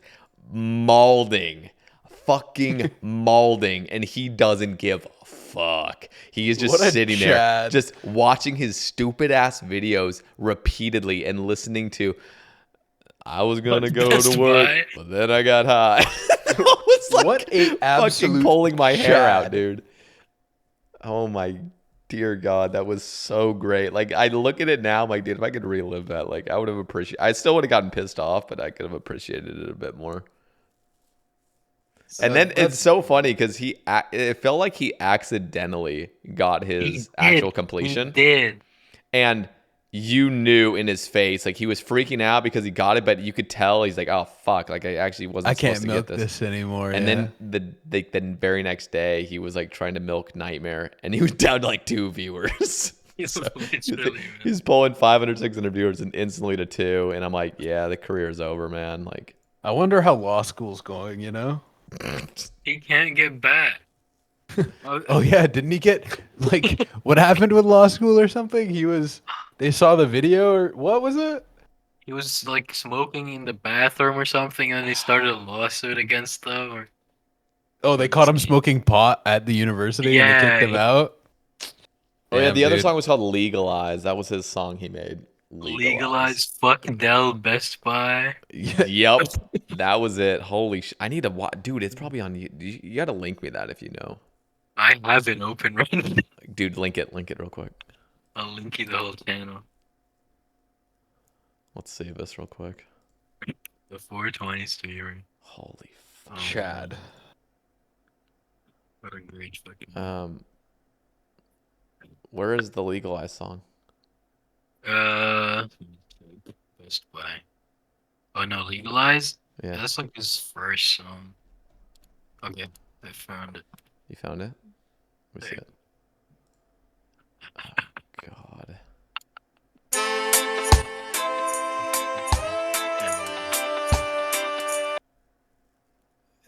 Wait. Is this is his song, right? It's like a cover, but yeah, it's him singing the whole thing. I don't know how copyright works for the instruments in the back. It's up on YouTube, so You might just blank it out. I don't know. link it in the description. And that's also some just dumb shit when it comes to like YouTube copyright. Like you should be able to play a track and be told that if this is like I don't know because they're using No, you detection. are told. Oh, okay. If you get copyrighted, like you will be told, and then you will have the option to mute that section, and you can fully monetize. But for the time being, they'll just like demonetize you briefly. Is there a way to edit a video where you can just clip that section out on YouTube, or do you have to re-upload it? Yep. No, you just fully can go into the YouTube editor, go into any section. It will literally highlight the sections that are copyrighted that you need to remove or mute, and then you can just mute it. Oh, okay, that's cool. Yeah, they've done pretty good job. Yeah, they do a great job when it comes to that kind of stuff generally. I mean, there is that whole like stalking situation that I don't want to vocally say because there's dumb people in RuneScape who might take advantage of it. But yeah, I'll Cut this out. Cut this one. what? Cut the stalking talk out. Yeah. I'll tell you about how they do it later. Yeah. It's kind of crazy. Yeah. But about the memorable clips, do you know Nabe singer? Yeah, no, I know of him. There's this one clip of him doing Zuck. It's like his first or second Zuck. And his mouse, I'll just link it. His mouse is all over. Like, Oh God. look at this. Oh no, dude, Have I Nabe had one of those, bro. Bro, look at his mouse. Holy shit. He is dude, he is me when I'm 8 years old in the wilderness, like just shaking uncontrollably. This Is he doing a Zuck skip? For his first Jad skip? Oh, sorry, not sorry, his Jad first skip. tape. His first Jad skip. Yeah, Oh yeah. my God. Dude, how is he shaking this much? And the clicks are Holy so accurate fuck, with all that shaking. I love it. It's so good. Oh my God. That it looks like you could do it on purpose. Like that was holy shit. It was like only me and him and like my brother in the chat during this time. Dear God. It's actually hilarious. So fucking fun, man. Let's see. 5 minutes with anyone from a Gotchi production. DJ who? Ray Harley. What about Van Sama, bro? The Dungeon Master? And I should have a couple people. Like, we can have a bunch. Yeah, no, but Van Sama is pretty funny. If you don't know who Van Sama is, check him out on Twitch. He's hilarious. Let me see. What other ones are there? What is the best approach for someone who has never attempted Infernal Cape that has about 600 mil for gear? Well, I don't know why you're asking us. That's what I saw that as well. My God, I'm not even gonna. Yeah, just go watch Addycon's first Cape. Watch Exact Guy. no Learn monkey. how to tick and always stay north. Yeah, or just watch Addycon. First Cape Friday, or watch No Monkey, or there's guides on YouTube. And like I don't mean this in a disrespectful way. Like genuinely, just watch those. And like the only thing about getting the cape is just keep sending attempts. Yeah, yeah. just you gotta go in there. Just yeah. enter. Don't like hide from the mechanics, IMO. Just do it. Just fucking enter there and learn how to. Yeah, just go die. flick a blob for a bit. Go flick a blob for a bit. Exactly. You literally have nothing to lose. Like other than your ego, it's nothing is being lost. Yeah, your ego's gonna get fucking obliterated. If you've never been in the Inferno, you're gonna be shut the fuck down. Basically, like, okay, you suck ass, but you're gonna learn and you're gonna get really good. Mm-hmm. Oh, dude, how can we miss Stooge's comments though, bro? What does Stooge say? How is there thousands of Sae Bae casts without one about T-Bach and cancer? You know, why isn't Canker on one? You know, there's a lot. You know what? There is actually so many people I have not had on yet, and you should get Stooge on one. Stooge would be a content machine for sure. Like I'm amazing.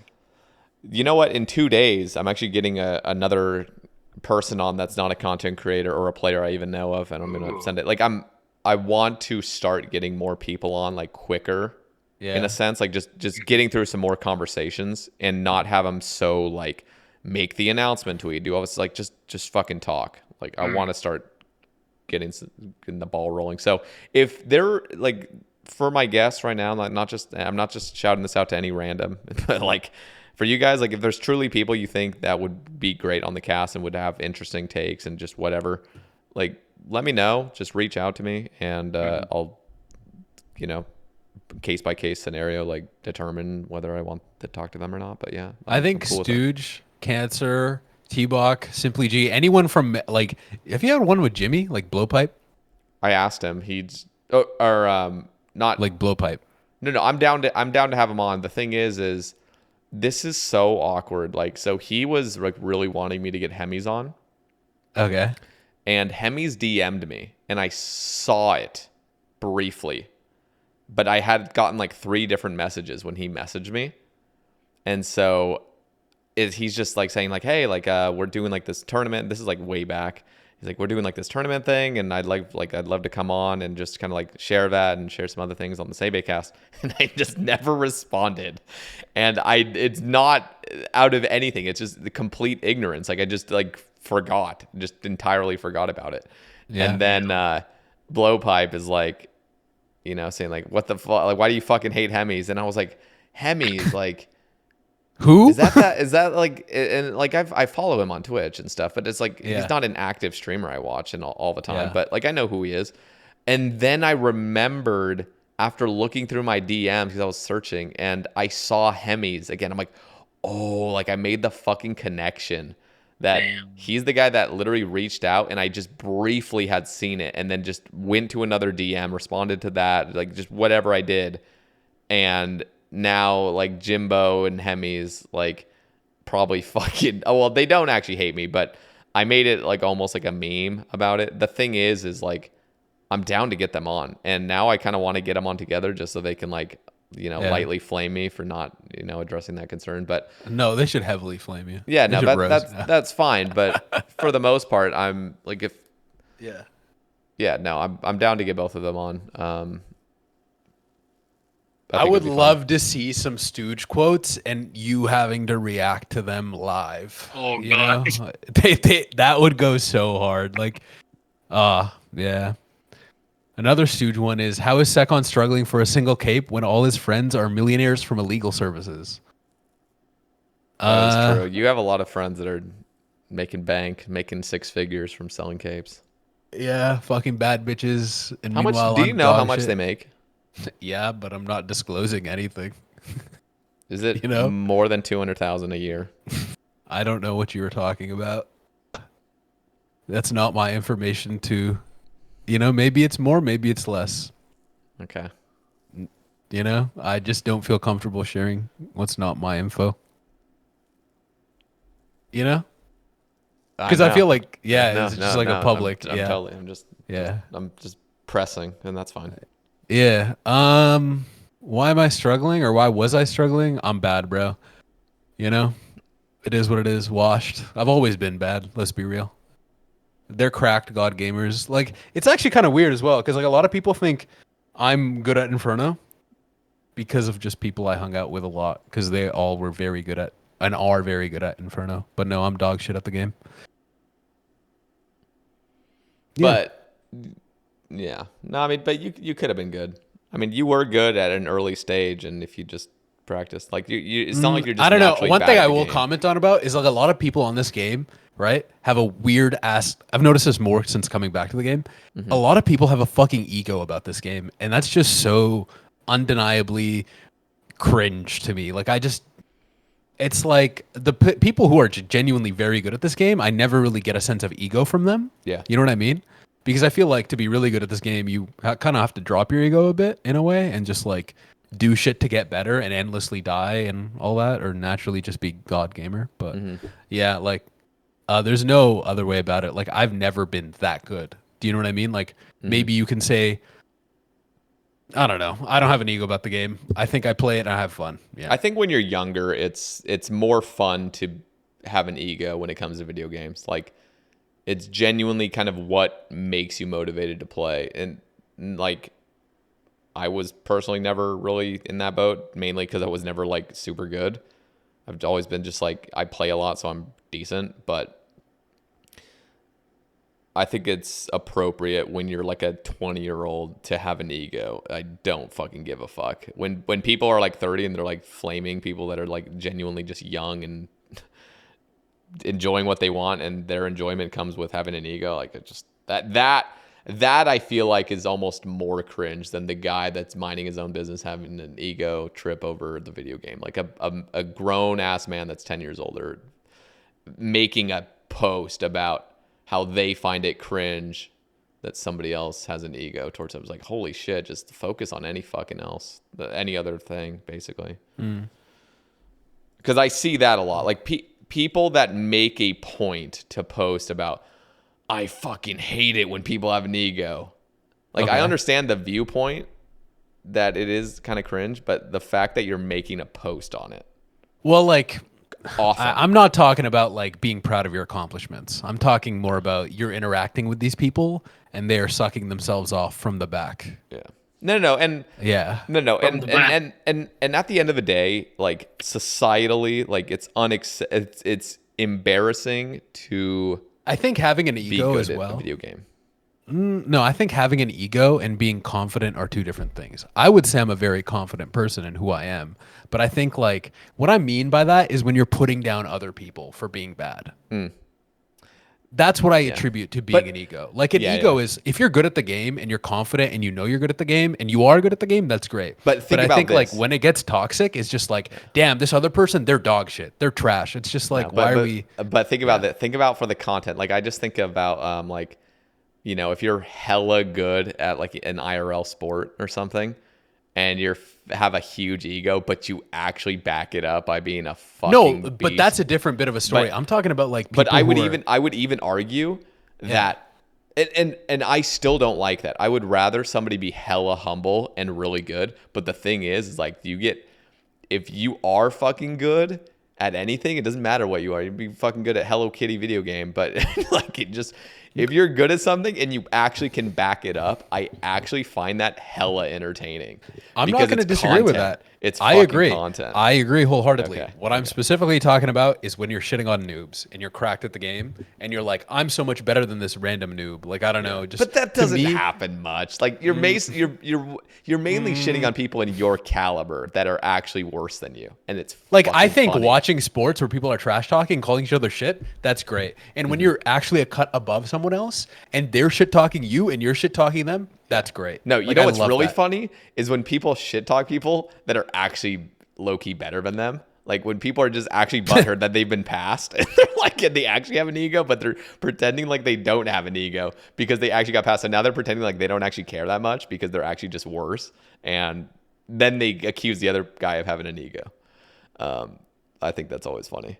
Not going to give examples, but Do you see those UFC fights where like one guy is really, really like a dickhead and then he gets knocked out? yeah, no, that's the content. Like, I Yeah. feel like for the audience perspective, Yeah. I'll give one example. So I had Rostaman or Scotty on the Sae Bae cast like a year ago. Was he doing Vanguards by chance? What do you mean? Nothing. No, so okay, actually I do know what you mean now. But yeah, no. So yeah, like, he's maybe said some questionable things, but he is at least aware of it and he has apologized for it.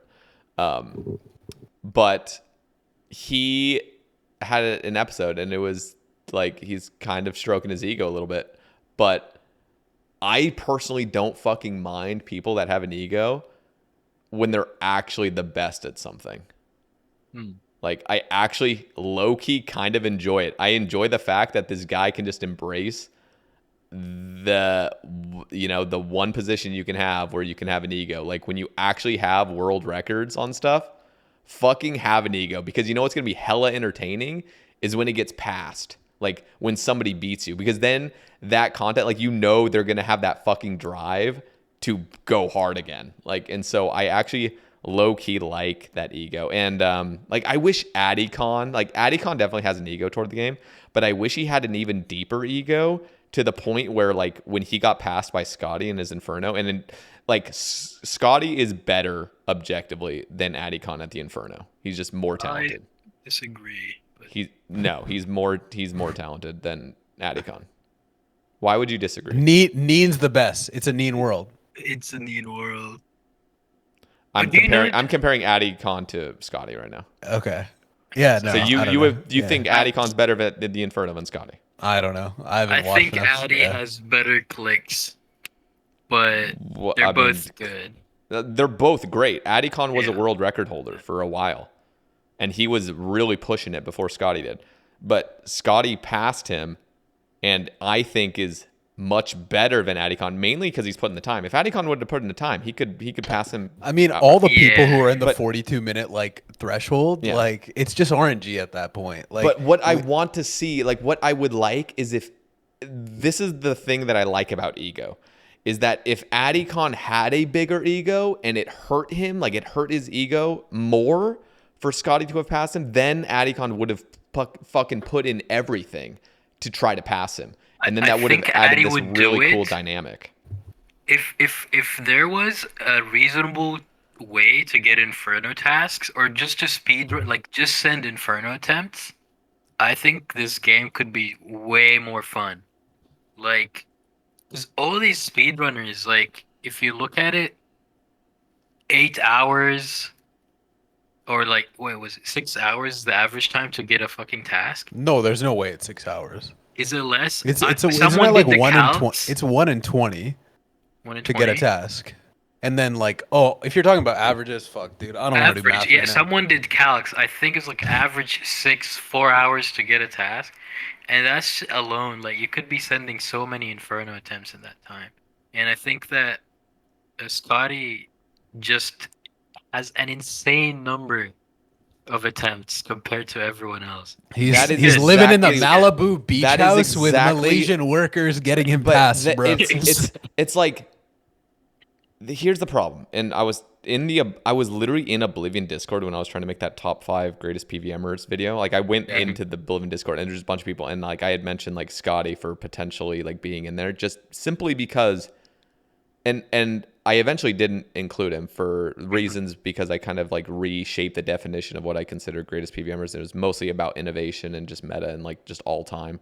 But people don't like Scotty, and some for, you know, reasonable reasons, but people don't like him because, you know, he has an ego, or they just don't like him personally because of some, you know, shit. Their personalities don't connect.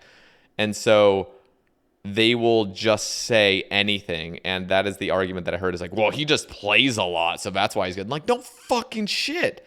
But you gotta hand it to him. He fucking plays a lot. He puts in the dedication. He puts in the time. Like, no, it's the Malaysian worker. He's getting him the task, Sae Bae. You don't know this. Dude. You don't understand. I do understand. I do understand that would level the playing field. But the thing is, he is still going out of his way to get those people to do it. Like, if you truly cared, that is what it takes to be good at the Inferno. Like, okay, but then how is that not cheating though? Because he's not playing the account. Yeah. I mean, I have. If we want to get into account sharing, like I would love it if account sharing wasn't a thing in this game, but it's basically impossible to not have. Like it's impossible to detect. Like so. No, don't get me wrong, but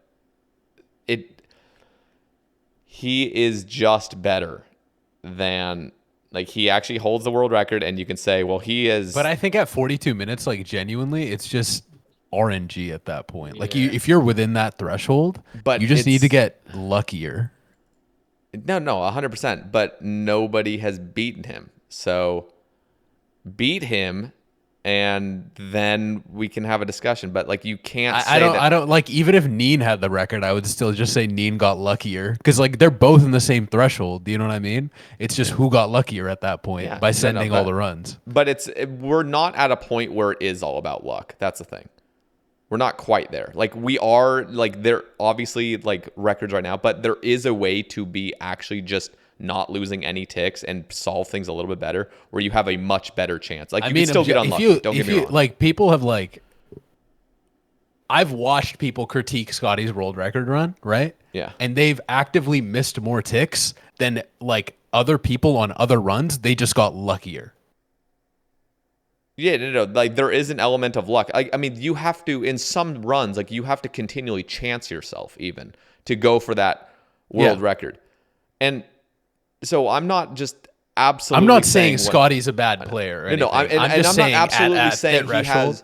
Yeah. I'm not absolutely saying he has the greatest skill of any player. And with if you compared Scotty and this other person, if they had the exact same amount of attempts, exact same amount of time, and everything, like that would count. But all I'm saying is that the what am I trying to say? The factor that matters, like the thing that matters, like the. What's the word I'm trying to think of? Anyway, the thing that matters is the world record. Like he is a world record holder and he has it and nobody has fucking beaten it. Okay. So I like the fact that he has that and he has a little bit of an ego with it. And you should make a Inferno speedrunners or speedrunners in general gangbang Sae Bae cast where you bring on a bunch of speedrunners because I feel like I don't really understand it that deep, and I don't know if DJ does. And we just have friends within that community. At least I do, right? Yeah. And I'm just inherently going to be biased towards them, like not denying it. But yeah, like I don't know. I feel like speedrunning, like this is my objective opinion on speedrunning in the game. I think at a certain point, like in the base beginning, there's a lot of shit you can do to improve your ticks and all that. Mm-hmm. But when you get to like the very end of like who has the record and who doesn't, and you're comparing to very similar players, it's just luck at that point. No, and there's an element of luck, but I'm sorry, the person that's going to dedicate more time to it and dedicate themselves daily to grinding it out is better. Like if they get that world record, like I'm declaring like them better because that's the one factor that we can actually like hold to be like evidence.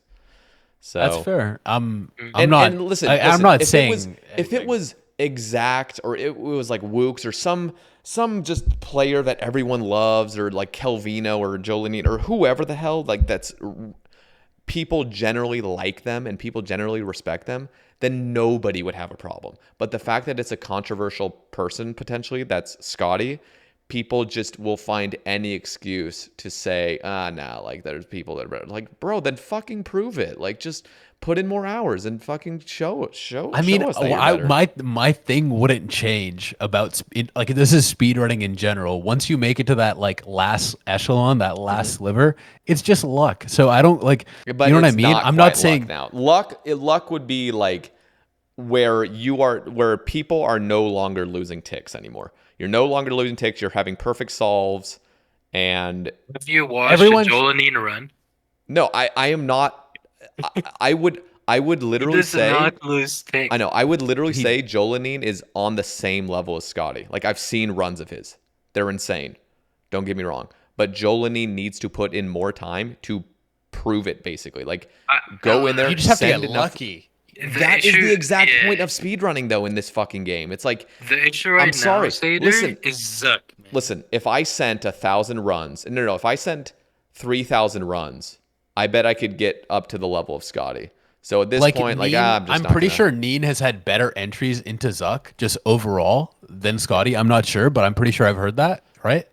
But it's just sometimes you just get RNG. Like I don't know. No, like there I is just the and I'm RNG not saying element. There Neen's is. better, No, and no. I'm not saying Neen's worse. Yeah. I don't know. I'm saying I don't fucking know. All I'm saying is there's this element of RNG to it that for me personally as an individual devalues the whole thing, and I get for a lot of people it doesn't, and that's cool. They can hold that value. I just think like But you have speedrunning to- in general. Yeah. No, speedrunning in this game is unfair, and there's gonna be luck. No, but- I just think like But the more runs you do, the better chances you have of getting a good run. And that is the determining factor of somebody that's better. It's like, what is your record? Like, show me your fucking record. And that's what we're basing it off of. okay, I have a question for you Yeah. then. Yeah, go. Like let's just say you're comparing two players, right? Yeah. And one person has consistently had that time, right? And then one person like beats them by a second, but it's their only like attempt that was better by a second, Yeah. right? But the rest of their average runs are worse. Are they a better player or worse? Better. In the Inferno. I'm saying the Inferno because the Inferno is a long enough duration where right now, yeah, like... So like why does an average run speed matter? No, it definitely matters, and that would show more consistency. But I'm saying, like, if you had all that consistency and somebody beat you by a second, just fucking beat it again then. Like, just put in the time to beat it. Like, and then you're back at number one. Like, man. Adicon, There's so much like I'm saying for Inferno. Listen, somebody could still get a lucky run. I'm not gonna lie.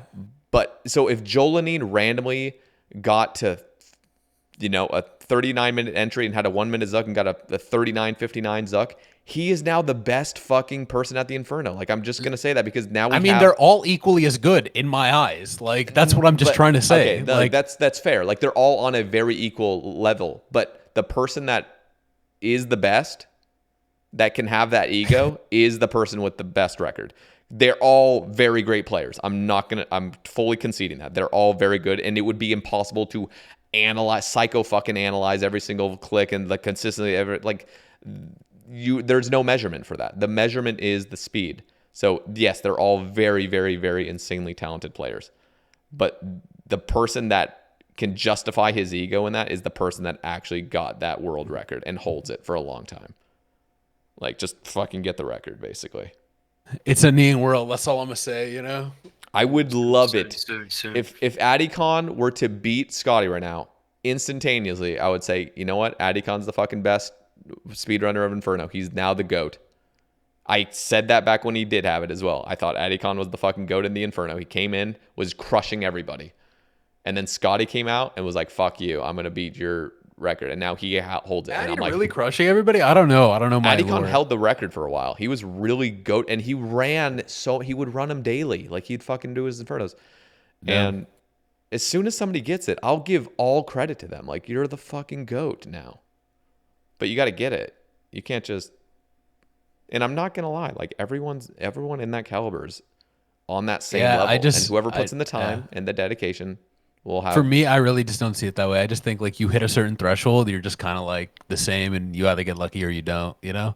But, I know, again, but just get lucky, just do it, forehead. Yeah, no. I'm a moron, though, think- and I fully concede that. But I'm curious what DJ thinks, yeah. I think that it's down to who gets a no set right now. Because Scotty, if you look at Scotty's Zucks, or the world record Zuck, so fucking fast, man. Mhm. But the RNG to get that is insane. So the next person who gets that, I think, especially with, I don't know, people just get better over time. Like, you're not gonna hold that record forever. So No. And anybody at any point could get a no set, get a really fast triple jab, and that's fine. And then at that point, they're the GOAT. Like, they're the GOAT at Inferno speedruns then, because it's proven on paper. Because they're all at the same can't caliber. wait for that day. Oh, please. No, I would love for Scotty to get past quickly. Like, I want him to get past because I know Scotty has an ego, and now he's just going to be running Inferno all fucking day trying to get it back. And that's what I appreciate about it. That's content. I wish Adicon had that same drive too. Sorry. I mean, if if that's against the rules, like we can make a fucking rule about that. But clearly, everybody fucking I accounts. just think it's funny. I think you're taking us too seriously for one, because we're just fucking actually just idiots, just blabbering about blabbering because we think it's funny. No, I don't care really. I'm not even in that scene really. I just want to. I think part of the reason I get a little bit heated is just because people don't give Scotty credit where it's due. Like I felt like that is me. It's like He's almost in that like, category. I don't know who's better though. Yeah, I think part of it is me kind of projecting what Oblivion thought about him onto you guys. It's like so many people were like, "What the fuck? Like Scotty's not even that good. He just gets lucky, or he just like, well, he just plays a lot." I'm like, bro, that's exactly what it fucking takes to be the best, though. Like, that's the one metric that we can actually count is who has the best time, and so he has it. So why are you shitting on him? Like, beat him then. Like, I don't know. So you know what? I'm just gonna cosplay as a Vanguard for Halloween, and I've won, bro. Holy shit, yeah. I'll be the melee one. Cummy can be the range one. Who wants to be the mage one? Pull up. Yeah, for sure. No, it really. Yeah. I know it sounds like I'm getting emotional about it. I enjoy trying to argue. I think you're just trying to, like, you know, I'm trying. You validate the dude's time that he put into the game, and a lot of people are just shitting on him for that's it because they don't like him as a person. But yeah, no, I'm not saying he's bad. I think he's kind of, I don't know enough about him, but I think he's kind of weird. But they're all crack gamers to me. Yeah, that's totally fair. I think anybody that is that good at the game is probably a little bit weird. Puts in that much time to get I wish I had the Malibu beach house with the 30 Malaysians sucking me off 24/7. You know. Fucking get that back. Like, you can do it, man. You can do it. I need to do it, man. Come me, we need to do it. If you're we're gonna do it. We're gonna suck off Jeff Bezos, and we're gonna have our own Malibu beach house. Thoughts? Question. Yeah. You could have Jeff Bezos will give you $2 billion right now. If you could make him come in 2 minutes, what would you do? Wait, is this? Dude? No, that's a good question. Can we talk about this? Yeah, because I already know the answer. I would just grab some fucking lube and just start giving him a hand job. I don't fucking know. Like, what else am I supposed to do? Hell, you already lost the $2 billion. Yeah, you did. Come, tell him the tech, bro. No. I don't want to like say something. It's really vulgar, you know. So, yeah, we'll spare your audience. We'll spare your audience. Yeah. But that was not the right answer. You've lost. You do not have $1 billion or whatever. Please comment. If you've made it this far, tell us how you would do it. Yeah, how would you make him come? Elon Musk or Zuckerberg, one of them, either or. Your choice. You have 2 minutes to make him come. How you doing it? Comment below. Comment below. Holy shit. That was the best part of the whole cast, you know? Everyone should just skip to the end, that little part right there. Cummy literally carrying this bitch. On God. All right, let's get some shout outs from you guys. What are 3 shout outs? I am actually like, I'm just feeling myself right now. Not feeling myself in that way, but like, oh shit. Noticing how goddamn tired I am from just talking so goddamn Dude, we've been talking for like ever. And I also did a 5-hour goddamn stream and talked to my brother on the phone today. I was just like, I need to close my goddamn mouth right now. I've just pasty dry mouth right now. All right, 3 shout outs. Kumboi, let's start with you. I want to shout out the Steel Mill. Can I have more than 3? Yeah, just send them all, bro. Fuck it. There's no rules. Steel Mill Church, Bolt Cord, my brother Testum. Fucking love you, man. Nabe. Nabe number 1 up. Fuck Nabe. Who the else? homies. Yeah. That's everyone, basically. All right. Shout outs Mick. Shout outs Ubru. Shout outs to fucking, I don't know, Marvin. Shout outs fucking Nico. Shout outs Adwam. Shout outs Neen. Shout outs Stooge. Shout outs Cancer. Yo, shout outs everyone. Shout outs Antfeed. Shout outs Bean Dip. Yo, check out Bean Dip. Shout outs Zoe Pancakes. Shout outs Petrosian. Shout outs Casey. James. Petrosian, Jesus. Yeah, Petro DM'd me recently. We talked for a bit. Petro's a fucking king. Yeah. Shout out to Dirt Nerd, you know. Shout out to Neen. Shout out to Resh. Shout out to Big Tendies. He always helps me with math. Big Tenderloins, this guy. He's cracked at the game. Very handsome. Good at PKing. Good at every piece of content in the game, right? Like, just cracked at everything. And then he's a mathematical genius. He helps me with math. Like, helps me with uni. And shout out to DJ. Yeah, shout out to everyone. If I miss someone, you know, I'm sorry. But yeah, shout out to Ari. Shout out to If I missed everyone. you, Yeah. Slater limited my shoutouts. Yeah. Set. Sorry. Guys, I had an absolute pleasure today talking to you both. This was actually really fun. We covered a variety of just random ass topics too. This was kind of fun. It was like 3 casts in 1. Yeah. What do you guys think? What do you guys rate it? 1 out of 10. I'm giving Easily a 10. I'm giving it a 10 as well. I'm giving it a 10 because Cummy's here, you know? Fuck yeah. Thank guys, you for having no, this was really fun. Yeah, my pleasure. I'd love to have you guys on again. Just talk some more shit. And thanks for just dealing with my heated rambles. I think I had like a couple in this one, so No, it's good. you guys They're dealt with it interesting. gracefully. They weren't that, like, yeah. Anyways. Okay, that's good. So yeah, down in the comments, boys, or down in the description, I'm gonna have their socials linked. So go follow them on Twitch and Twitter and whatnot. Don't do that. Do it. Don't do it. I'm gonna tweet ass, and you're gonna be out in public, and you're gonna be Don't follow like, his ass Twitter, shaking. but at least follow his Twitch. Is that better? Yeah, do neither. He I occasionally don't use my retweets bare Twitter, ass. so do not follow me on Twitter. Okay. Follow the people we shouted out, and follow the people Yeah. who actually contribute to the community instead of us idiots. 100%. And if you guys want to support the cast, down in the description, there's a Patreon link. Get your name on the title. You definitely want your name Sub to the plastered. Patreon right now. You definitely want your name plastered on this production. And yeah, thank you guys for listening as always. And in a couple days from now, we're going to have a guest on that not many of you have heard of. He's not a content creator, but we're going to be talking, and I'm excited for that one. And then we're going to be having Puggin and Lake on at the same time next week. So Holy. looking forward to that one. When's the podcast about the war in Ukraine? Yeah. Oh my God.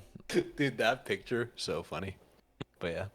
Anyway, thank you guys for listening, and we will catch you in the next one. Peace. Peace.